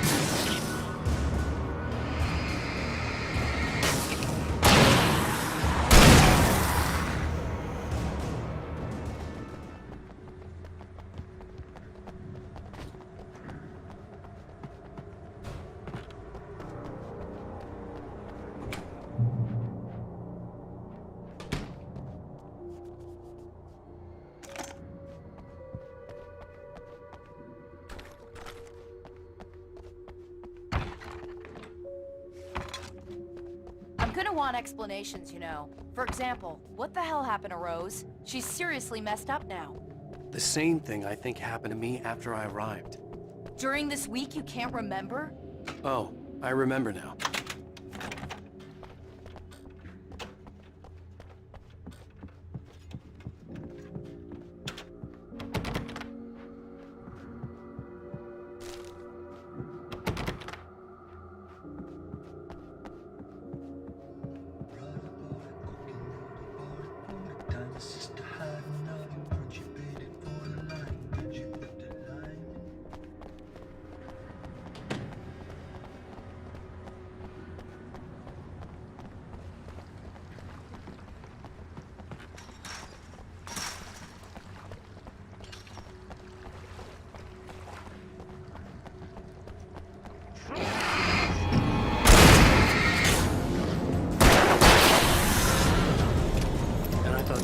Were rude.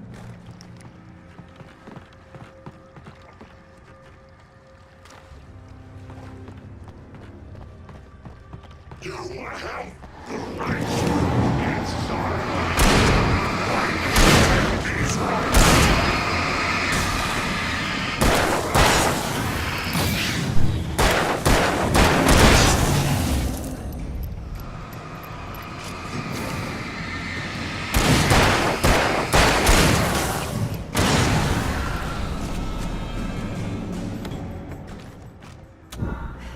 We made it.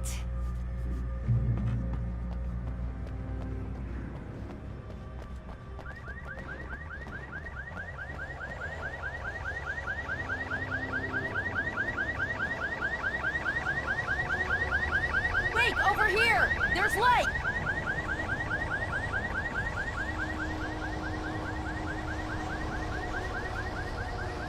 I have a key. Watch my back, Wake.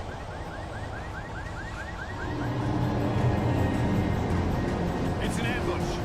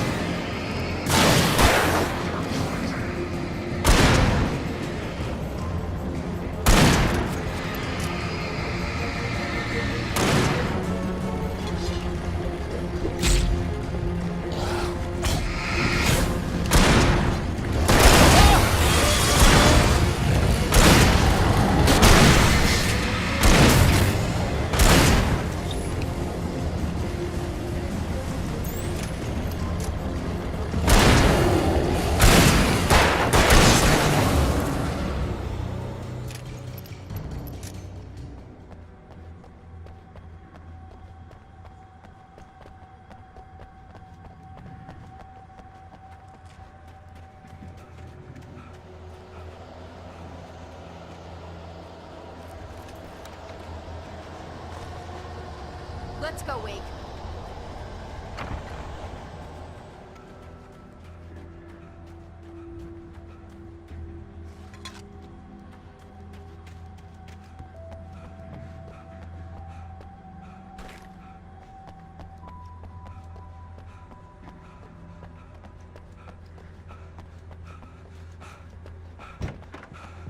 Okay, someone's messed with the fuse box here, but you should be able to jury-rig it while I find the keys. I already got electrocuted once today. How about I look for the keys and you get burned for a change? The keys aren't upstairs, Wake. I'm just gonna take a quick look. Freedom. A fusion of vigilance, conscience, and uncompromising clarity of vision. A need so fundamental, it permeates our very being. And yet, a man may be brought to his knees in a single heartbeat.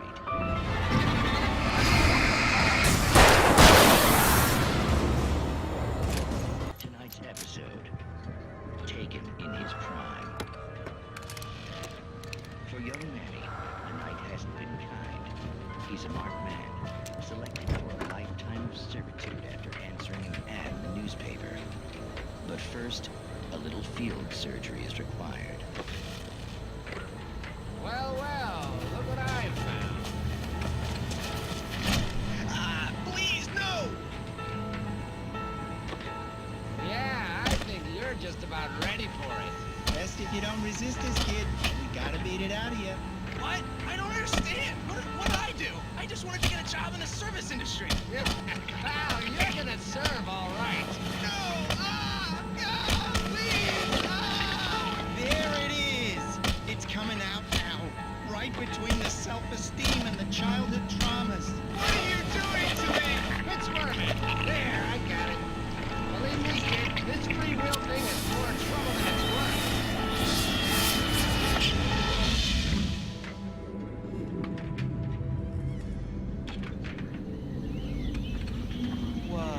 What was that? Oh, nothing for you to worry about, Manny. I don't know what I'm supposed to do. We'll tell you all about that. Don't you worry.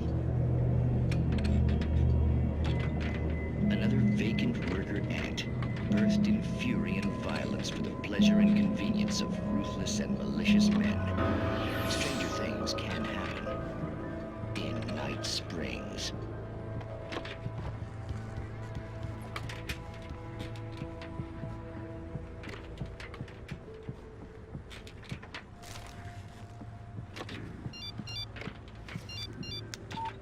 The message was from Barry.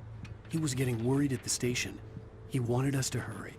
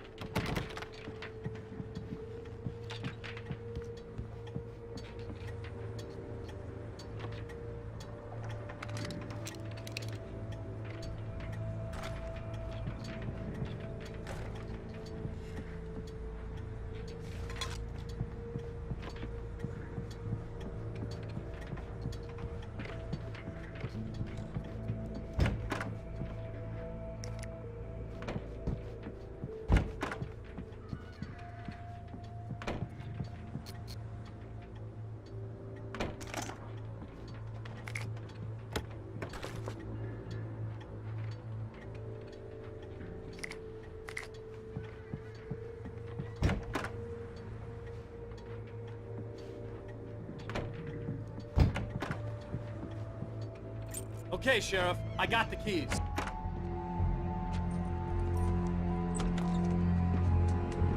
Barry? Why isn't he inside? Oh God! Oh God!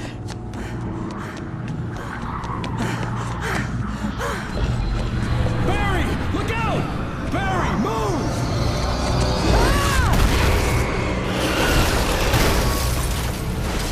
Barry! He made it inside, Wake. He's okay. The storefront's blocked. Come on, Wake, let's go around. We can meet him in the back.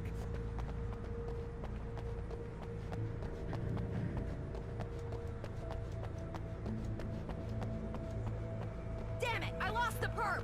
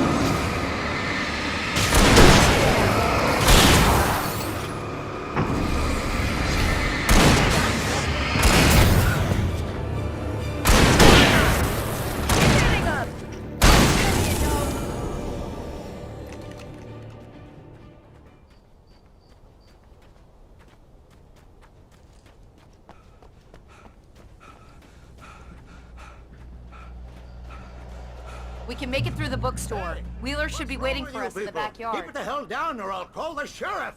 Oh, hi, Doc! I've got it. Don't worry about it. Sarah, about time somebody showed up. All this shooting in the air is idiotic. One of these days they'll kill somebody. And over Deerfest. I know! Go back to bed! He's got a point, Wake. Look, this town can't take this. It's me they want. The sooner I get out of here, the sooner you can all get back to life as usual. I hope you're right. Come on, let me get this door open. Wait, you got the keys to the bookstore? Perks of being the sheriff. A girl needs to get around.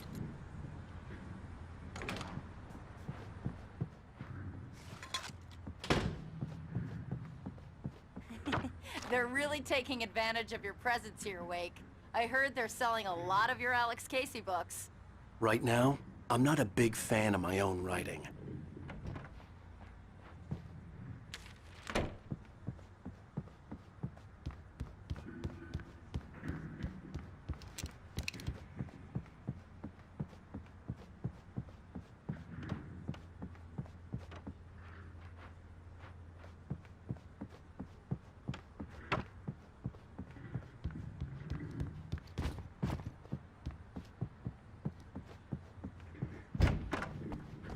I don't see Barry. Look! Wake! Maybe that's him. That's the way to the chopper.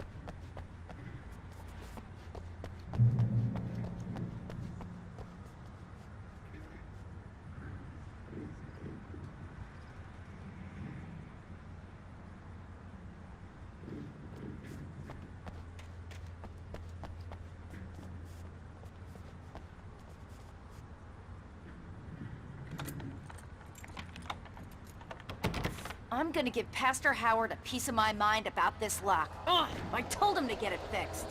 Here they come. Let's take a break.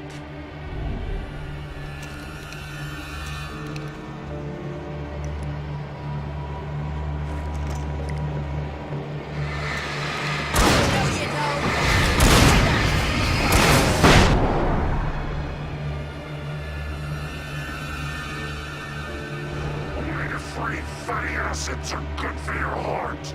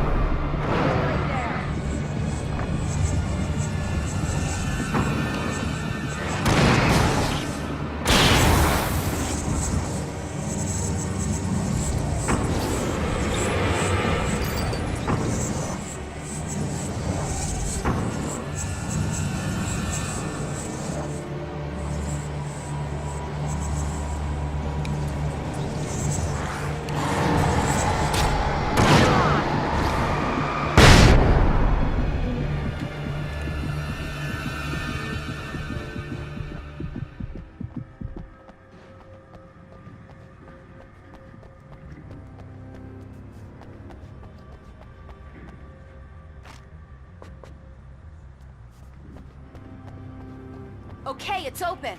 Let's go, Wake.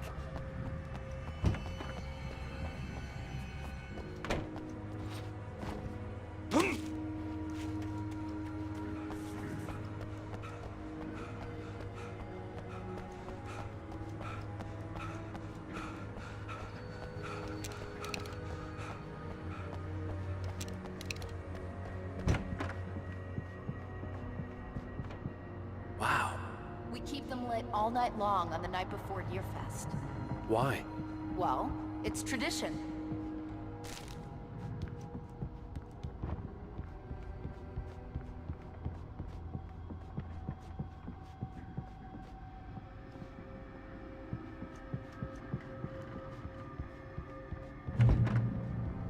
We're almost there. We'll have to go through the basement to get to the parking lot. Yeah, there's no way going through the crypt will turn out to be a bad idea.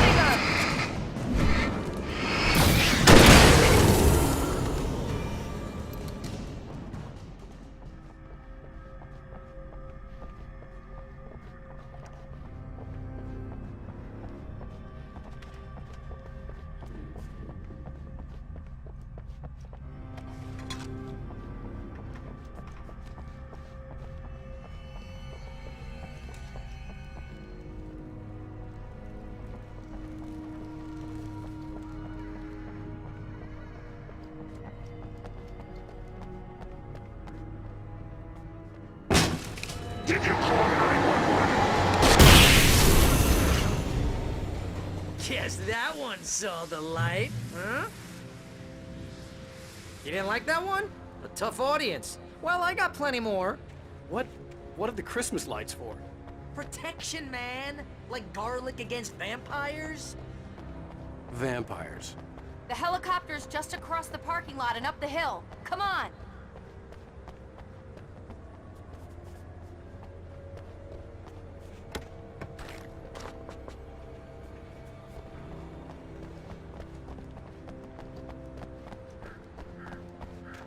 The Bright Falls General Store is now my favorite place in the entire world.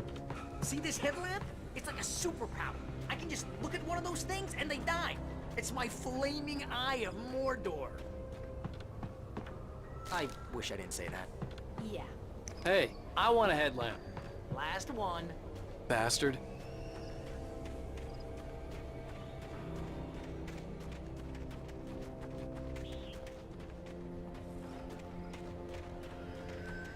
Someone throws a damn school bus at your head and you're about to take a helicopter ride with someone who may or may not have a pilot's license or cleared for departure to Night Springs.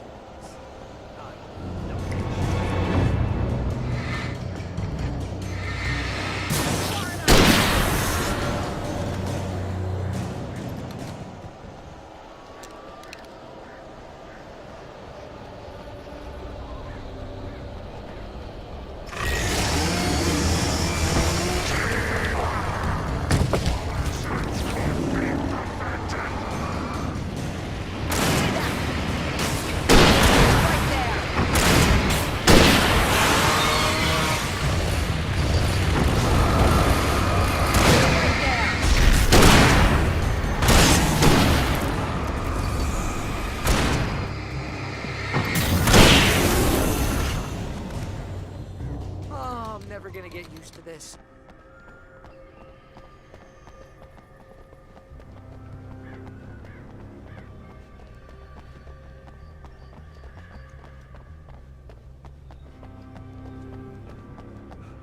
The helicopter's just up ahead. I'll need a while to prep for takeoff. Don't take too long. I want to get out of here.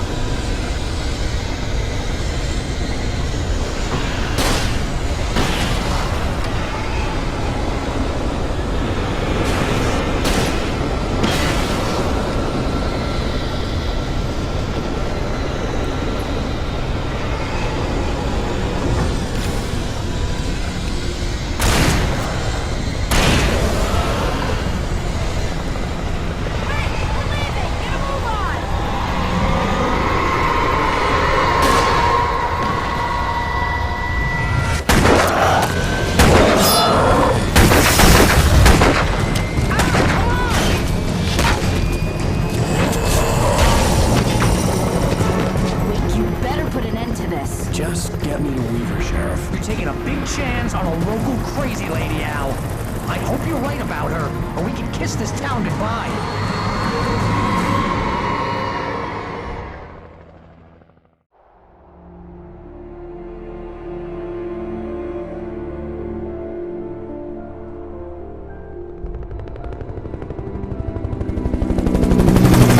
I hope you know how to deal with this, Wake.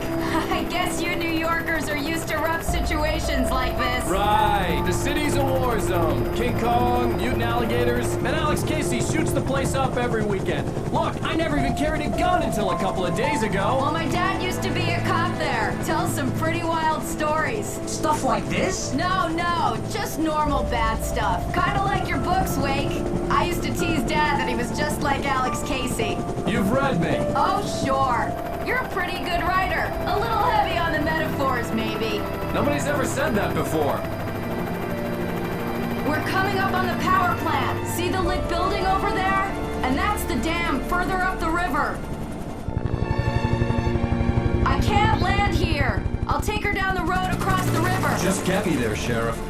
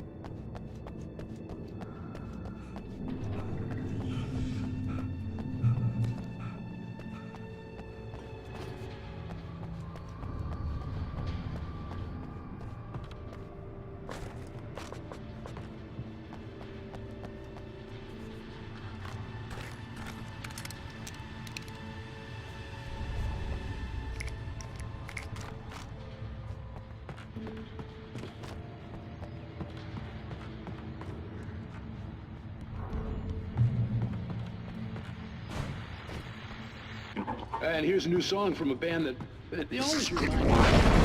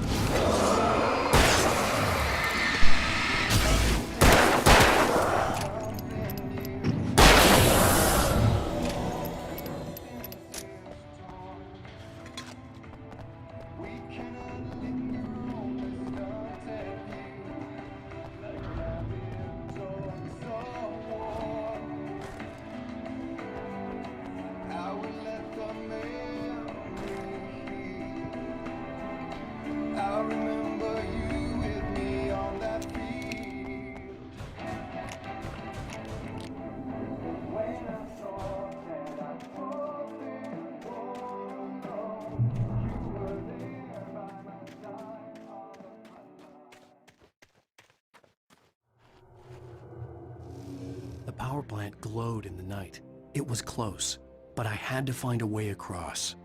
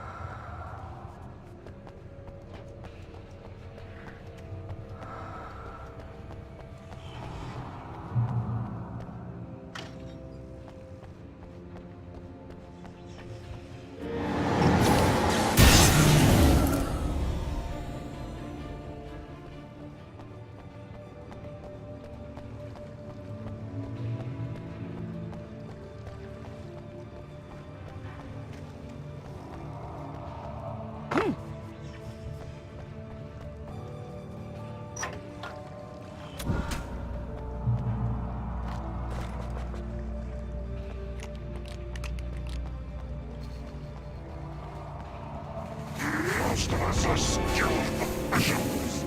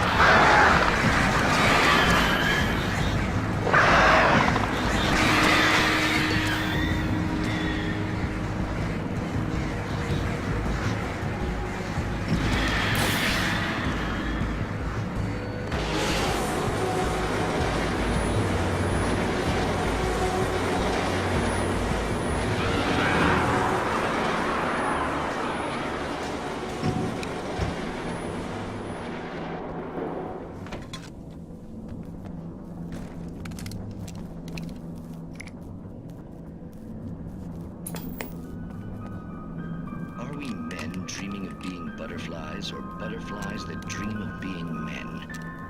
Such philosophical concerns are by necessity abstract. And yet, some of us can find concrete proof of the nature of our existence in Night Springs. Tonight's episode, an absence of creativity. Hello, Martha. What did you want to show me? Oh, Lydia. Thank God you're here. Please, it's in the basement.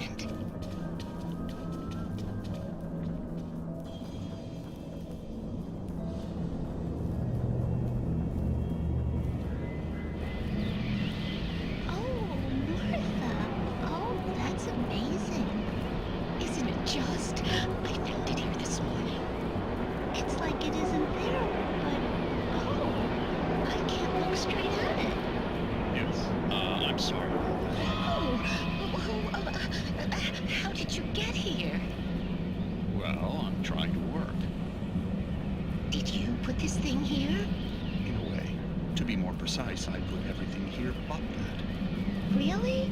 But what is it?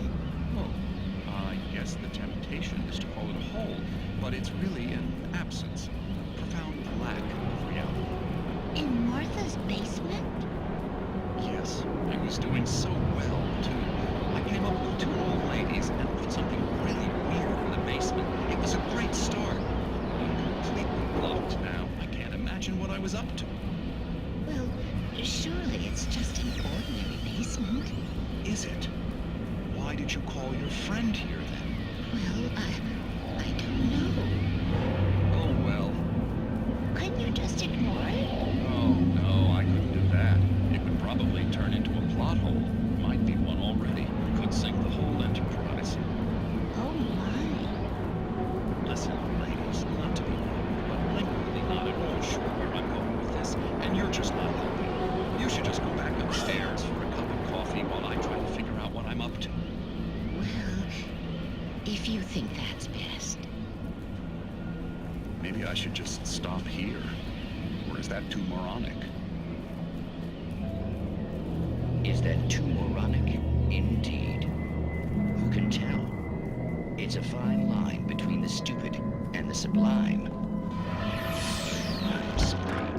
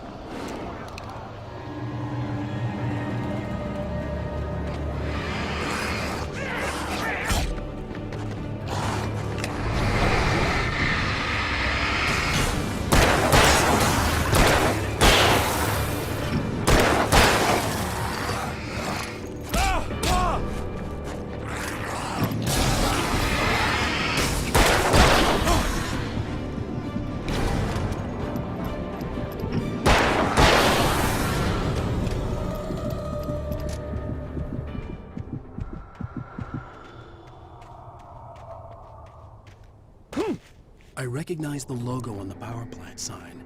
I'd seen a version of it painted all over the area, signifying hidden caches of supplies.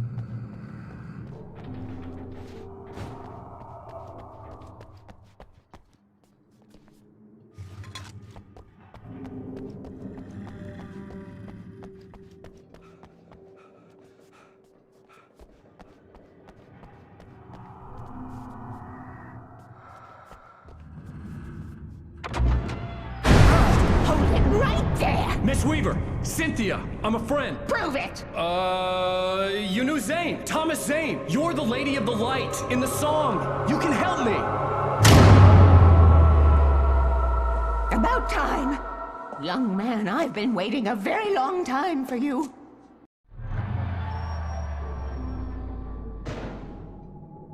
It's in the well-lit room. Excuse me? What you need to drive the darkness back. The well-lit room is at the dam. I built the room to keep it safe. Will it help me find Alice? Will it get me back to the cabin? Fine, let's go. I can get my friends to come back with the helicopter. Oh, we won't go outside. Never at night. That's rule number 1. You've been breaking the rules, young man, and where has that gotten us, Oh, I have a secret route, a lit route, an old water pipe. Something was damaged at the transformer yard. It's draining all the reserve power. Without it, the pipe will go dark. The power to the yard must be cut. Let me guess. You want me to do it? Young man, you're the one who likes to break the rules. I can't be outside in the dark. The kill switch is outside.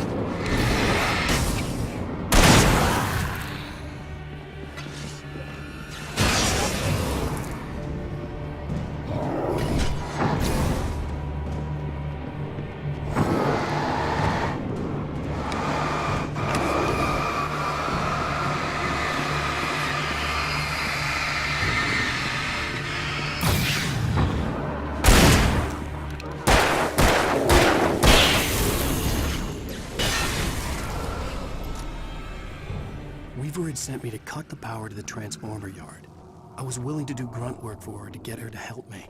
I hoped Weaver was dependable. I'd stumbled into this crazy world a little over a week ago. She had been living this insanity for decades.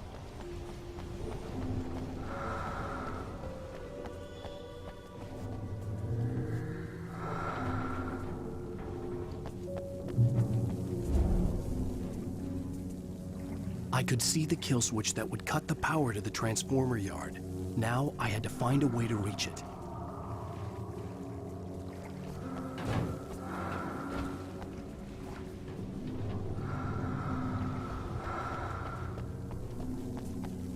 If I could figure out the gates, I could use them to get to the kill switch.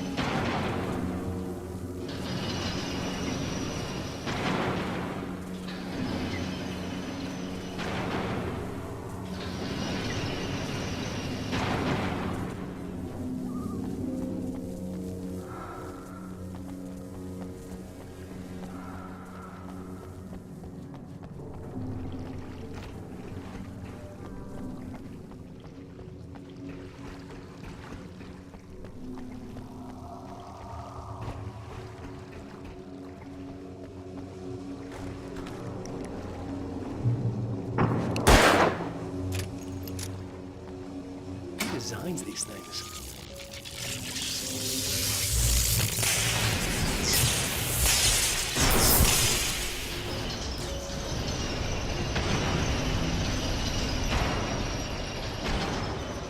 The transformer yard went dark and dead. Weaver's water pipe passage should now be good to go.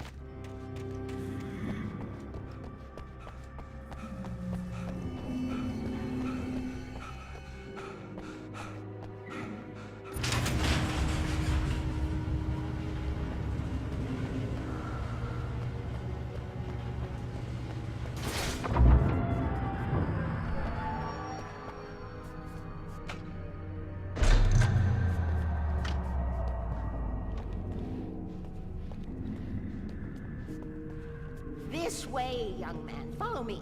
Come, come. The pipe's empty now. We're ready to go. This way. We need to go. I knew them both, Tom and Barbara. I had such a crush on him. Such a beautiful man. I was jealous. There was a part of me that was maybe a little glad when she had the accident. And then Tom started writing and woke the darkness up. He tried to bring it back, but you can't do that. There are no free rides like that. I'm starting to realize that. In that case, young man, perhaps you're a smarter man than Tom was. The witch looked like her, but it wasn't. Barbara was sweet. He didn't understand until it was too late. He tried to undo it, wrote himself, her, everything he'd ever written out of the world. Oh, he was so famous. And afterward, no one knew. Oh, Tom. He left only one thing behind in my care, in case it happened again. Insurance. He trusted me. Or perhaps used me a little. Tom knew how I felt. Knew I wouldn't refuse him. I built the well-lit room and put it there. It's been waiting for you. We are characters trapped in a story you have written, and none of us will survive to see the end of it if the darkness isn't stopped. She'll twist the story to her own dark ends. How do you know all this? Tom, that's the way he wrote it. He still talks to me, you know, in television, from beyond, from below. We have both been touched by the darkness, young man. He saved us both with the light, but the darkness stays with you. Leaves a stain.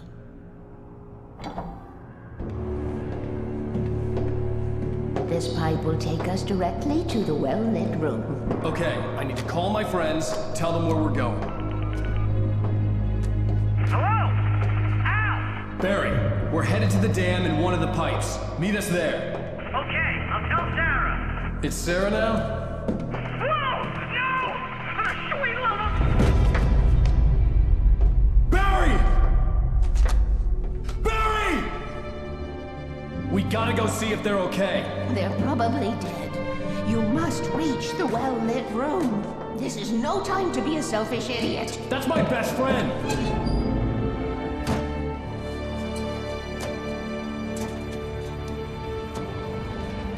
Well, be a fool. I'll use the pipe. I'll meet you at the dam if you make it.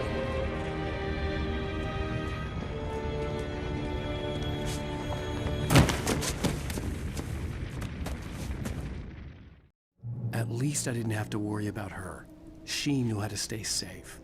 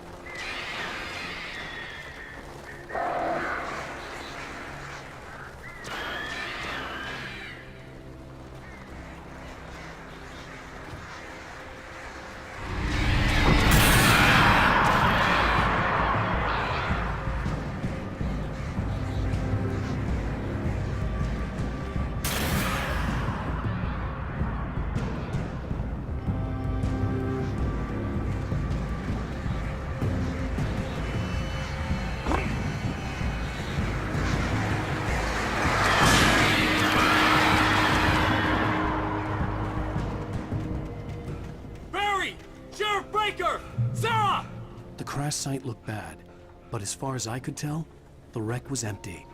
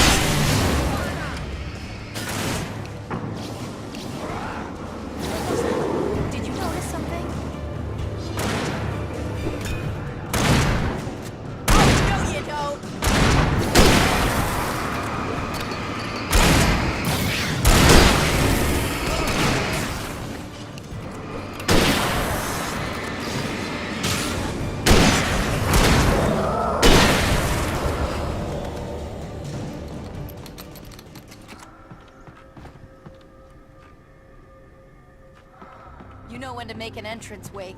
We were ready to make like Butch Cassidy and the Sundance Kid.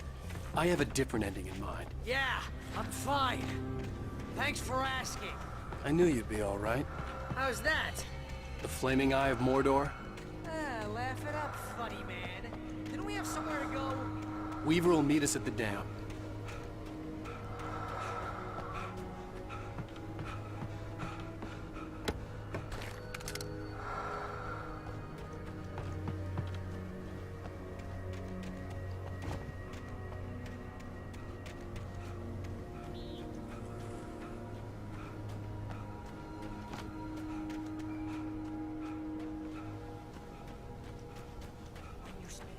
Most of your night running up there, while a crazy bunch of demon hicks try to take your head off with an axe. You know your helicopter crash landed in Night Springs.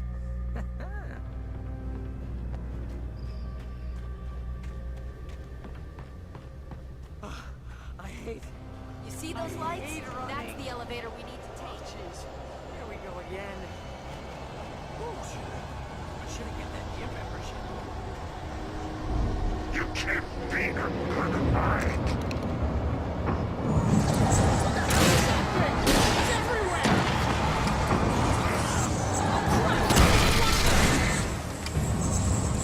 Nothing moves like that. It's impossible.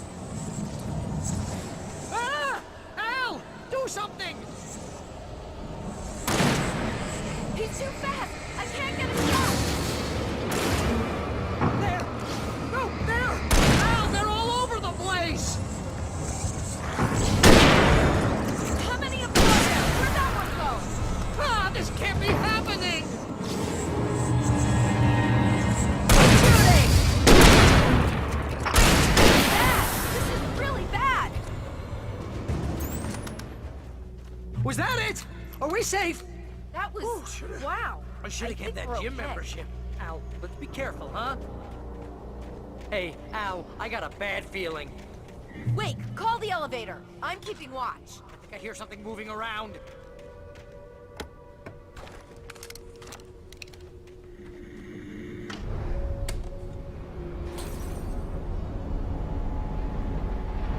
Heads up! Here they come! Oh no! Oh no!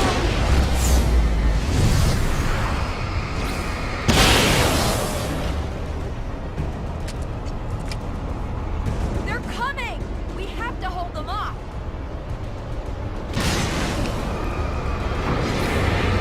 Far enough! Freeze! Freeze! Oh no, you don't!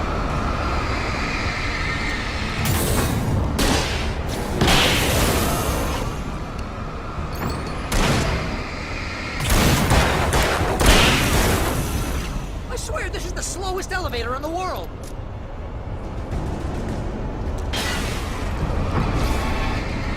We're getting them! It's almost here, Wake. Just hold on!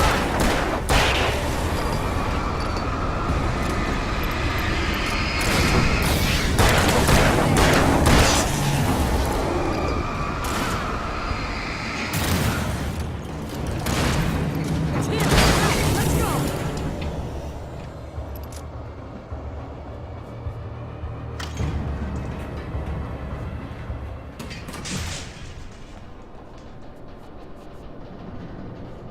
We're almost there. There's an entrance into the dam at the top. What's the plan, Wake? Well, Weaver's crazy, but she's got something Zane left behind. Something to fix this. Gee, could you be a little more vague? Thomas Zane? Seriously?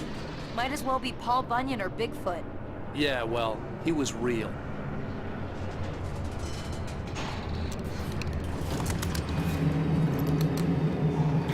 Let's be careful, okay? Oh, jeez, I hate this.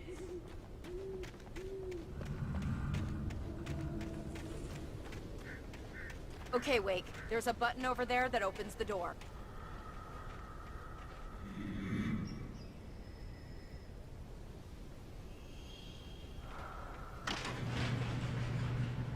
I think something's broken. Hold the button down so we can get in.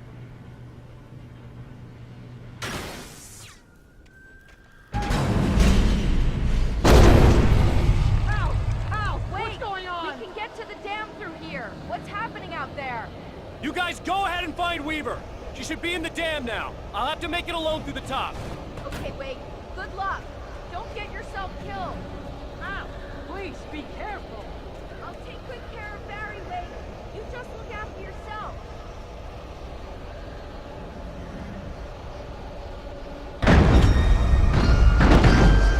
You gotta be kidding me.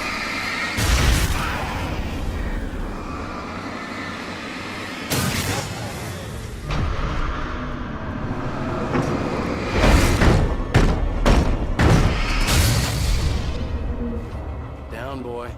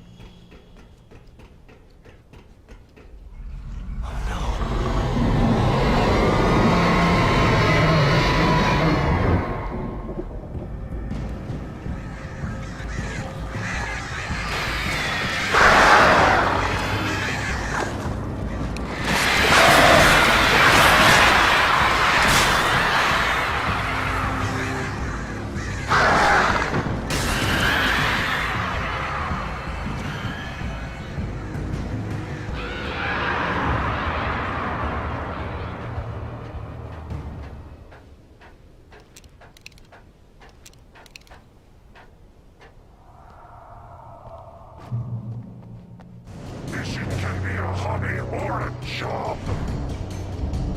I was ridiculously outnumbered. The searchlight could even the odds.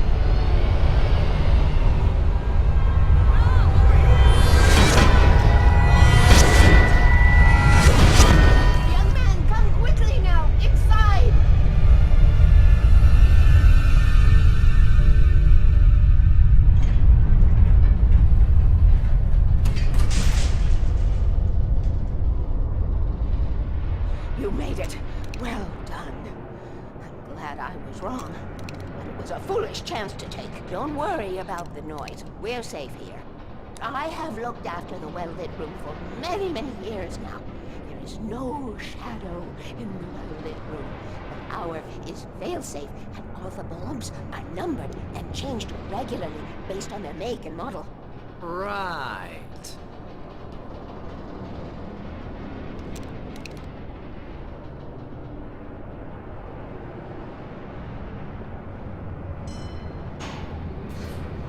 There's an old army base at Raincoat Point, north of here. It was active during the Second World War. They operated here back then. They must have built this. Yes, they did. It's my place now.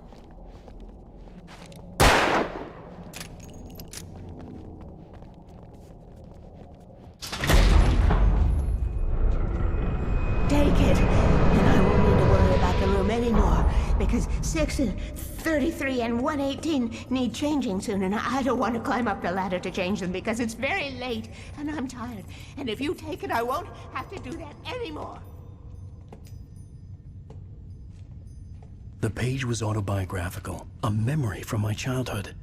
But I didn't write this. It was a page written by Thomas Zane. None of them were supposed to exist anymore.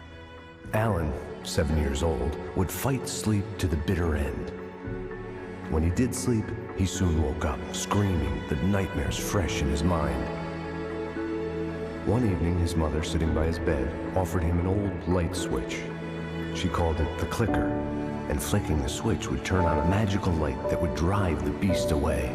To imbue the talisman with all possible power, she added that it had been given to her by Alan's father.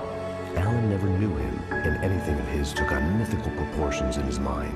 With the clicker firmly in his hand, Alan finally slept like a baby. Now, almost 30 years later, Alan thought of this as he stood on the rim of Cauldron Lake, the clicker in his hand. He took a deep breath and jumped. My mind swirled. I'd given the clicker to Alice, yet it was here.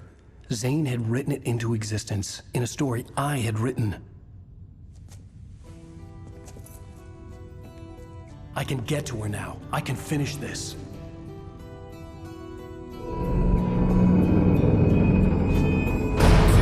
Remember standing on a broken field, white crippled wings beating the sky, the harbingers of war with their nature revealed, and our chances flowing by.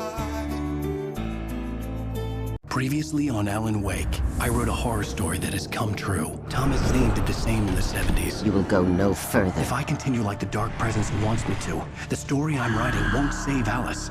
It's a horror story. No one will survive. You knew Zane! Thomas Zane! You're the Lady of the Light in the song! He left something behind to help me. The clicker. Alan thought of this as he stood on the rim of Cauldron Lake, the clicker in his hand. He took a deep breath and jumped. I can get to her now. I can finish this.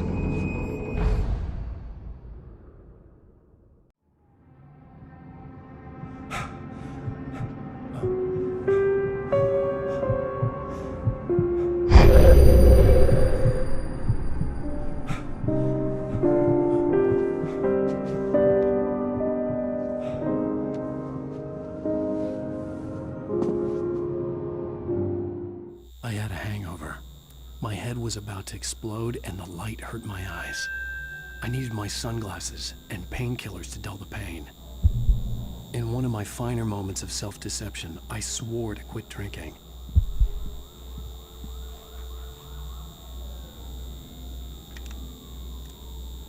The sunglasses made the world look bearable. Now I could keep my eyes open without feeling like a vampire in the sun.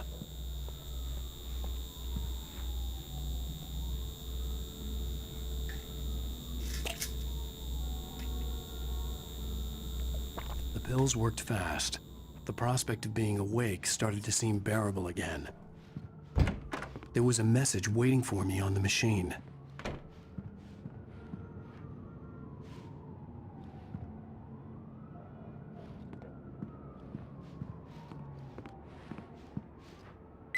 You have one new message. Al! Are you still asleep? Wakey, wakey! You should have your show on your TiVo. If Alice wasn't too mad to record it, as she called me earlier, I'm really really chewed me out. Yeah, we went a little overboard last night. But parties are a part of this business. Al, look, I'm saying this as your friend. She's not doing your career any favors by trying to run your life like that, okay? I'll talk to you later, Al. Watch the show.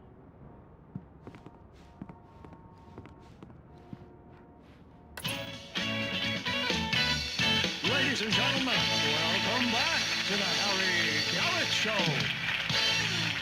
Thank you. Thank you, everybody. We have a great show tonight. I've been talking with the best-selling author Alan Wake about his new book, The Sudden Stop. Yeah, good read. Go buy it. No, it is a good read. Look, I'm gonna be honest here. Is that wise? No, but I'm gonna do it anyway. I got people who give me the lowdown on books. I'm a busy guy. But this one, I actually read from cover to cover. I mean, I'm a big fan. Wow, thanks. Now, this might be a spoiler for those who haven't read the book yet. Based on the sales figures, the 2 people out there who haven't read the book yet. But this last book is all about the death of the main character, the hard-boiled New York detective, Alex Casey. Now, there's been a lot of outrage about this. Why the hell did you kill Casey? What the hell were you thinking, man? Good riddance. No, seriously though, 7 years and 6 books is a long time. He was a gloomy guy to spend all your working hours with, and it was a good run. But it's time to explore new things. My next book will be a departure from the old for me. You selfish bastard, always thinking of yourself. Well, you've certainly given us a lot of entertainment over the years. And now that you mention it, Casey was a gloomy guy. Never had much luck with his love life with the ladies. Was that autobiographical in any way? Yeah, no kidding. Casey's lady friends tended to die on him. With Casey, it was all about his pain. No, nothing autobiographical about that. I'm a happily married man. My wife is my muse. Well, congratulations. That's great to hear. So, how's the publicity tour been treating you? Good, great. But I gotta say, I'm glad to be back home in New York. Well, you've certainly been on the news a lot lately. Lots of parties and, you got into a fight with some paparazzi. Oh, man. Well, that guy was really in my face. I lost my temper. I know that wasn't cool. You are famous for that temper. Well, I did also write several books. Well, your latest novel is called The Sudden Stop, and it's in bookstores now. Go get it. That means the 2 of you out there who haven't bought it yet. Ladies and gentlemen, that's all we have for you tonight. I want to thank all our guests for the evening. Alan Wake, Sam Lake. Once more, do the face for us, Sam. There it is. And our musical guests, Poets of the Fall. Thank you, and good night. At least I'd been funny. I told myself I could live with that. Hey, honey. Did you watch the show? I didn't say anything stupid if that's what you want to know. Okay, Grumpy. You want an aspirin or something? Are you going to start with me about drinking now? You know what?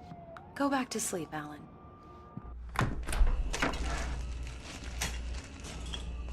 What? Now you can't even talk to me? Well, this morning I was angry because you said you'd be home at midnight and you showed up at 7 a.m. and passed out in mid-sentence.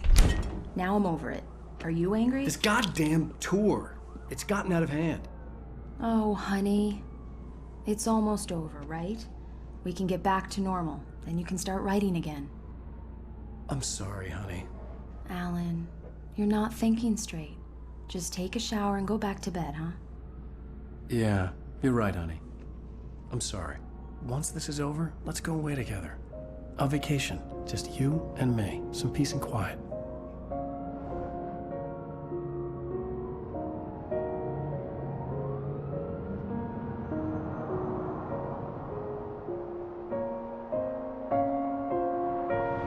Somehow, the clicker was the key to the cabin. I had to return to Cauldron Lake to save Alice.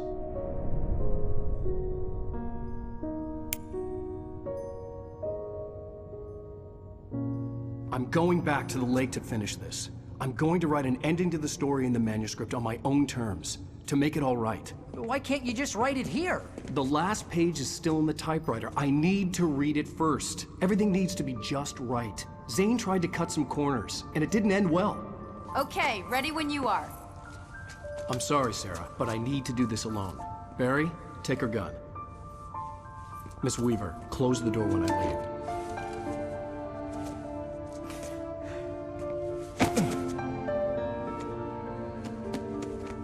Good luck, Al. See you later.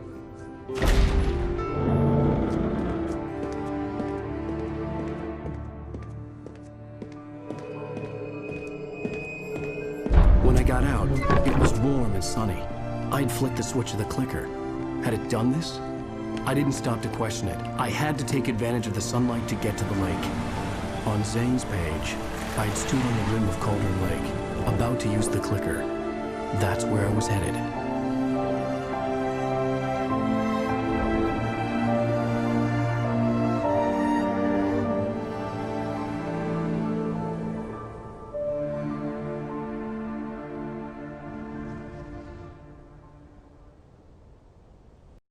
Alone, in daylight, surrounded by the beauty of the Pacific Northwest landscape. It was hard not to let doubt creep in one last time.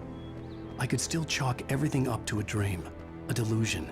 I had enough imagination to make up something like this, having been in the cabin all this time, trapped in a story inside my head, gone mad from grief over Alice's death like Hartman had claimed. There would be no way of knowing. I told myself it didn't really matter. My course was set.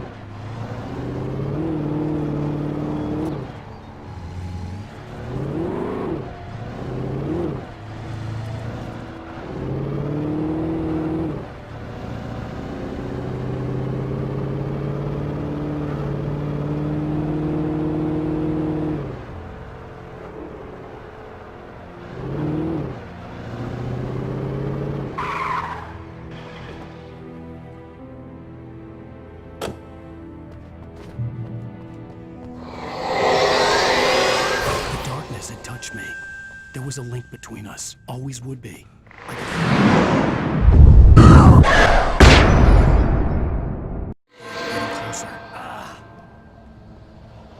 I will kill your wife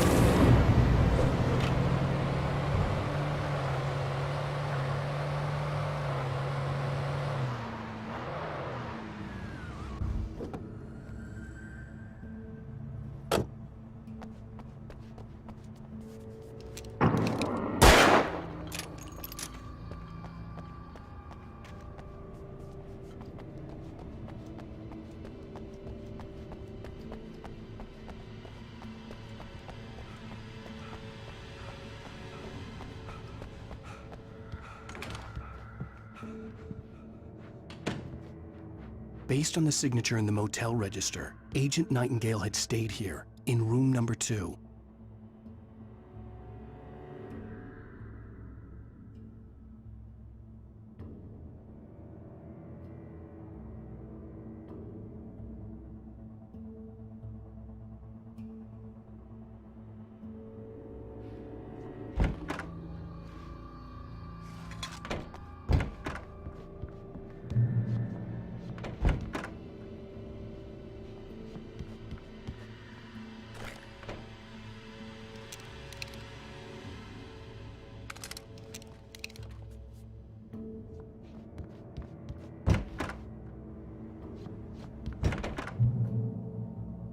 This had obviously been the room where Agent Nightingale had stayed when he hadn't been busy harassing me.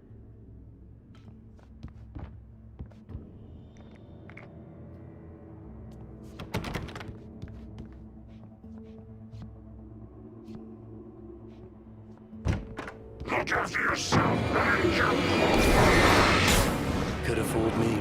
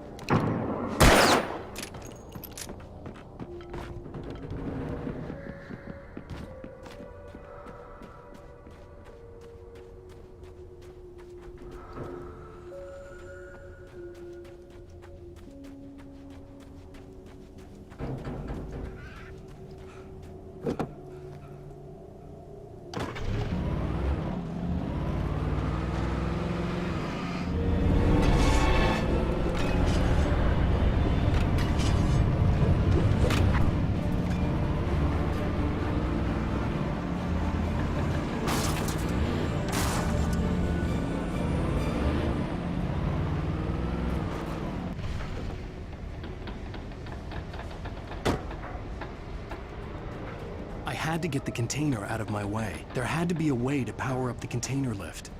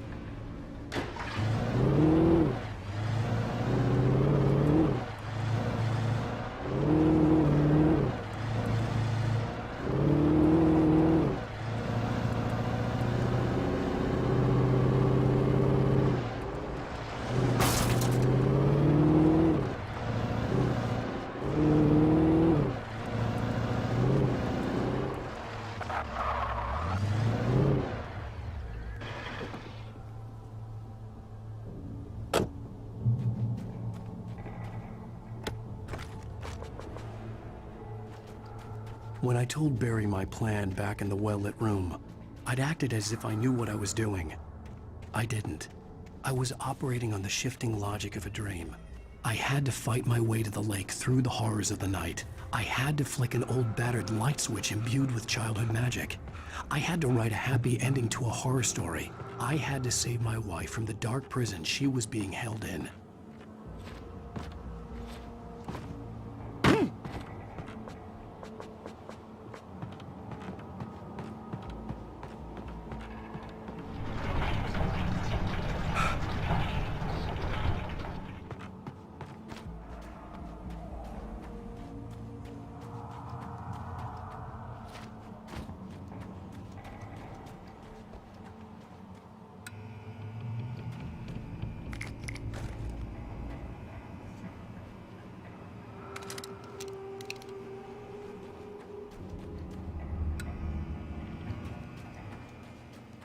I will never give her to you.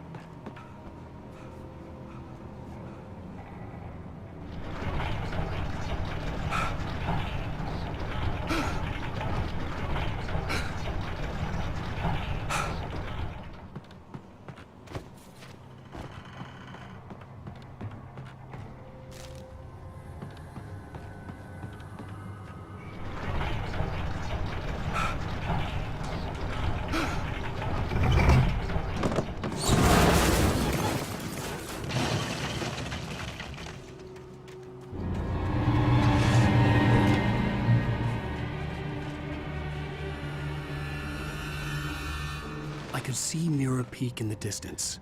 That's where Cauldron Lake was.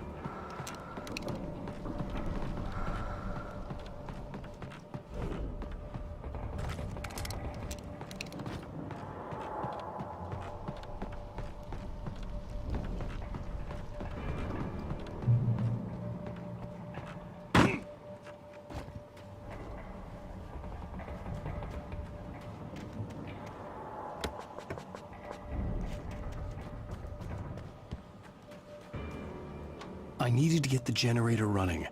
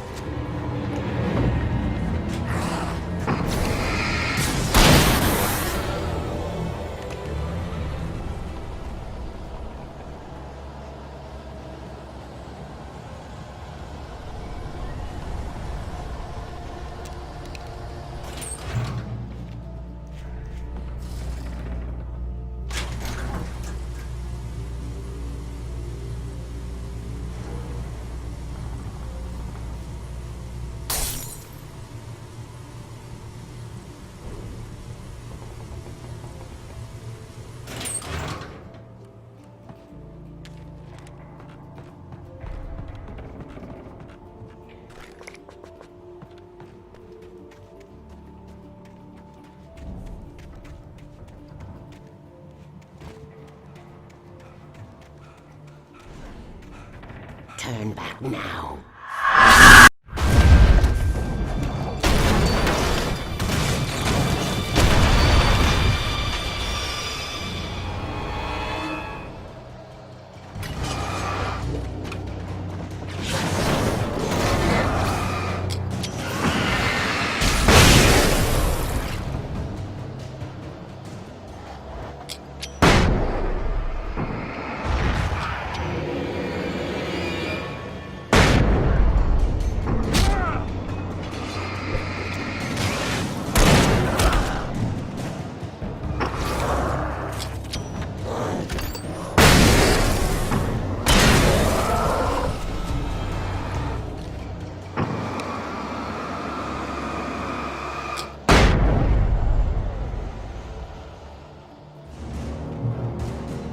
Do as you're told.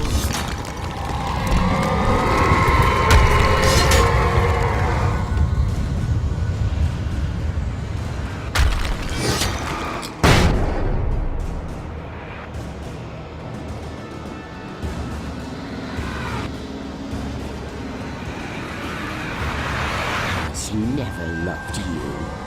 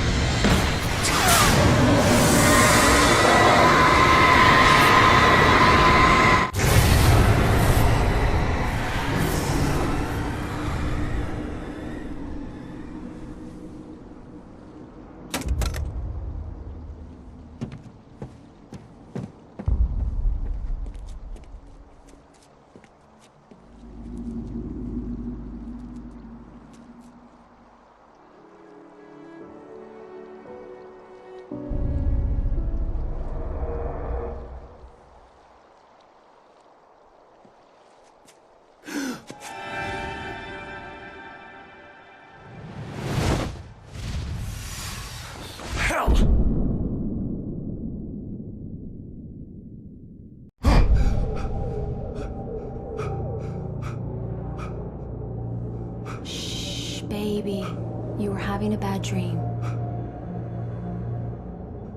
It was just another nightmare. No. Everything's fine. You're home. It wasn't a dream. Everything's fine. Turn the lights on. Turn the lights on! Shh, baby. The power's out. There's no light. Come back to bed and I'll make you forget all about your fear of the dark. My fear? It's your fear. Why aren't you afraid? You're not Alice. Turn the lights on now. Where's the clicker? What did you do with it? Alan, honey, you're still 1 foot in a dream. You're not making any sense. Come back to bed.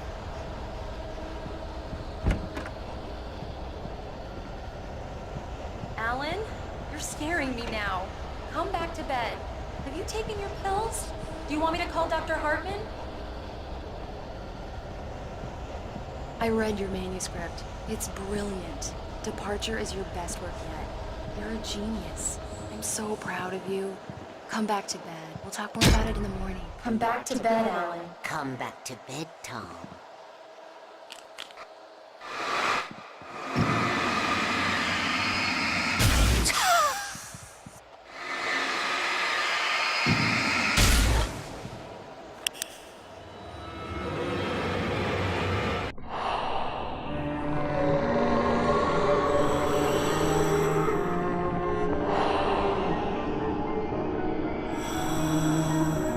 You must find your way to the cabin. It stands in your way. It won't let you pass. It has no heart. It's filled with darkness. You must fill its heart with light.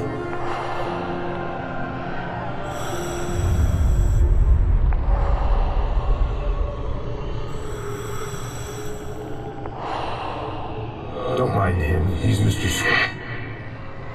Your friends will meet him when you're gone.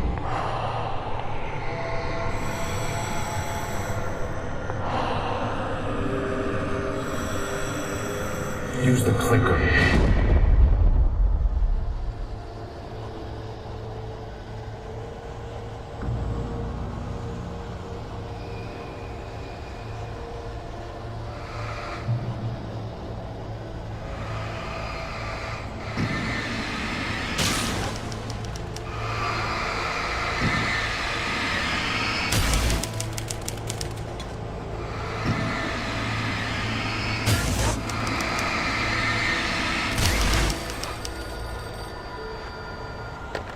The idea of a path.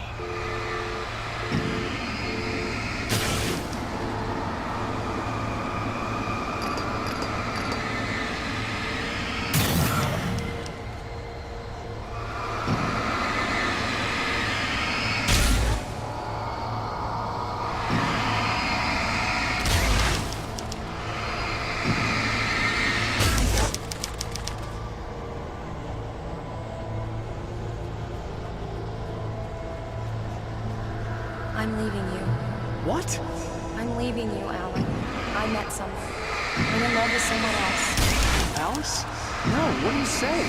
You can't. You don't love me. How could you? You don't even love yourself. All you do is torture yourself with work you can't do anymore. No, I love you more than anything in the world. You're my muse. I know. Who are you? What have you done with my Alice? Alan? What are you doing? Put the light back on! What are you doing, Alan? Stop! Put the light back on! It wasn't true. Nothing like that had ever happened.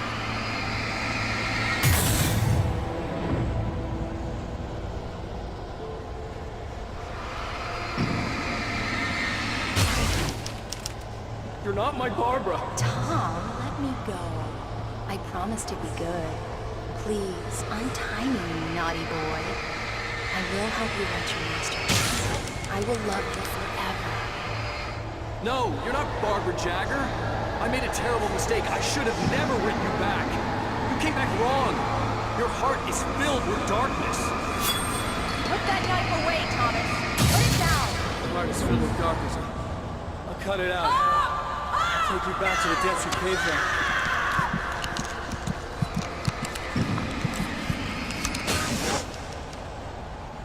filled with darkness. Get away from me, you hag! Where am I? Let me go!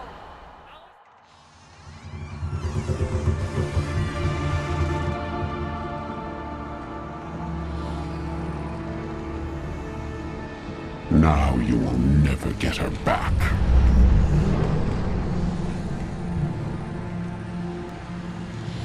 I am much older than you.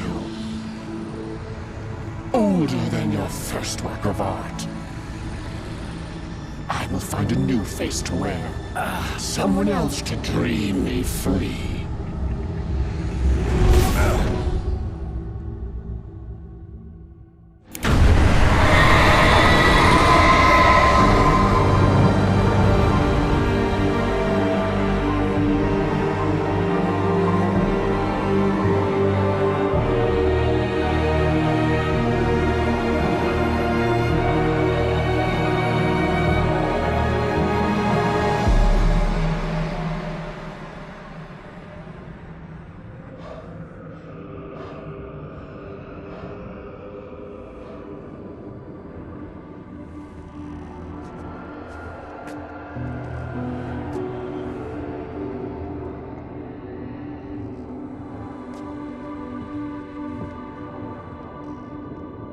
I could feel Alice's presence close by.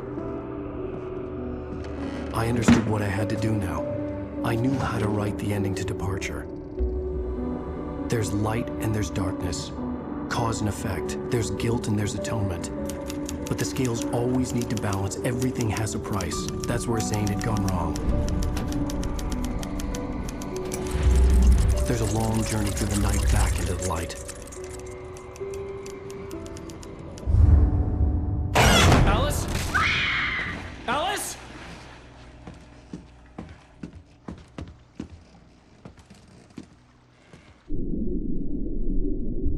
Oh no!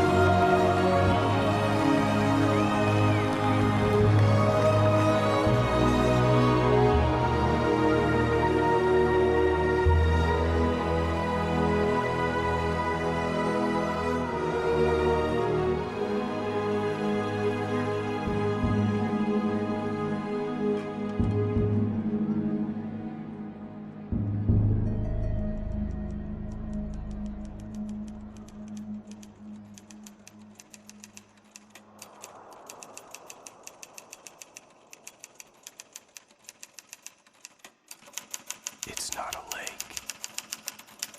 It's an ocean. Alan, wake up.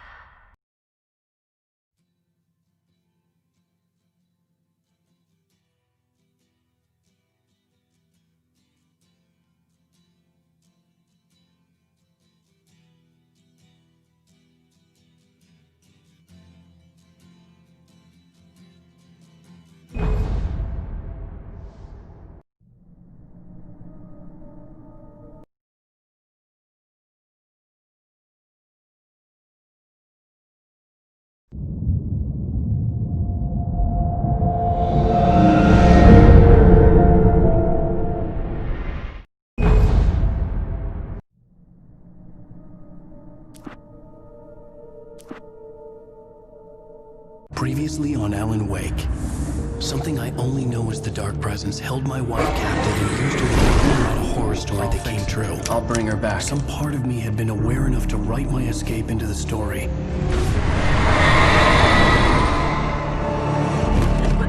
Alan? I saved Alice, then wrote a better ending for the story. But not without a price. I was trapped somewhere in the dark place, a strange zone somewhere beyond our world. It's not a lake. It's an ocean.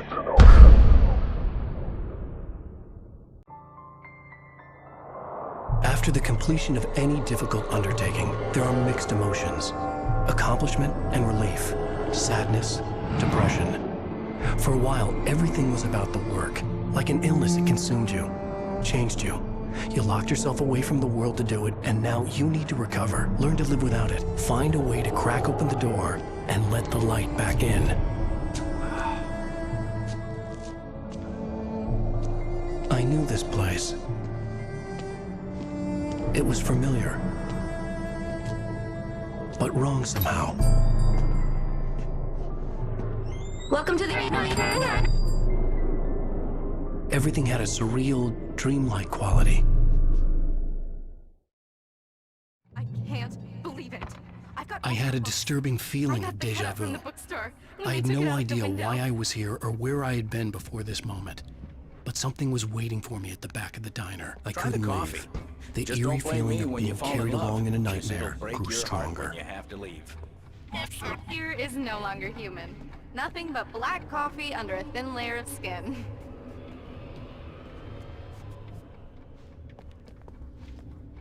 Are you staying long, Mr. I can't believe it. I'm having a conversation with... Do me a favor, Sonny! I could really use a tune right now. Number 6 in the jukebox. I'd do it myself, but both of my legs have gone to sleep. Bad circulation. Yeah. Are you serious? Again? Now that's what I'm talking about. Yeah. This is it. I'm gone to hell.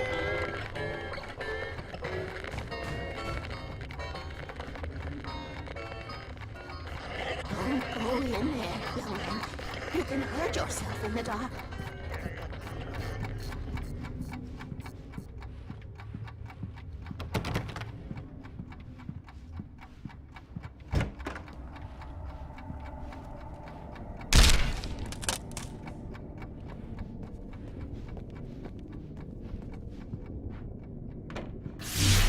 Alan, listen to me. Go no deeper. What? Focus. You're losing yourself. I will try to help the best I can, but it's up to you. Find a better point of contact. What do you mean? I cannot hear you. Please, you're the one making all this happen. Concentrate. This is what's happening. Nightmares. Too deep. Can't take the pressure. It's too much. Suddenly, Wake found himself face to face with himself. At the sight of myself, the dream suddenly became lucid. The dark place. That's where I was.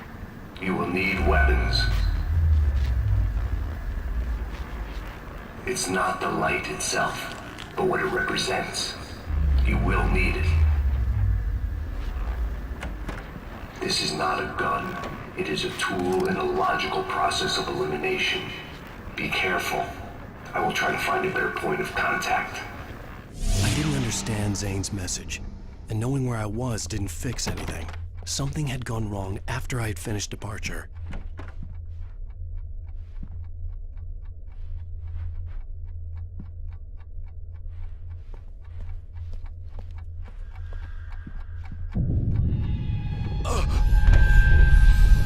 What the hell was that?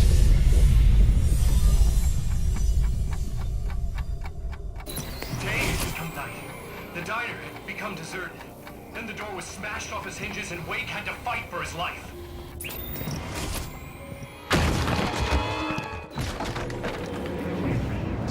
Get you much once.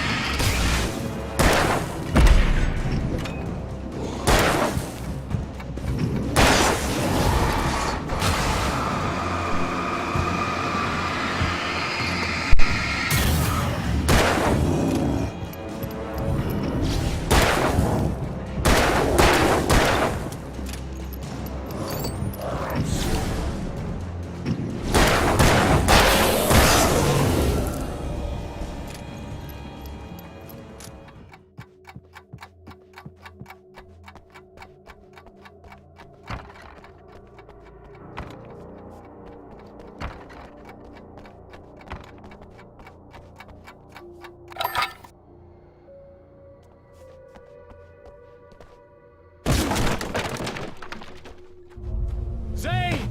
Wait for me!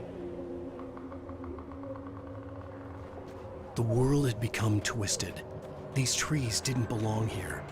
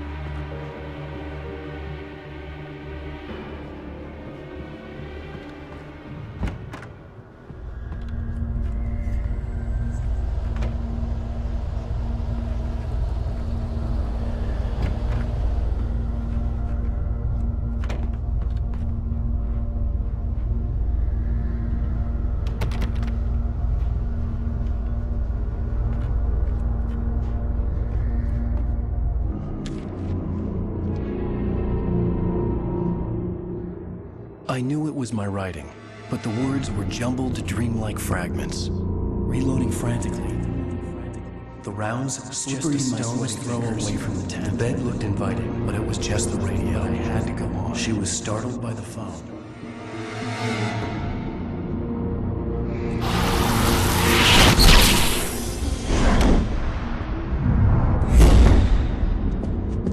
The GPS system was working. I hadn't expected that.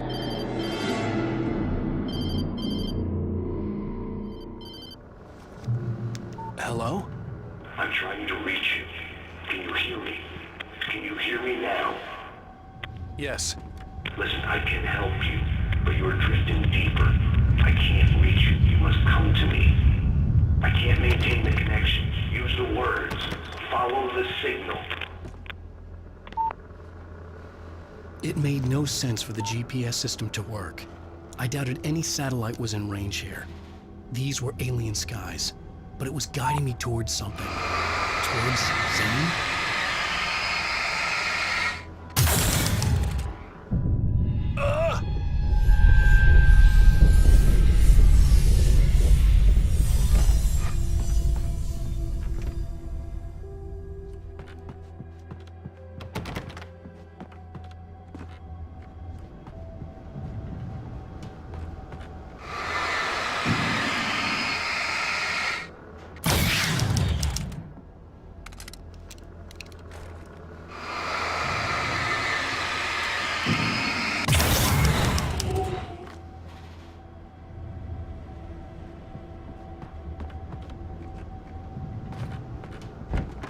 had shifted again.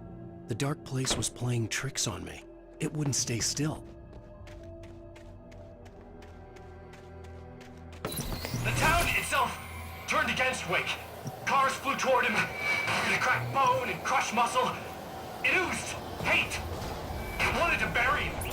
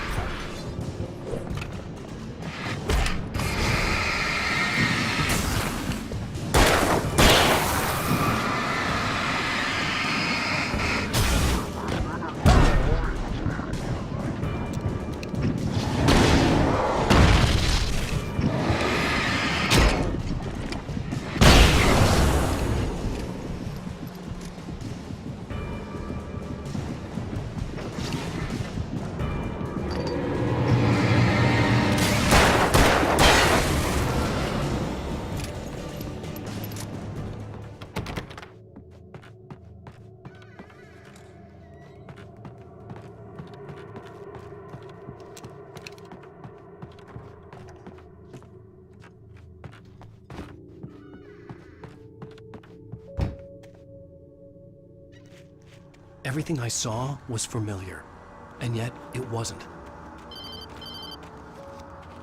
Hello? I cannot keep up. You're going too deep. I will try to guide you. Follow the signal. I'm trying! You must face yourself. Follow. Oh! The GPS system was supposed to lead me to Zane, but the shifts were interfering with it. I had to keep trying. I wouldn't survive alone.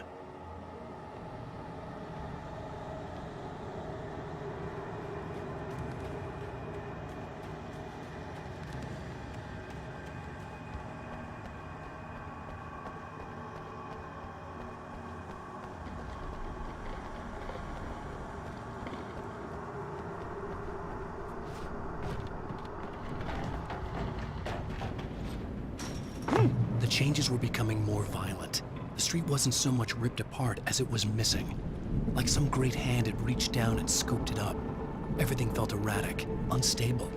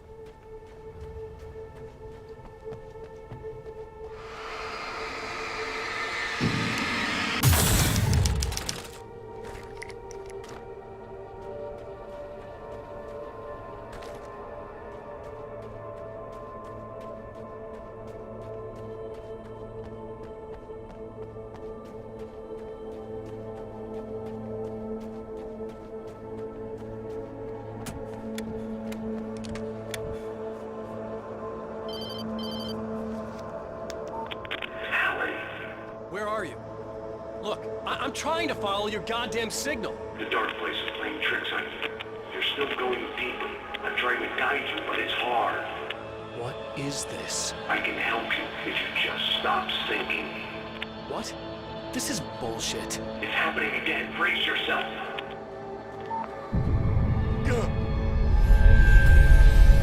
I was running after Zane, and he was telling me I was going too deep. It was ridiculous, but I was more scared than amused. I felt like I was being hindered by an unseen force in ways I couldn't fight. All I could do was keep going.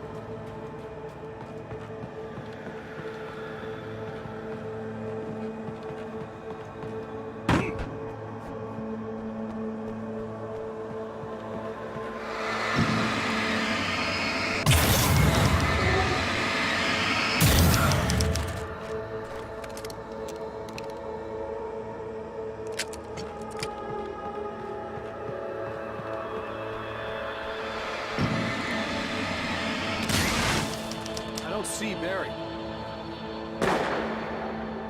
Look! Wake! Maybe that's him. That's the way to the chopper. I remembered this. This happened before we found Barry.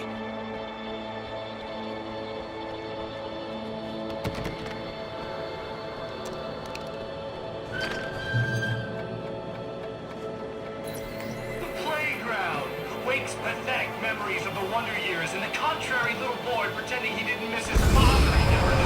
Absurd stuff. And beat Wake down. Eyes eager to cave his head.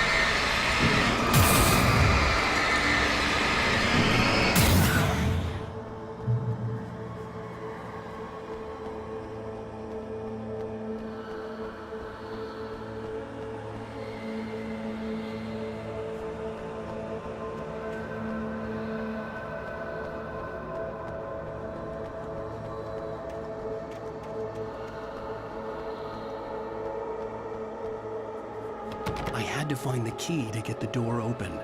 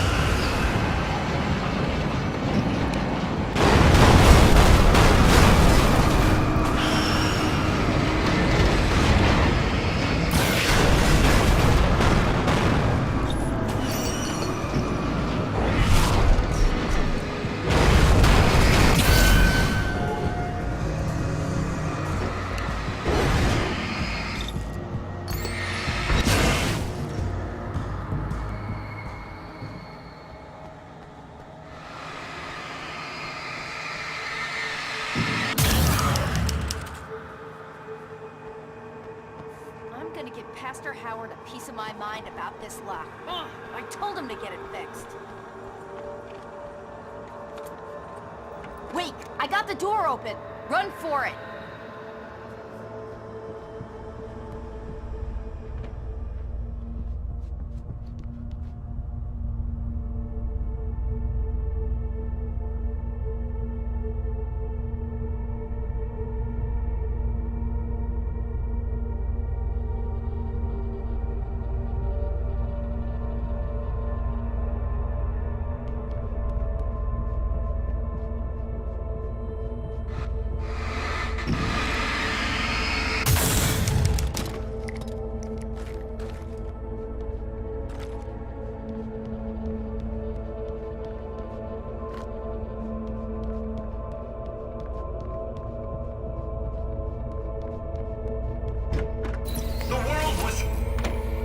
Changing, twisting, out of control.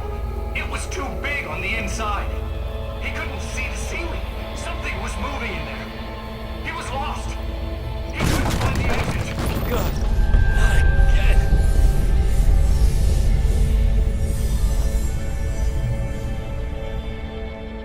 The shifts were getting more severe. I wasn't sure if the place got bigger or I got smaller. The signal was going haywire. I would have to find my way out of here on my own.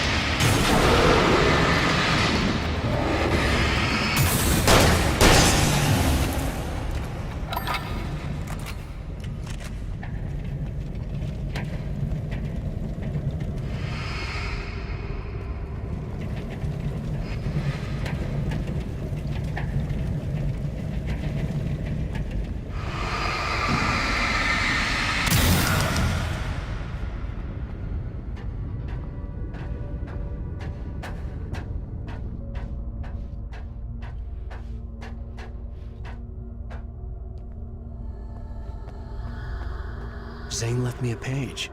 He was trying to help me.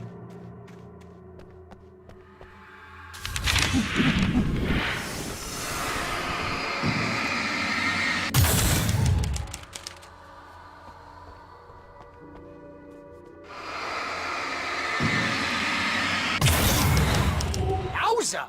Barry? Hey, bestseller! Looking good! You're not real. Well, no shit. What gave me away? What, the see-through thing? I'm a figment of your imagination, just like pretty much everything else you see here. That's insane. Yeah, you're right. Everything that happened before made perfect sense, but this is insane. Good catch, Al! Okay, look, I gotta get going. The GPS... The GPS, yeah, I know. Follow the signal. Got it. So, anywho, I'm here to help you out, pal. The thing is, you need to get a grip, alright? You nag the way the real Barry does. You know that? Well, hey, you know, be fair. It's not my fault you think I'm annoying. I don't think you're annoying. Al, babe, relax, it's cool. Just try to stay on the ball here. You need to do what Zane tells you. He's been here for ages. He's like the expert.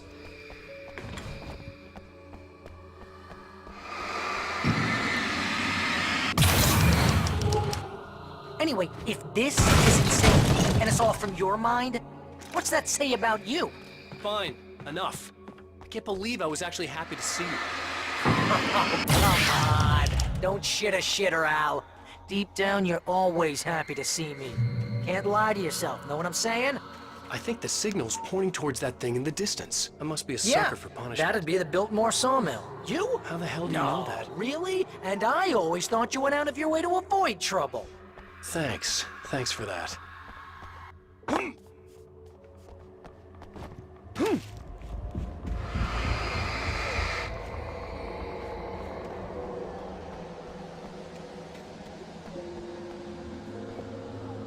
This is good work for a night person.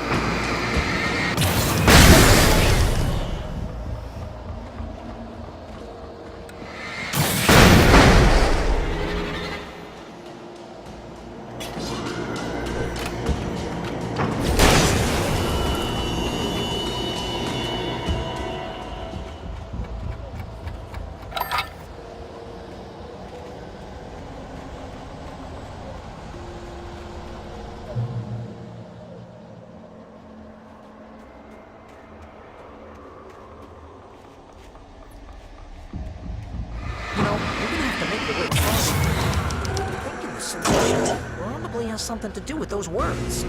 Really? You think? Yeah! You should probably use them. Your insight is staggering. Oh, I know.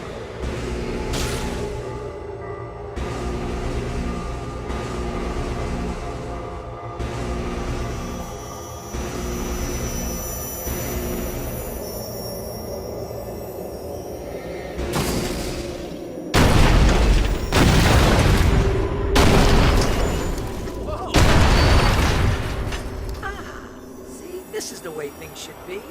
I give advice, and you follow. That's when things go right. Get up to something on your own, that's when the trouble starts. That's horseshit. Al? I'm not saying anything you haven't come up with first. Figment, remember? This kind of thing could drive a man insane. No! This is great! And it's probably therapeutic for you, too.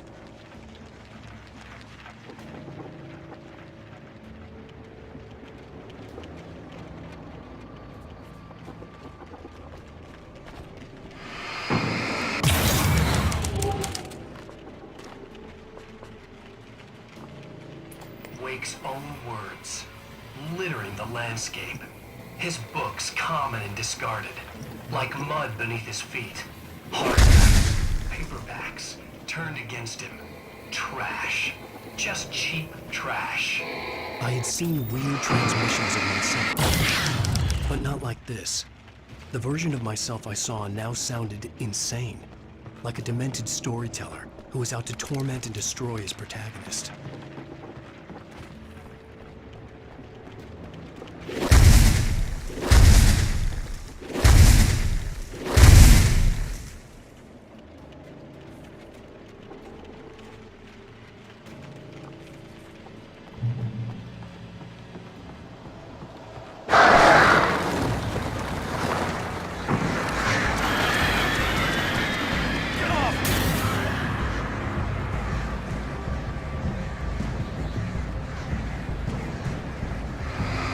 Come on, you gotta be careful. Those are bad words. Bad words.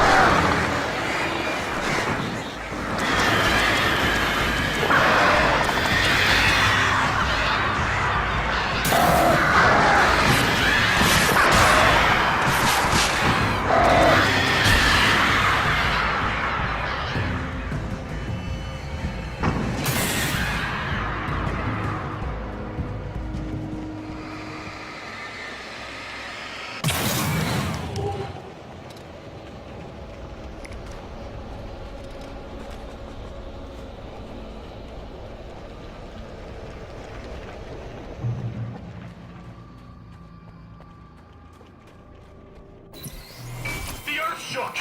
Streetlights pushed themselves up to the ground, flickering madly and spitting sparks. In the shadows, Wake saw far too many figures advancing eagerly, already tasting the kill. Okay, this is just too weird. You're weird. Barry, is all this really coming out of my head? It's just the way this place is, Al. All that random stuff in your head.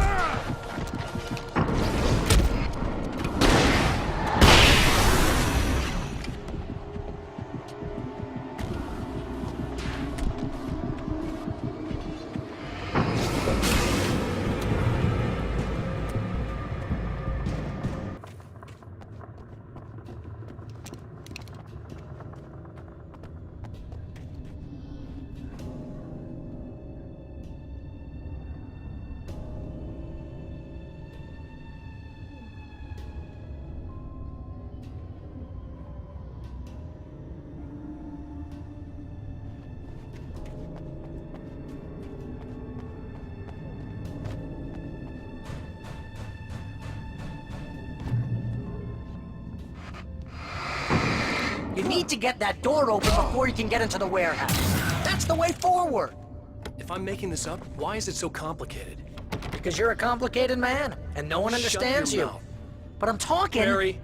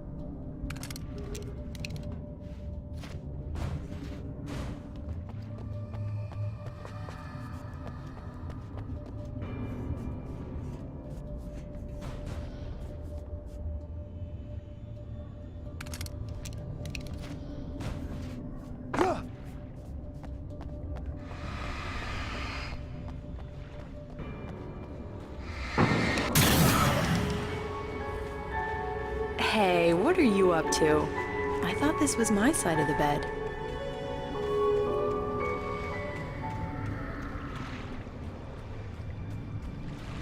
He entered the trap, surrounded by enemies. We get nowhere to run. I'm so sick of you.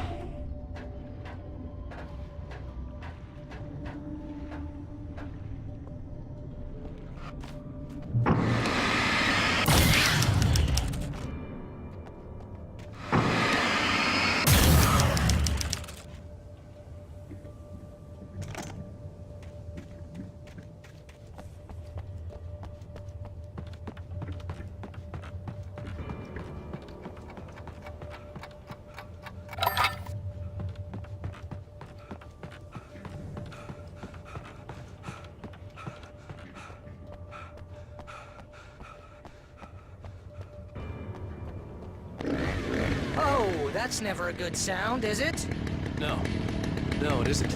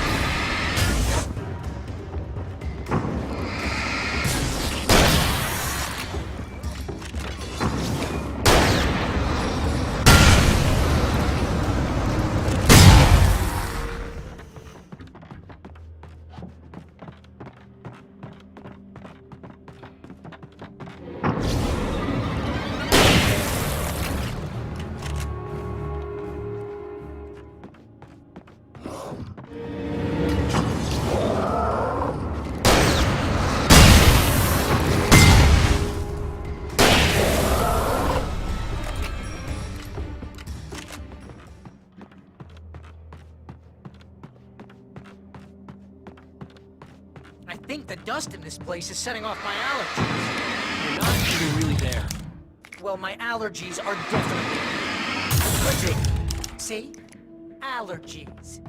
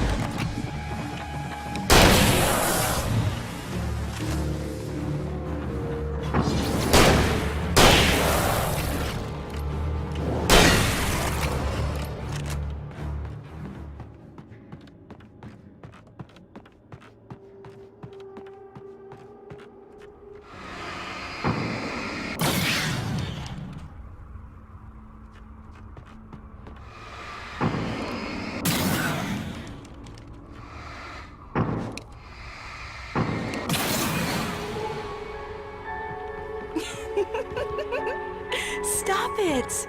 They're waiting for us downstairs. We don't have time for Alan. I knew she wasn't really here, but she still made my heart ache. I had saved Alice, but I wasn't even sure when that happened. Was it days ago? Weeks? Longer? I had no way of knowing.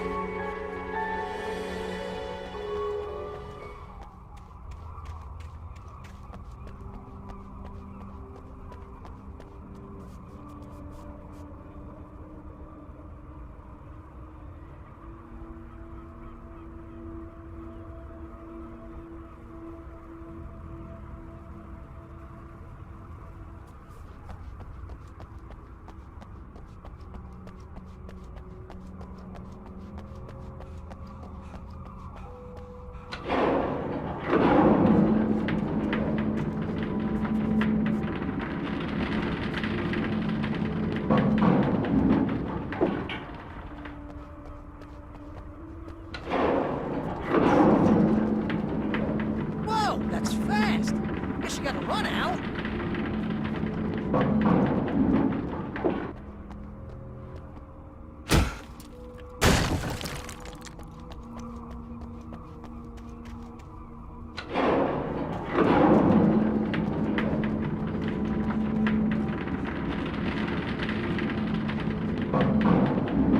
That looks crazy dangerous, Al.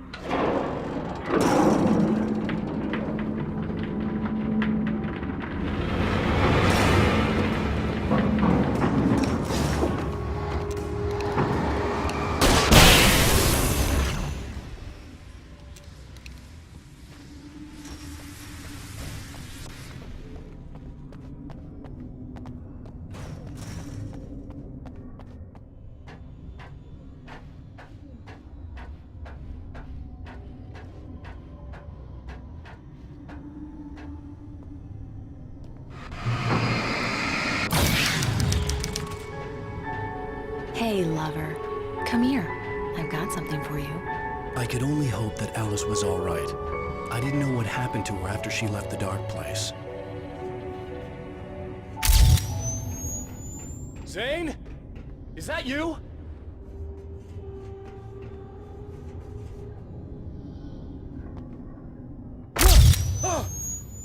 Hey, hold that pose. That was a good one. Like this? Yeah, but smile a little more. No, that's too much. You want to look mysterious, maybe a little tough. You know how people go for those dangerous bad boys. But I'm not dangerous. Oh, come on. You write about terrible things all the time. People want to think that you're intimately familiar with them. You kill Casey in this book. You need to look a little bit like a murderer. Oh, that's good. Do that again. You look handsome. And dangerous. You know, I wasn't sure about the beard before, but I was wrong. It looks good on you. Okay, I think we're done. Great. I want to get out of this suit. Hey, things are looking up. Guess danger is sexy. That was when I was still working, when I felt like a real writer instead of a fraud. It was a good memory. I wished I hadn't seen it.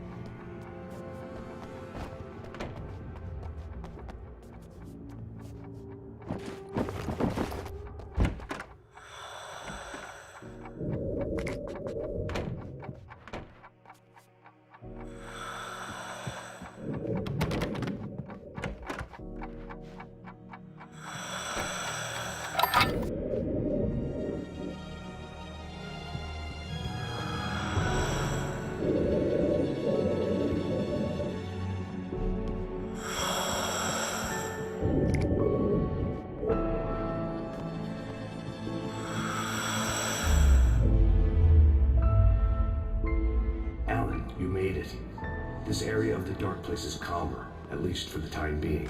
We can talk here, but we don't have much time. Zane, how do I get out of here? That's what you face. That's you, even as we speak. Darkness. Darkness coming! Swept him away. Lost. He knew. He knew! He couldn't hold on. He knew there was no way out. Oh! No! I'm right here, Oh, Zane! what's going wrong? That's not me, it's just... Wrong? I don't know, an echo, a hallucination, the dark presence. No, the dark presence is not responsible for this. You are making this happen. You're trapped in your own nightmares. You are fighting yourself. Wade didn't understand it. He would never make it. He would never wake up. He'd get swallowed up in the rising tide of darkness. It was coming. It was coming. Shut up! Ah!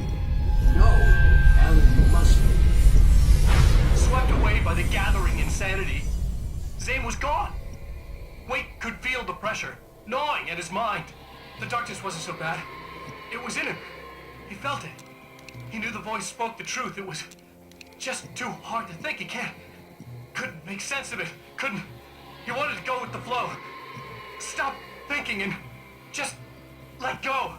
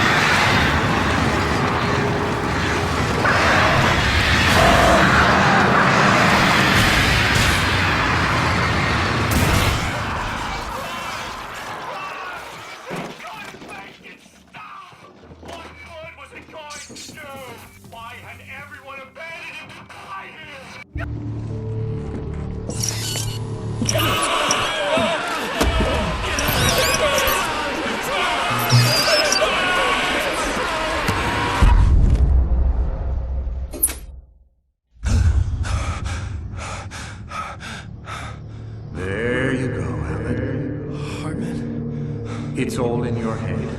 You've been making it up. Really, Wade? Really, Wade? Come on. Your delusions.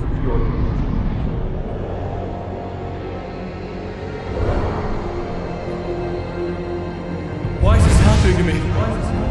Lodge. No.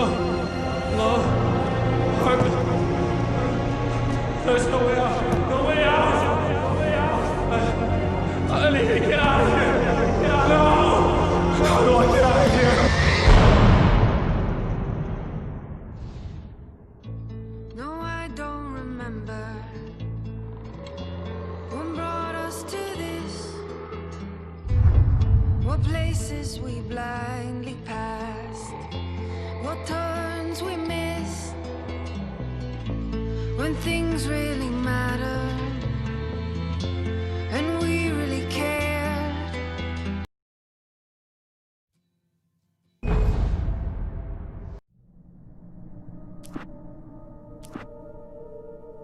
Previously on Alan Wake.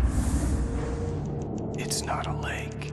It's an ocean. After saving my wife from the mysterious dark presence, I found myself trapped in the dark place. Imagination can be the enemy here. A nightmarish world that exists somewhere beyond the shores of our own existence. We're the one making all this happen. Just do what Zane tells you. Follow the signal. Is all this really coming out of my head? The dark place is playing tricks on you. I made my way across its ever-shifting landscape, trying to reach Thomas Zane. You're trapped in your own nightmares. You're still going deeper.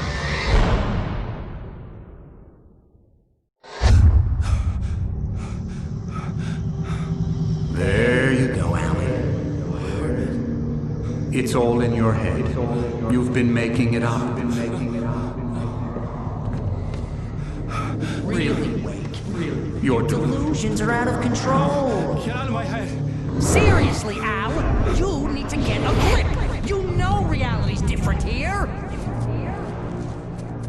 See what I mean, Al? Ugh, I think I'm stuck on this side.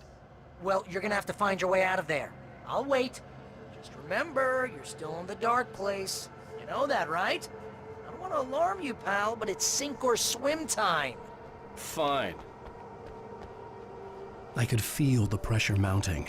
Barry was right. Time was running out. Everything I saw was a dark, twisted version of reality based on my memories and thoughts.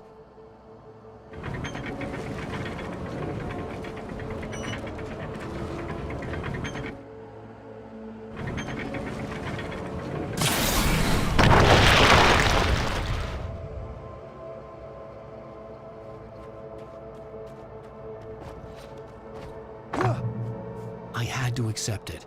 If all of this was from my mind, then I was the one making all this happen. I was literally fighting myself. It was a moment of clarity.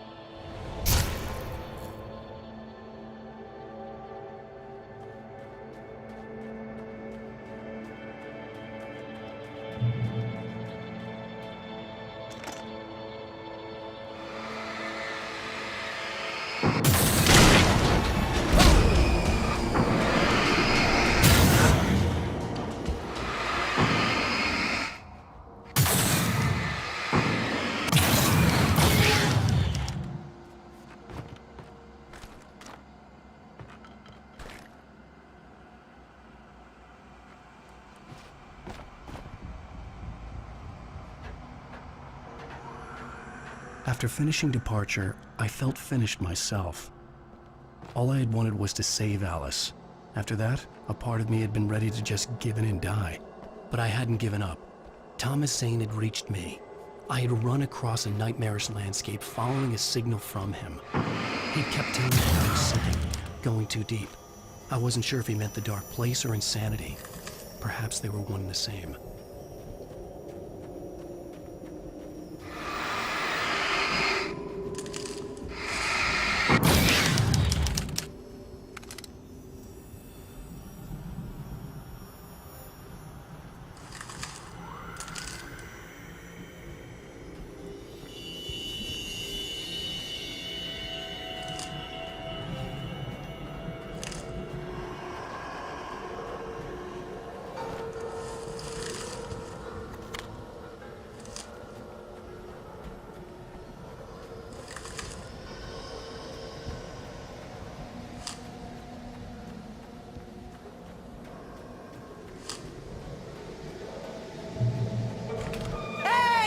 Nice job, Al! So, you really are nuts, huh? Let's face it, we always knew this was coming. I guess, but I actually feel pretty rational, all things considered. Crazy people don't know they're crazy. That's where they're crazy. Hey, check out the light show behind the lodge. That's Zane's light. Yeah, you're done sinking now. That means he's just about caught up with you. You better go talk to him.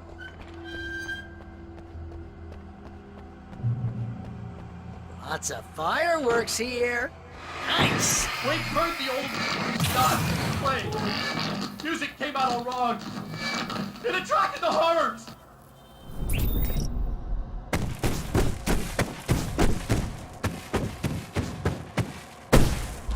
Oh, hell yeah! Remember this, Al? It's an endangered species.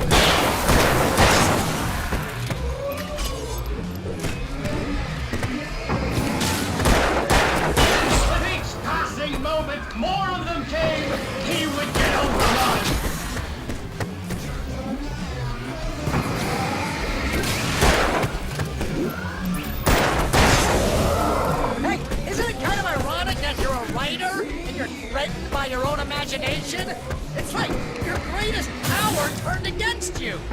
That's very deep, but I'm a little busy not dying over here. Jeez, always melodrama.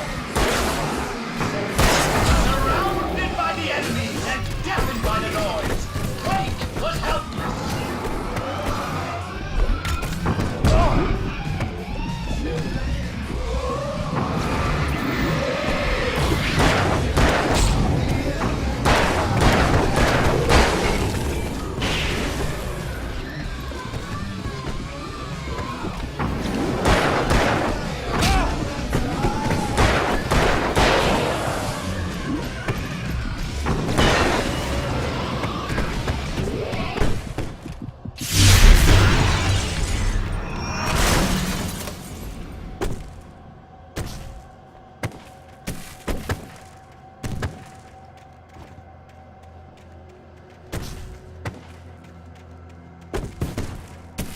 Get inside now, Al. The big guy busted down the door.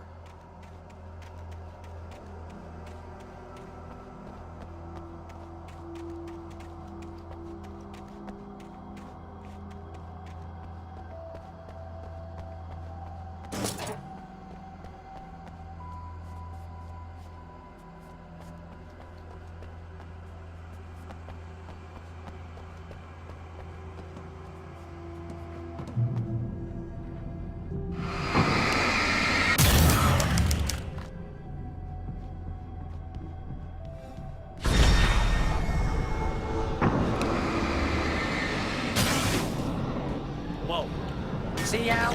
This is classic you. Always making things complicated. This is just a memory. Even your memories are complicated.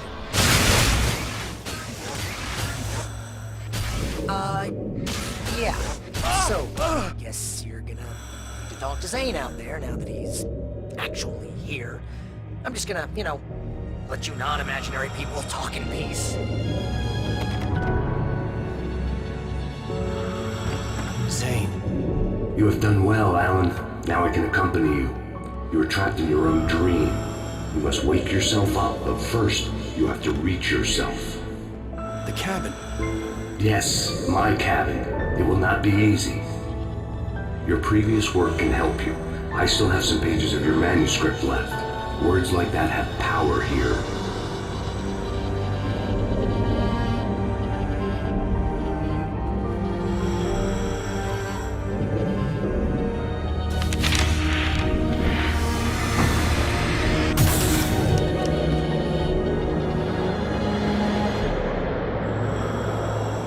lighthouse? It's very appropriate. I can help you reach it. But after that, you will be on your own. I cannot enter the cabin now. The Dark Presence made sure of that on our last encounter. You are facing yourself, the parts of your mind that are hard to control. This is not a fight anyone else can win for you. Okay, that's different.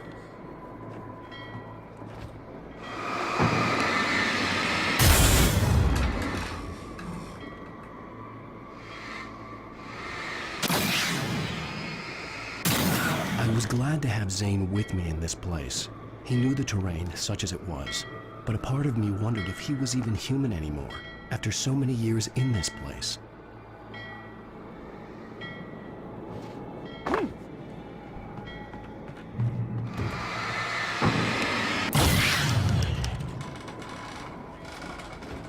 The world was tilted.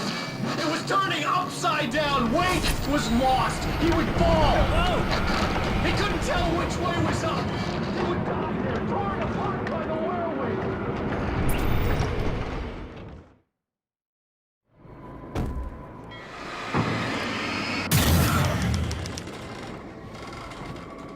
The world was tilted.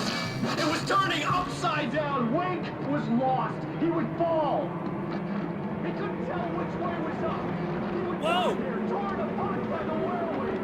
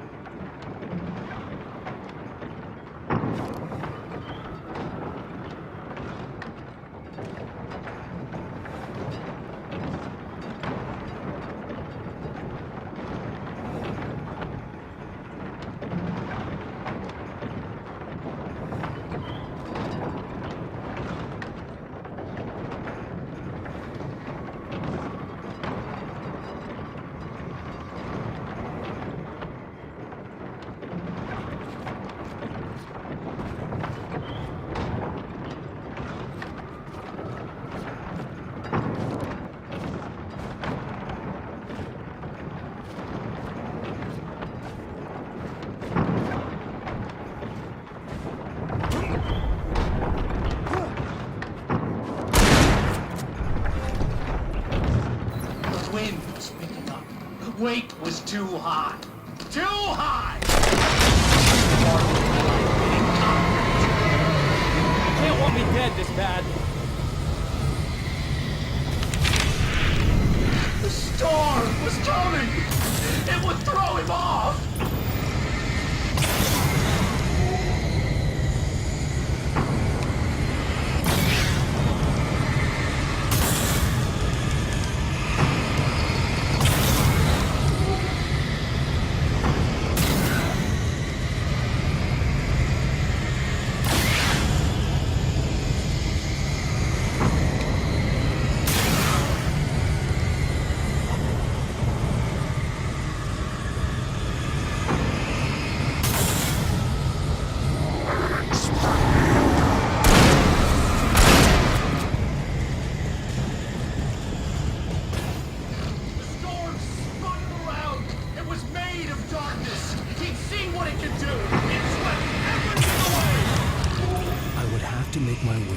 Swirling madness. It reminded me of the Dark Presence, just another memory, but it could still kill me.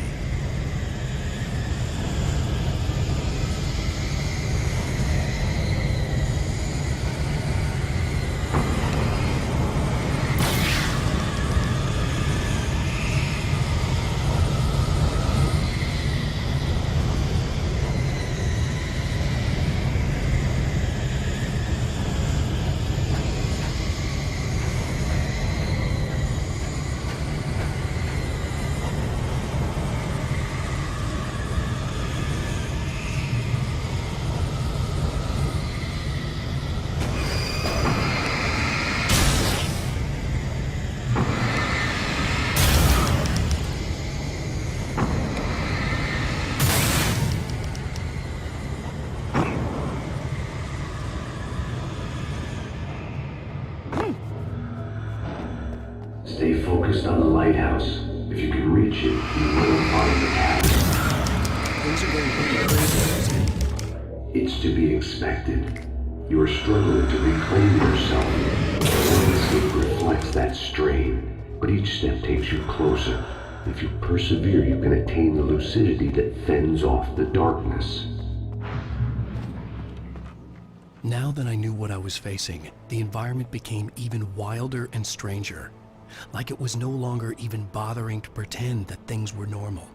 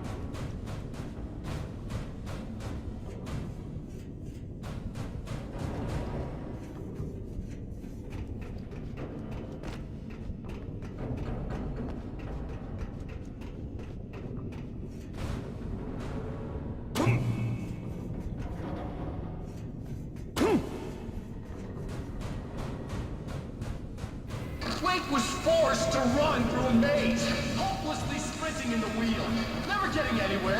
His life in miniature. It was useless. Oh, now what?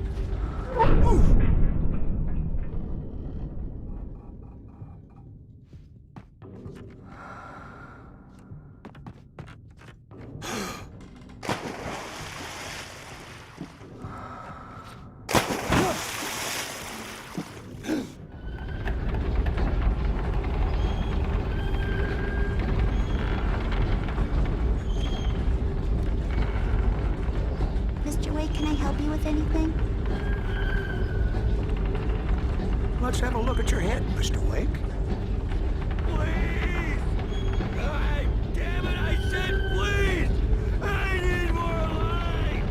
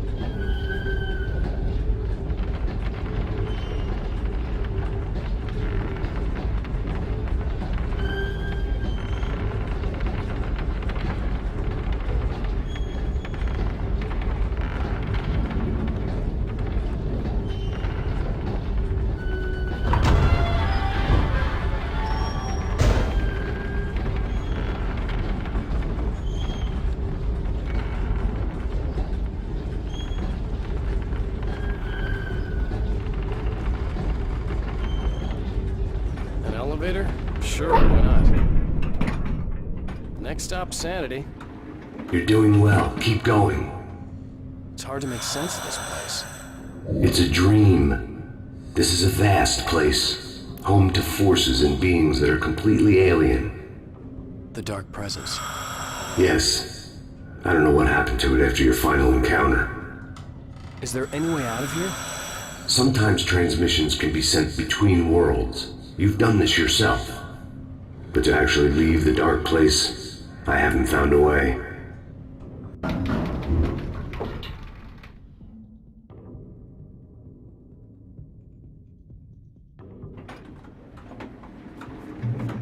Stucky's gas station.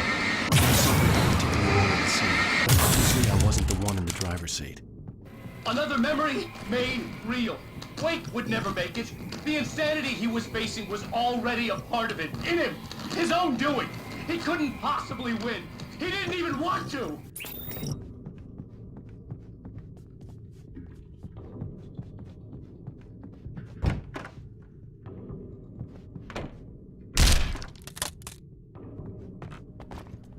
At least the lighthouse was much closer now.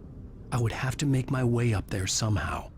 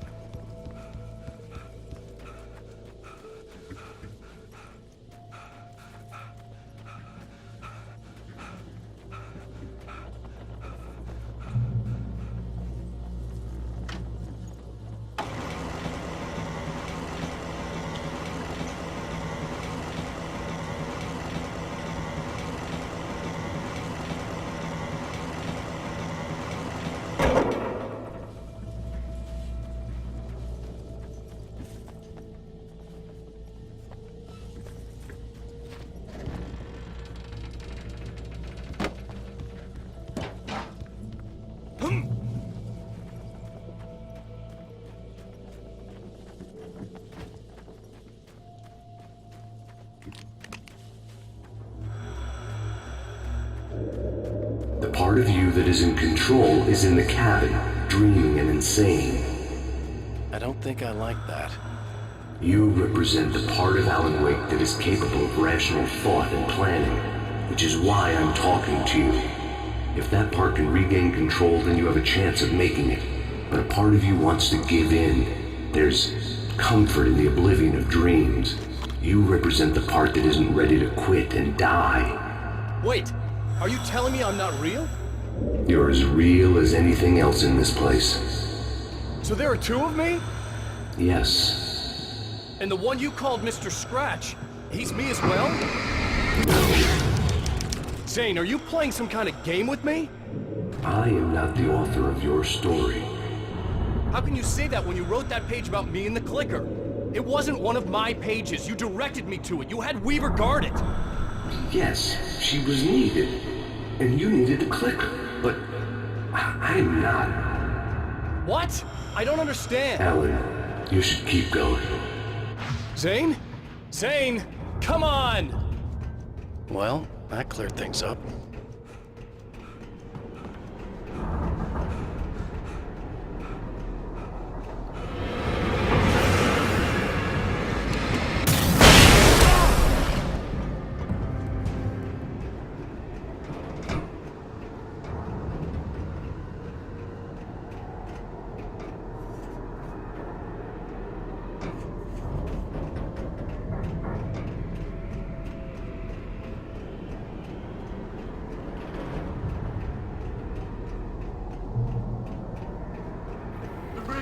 Roads in the unnatural wind. It was heralding the enemy's arrival. We couldn't leave this place alive.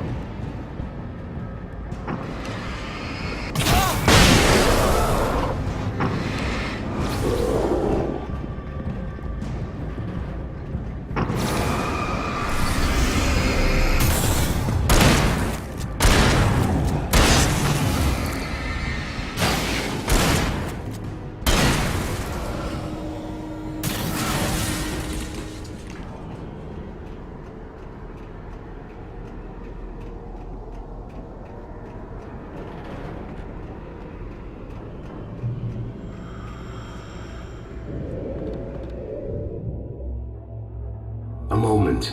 I can help you here.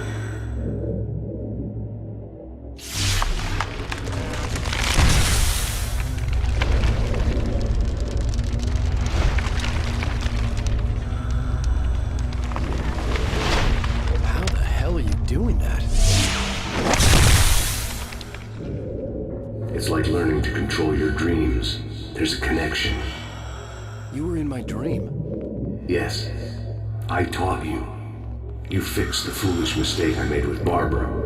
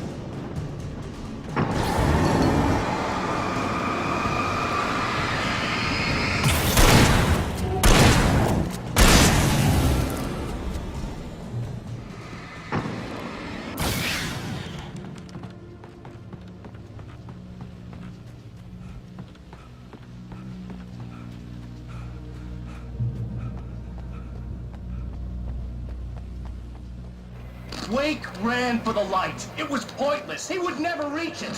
His life would be snuffed out just as easily as the very thing he thought would save him. Even with the light gone, all I could do was keep going.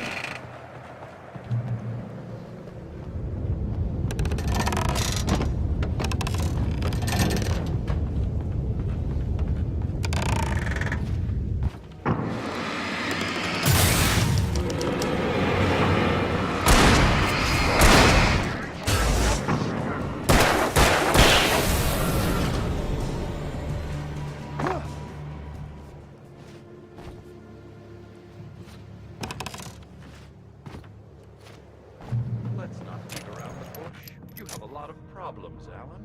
I do.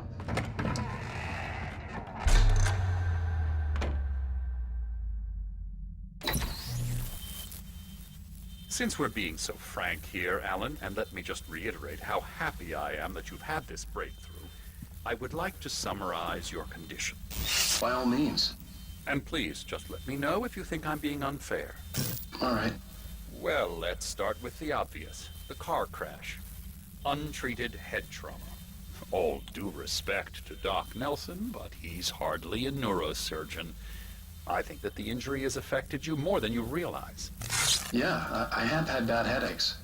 Then there's your history of substance abuse, which, combined with your chronic insomnia, has resulted in hallucinations and extremely poor impulse control. That's a dangerous combination, one which your wife has unfortunately had to suffer from far more than you. I know she has. I don't think I'm exaggerating when I say that you are existing in a state of all-encompassing denial. Your vivid fantasy casts you as a heroic victim and allows you to skirt responsibility for your own actions. It allows you to solve your imaginary problems and dismiss the things that truly trouble you. In your self-serving delusions, your personal problems are assets that allow you to save Alice, perhaps even the world. Dr. Hartman, I think that's spot on. I can't argue with any of that. Well, I'm sure I'm stating the obvious. I don't want to labor the point, but, well, No, I understand. It's important that I face it. Precisely, Alan. You've put so much effort and imagination into this self-deception, but what good has it really done for you? You refused my offer of help, and here you are. Did being so obdurate really get you to a better place? No. No. And did it really help Alice? Was this really the best thing for your wife? Probably not. Probably not. Why don't we find out? You know, I've been talking with her. There's something she wanted you to hear. Oh, hey. That sounds like fun.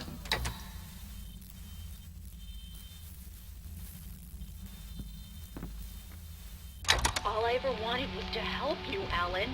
I ate all the shit you handed out and tried to understand your pathetic, wealthy white male drama until my life consisted of managing your never-ending crisis.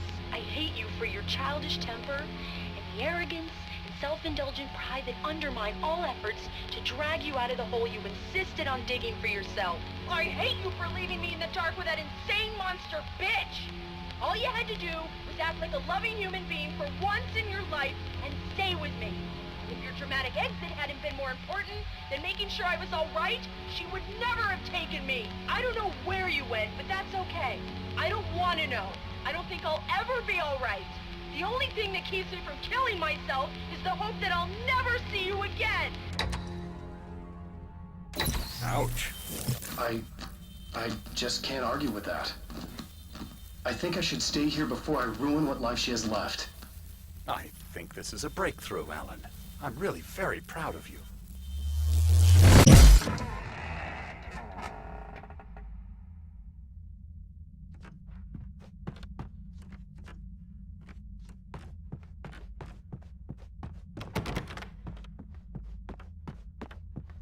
It was nonsense. I knew I had saved her. I'd succeeded in that, and that was all that mattered. What I heard in there wasn't the truth. It was just another toxic mirage. It cut deep, but that made me all the more determined to force myself to snap out of it. I didn't want to be that guy anymore. I had to make myself see the light.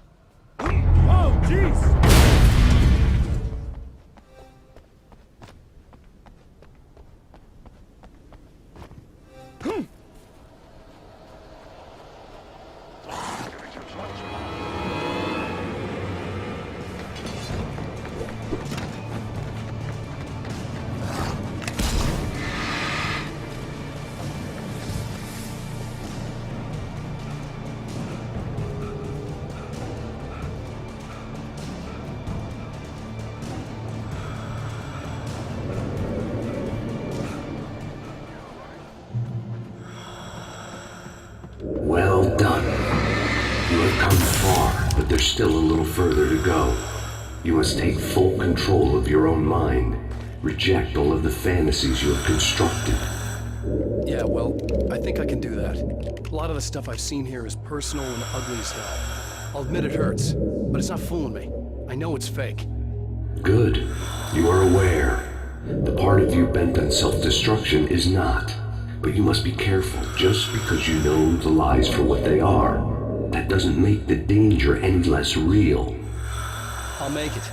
I don't have any choice. Here. I cannot come any further, but this will help you on your way.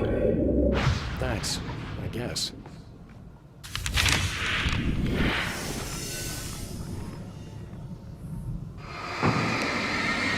Hey, let me tell you something, Alan. I know how your mind works.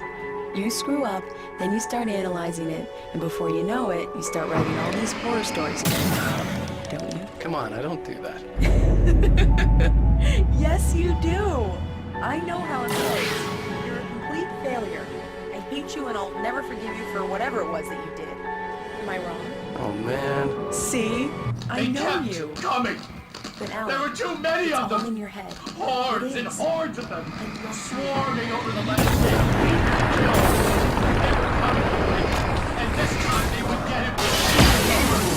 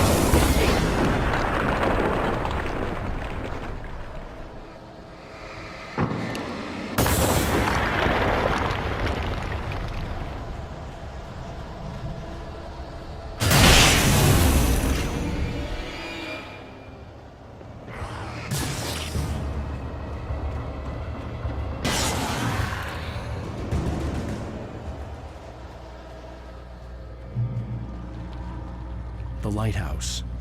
I was relieved to have made it here, but I wasn't sure what was going to happen now.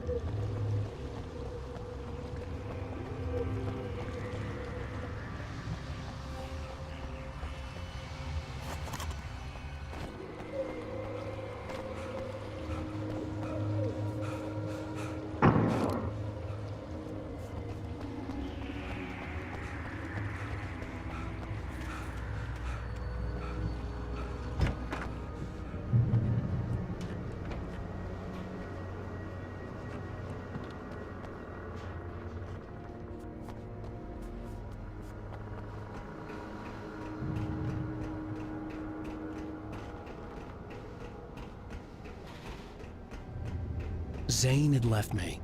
I wasn't sure what the Dark Presence had done to him if he couldn't follow, but from now on, I was on my own. Still, he had gotten me this far. I would never have made it by myself. This thing was going to end. It wouldn't be long now.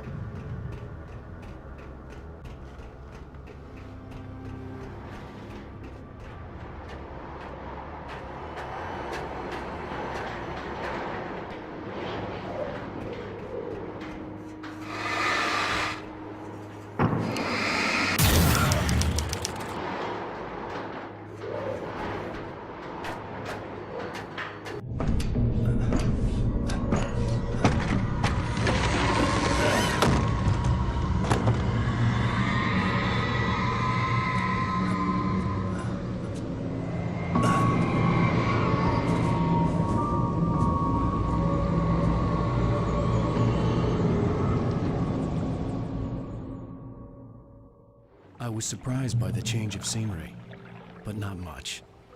I was starting to understand the symbolism, the way the dark place flowed.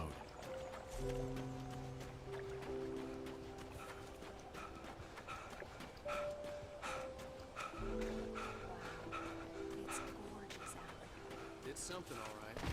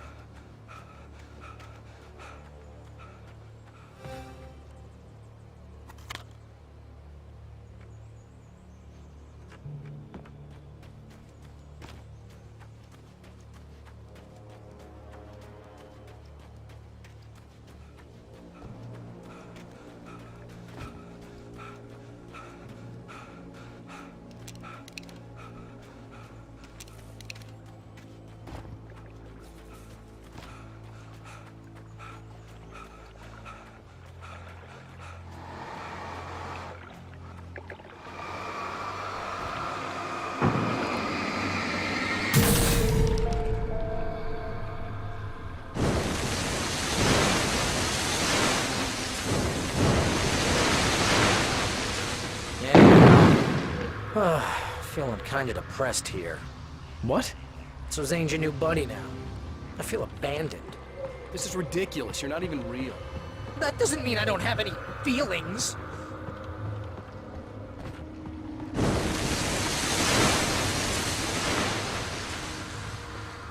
Thing is, you need to get all rational here. Abandon your fantasies, right?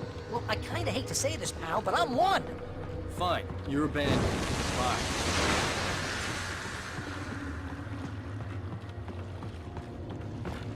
Al, what I'm saying is the only way you're getting in that cabin is through me. It's one of those kill your darlings things. But hell, you're used to that, big shot writer. Am I right? It was in everything. It was even taking a people Wake knew, turning his friends against him. They were What does it say about you? against him. When you're this desperate to keep yourself from getting bitter. Here we go!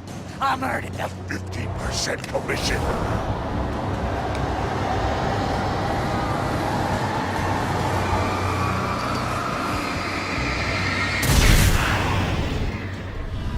It's great that you first make yourself an imaginary friend, and then you can't even get along with that guy. People skills, Al! You're a master!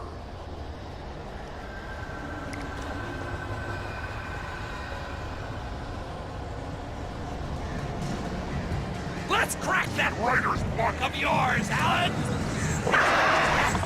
You're full of fiction. an expert on murder in dark alley.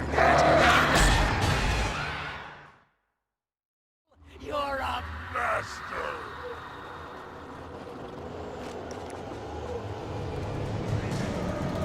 Let's crack that writer's block of yours, Alan! You're a master of crime fiction, an expert on and a master of substance abuse. That's the best part. The business.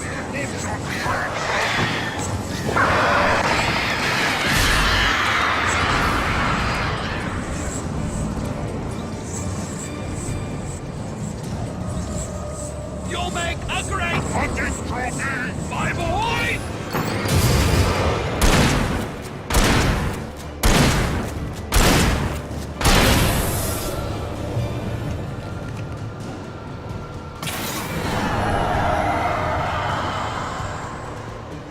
Well, it's great that my job mostly consists of keeping you your entire life, but you have all the impulse control of a people on crack.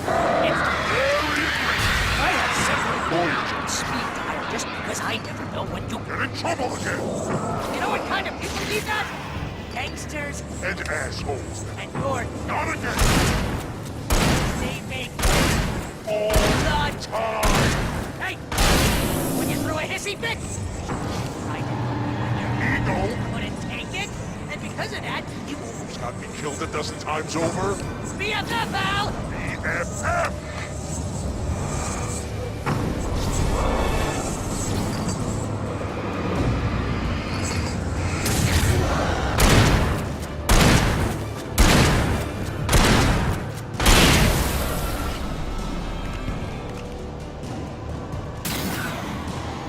It's totally not Benny. And you have to literally pay your best friend to hang out with you because everybody surly ass.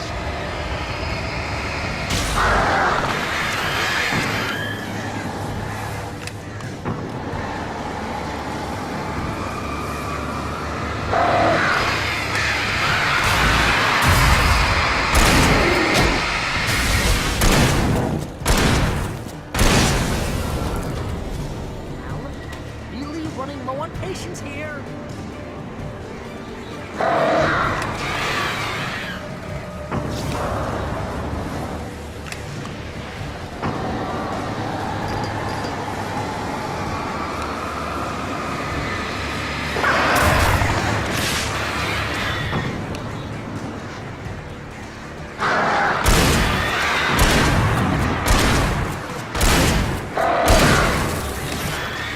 God, you're driving me nuts.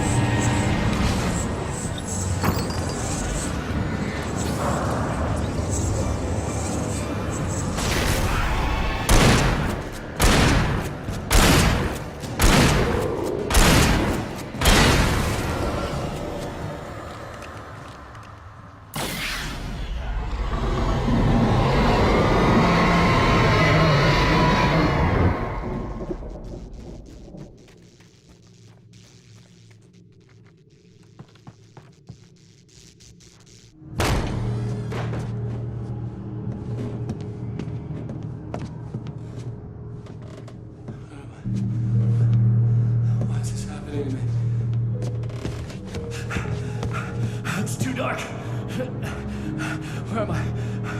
Can't find my way. Why is this happening to me? Can't find my way. It's too dark.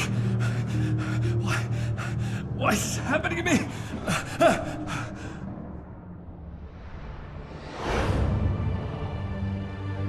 Just like that, my mind was clear. Zane had been right. I could think clearly again. But I couldn't survive in this place the way he had, and I might not make it back a second time. Leaving this place would be hard. Maybe impossible.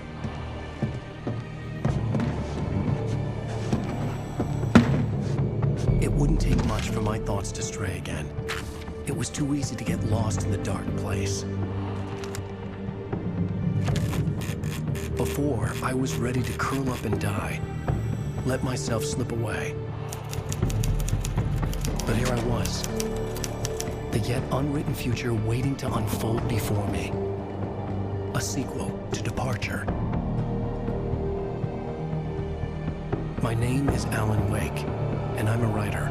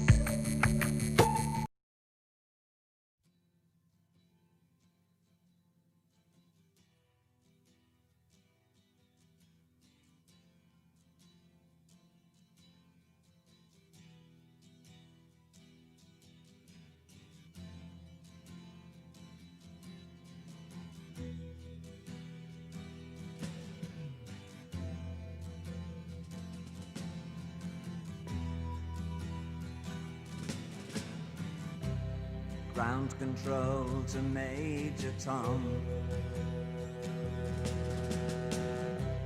Ground control to Major Tom. Take your protein pills and put your helmet on. 10. Ground control 9, to Major Tom. 8, 7, 6. Commencing countdown, engines on. 3, 2.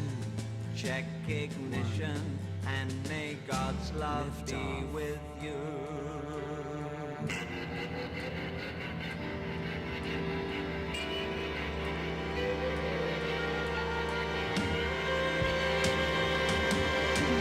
This is ground control to Major Tom. You've really made the grade, and the papers want to know whose shirts you wear. Now it's time to leave the capsule if you dare. This is Major Tom to ground control.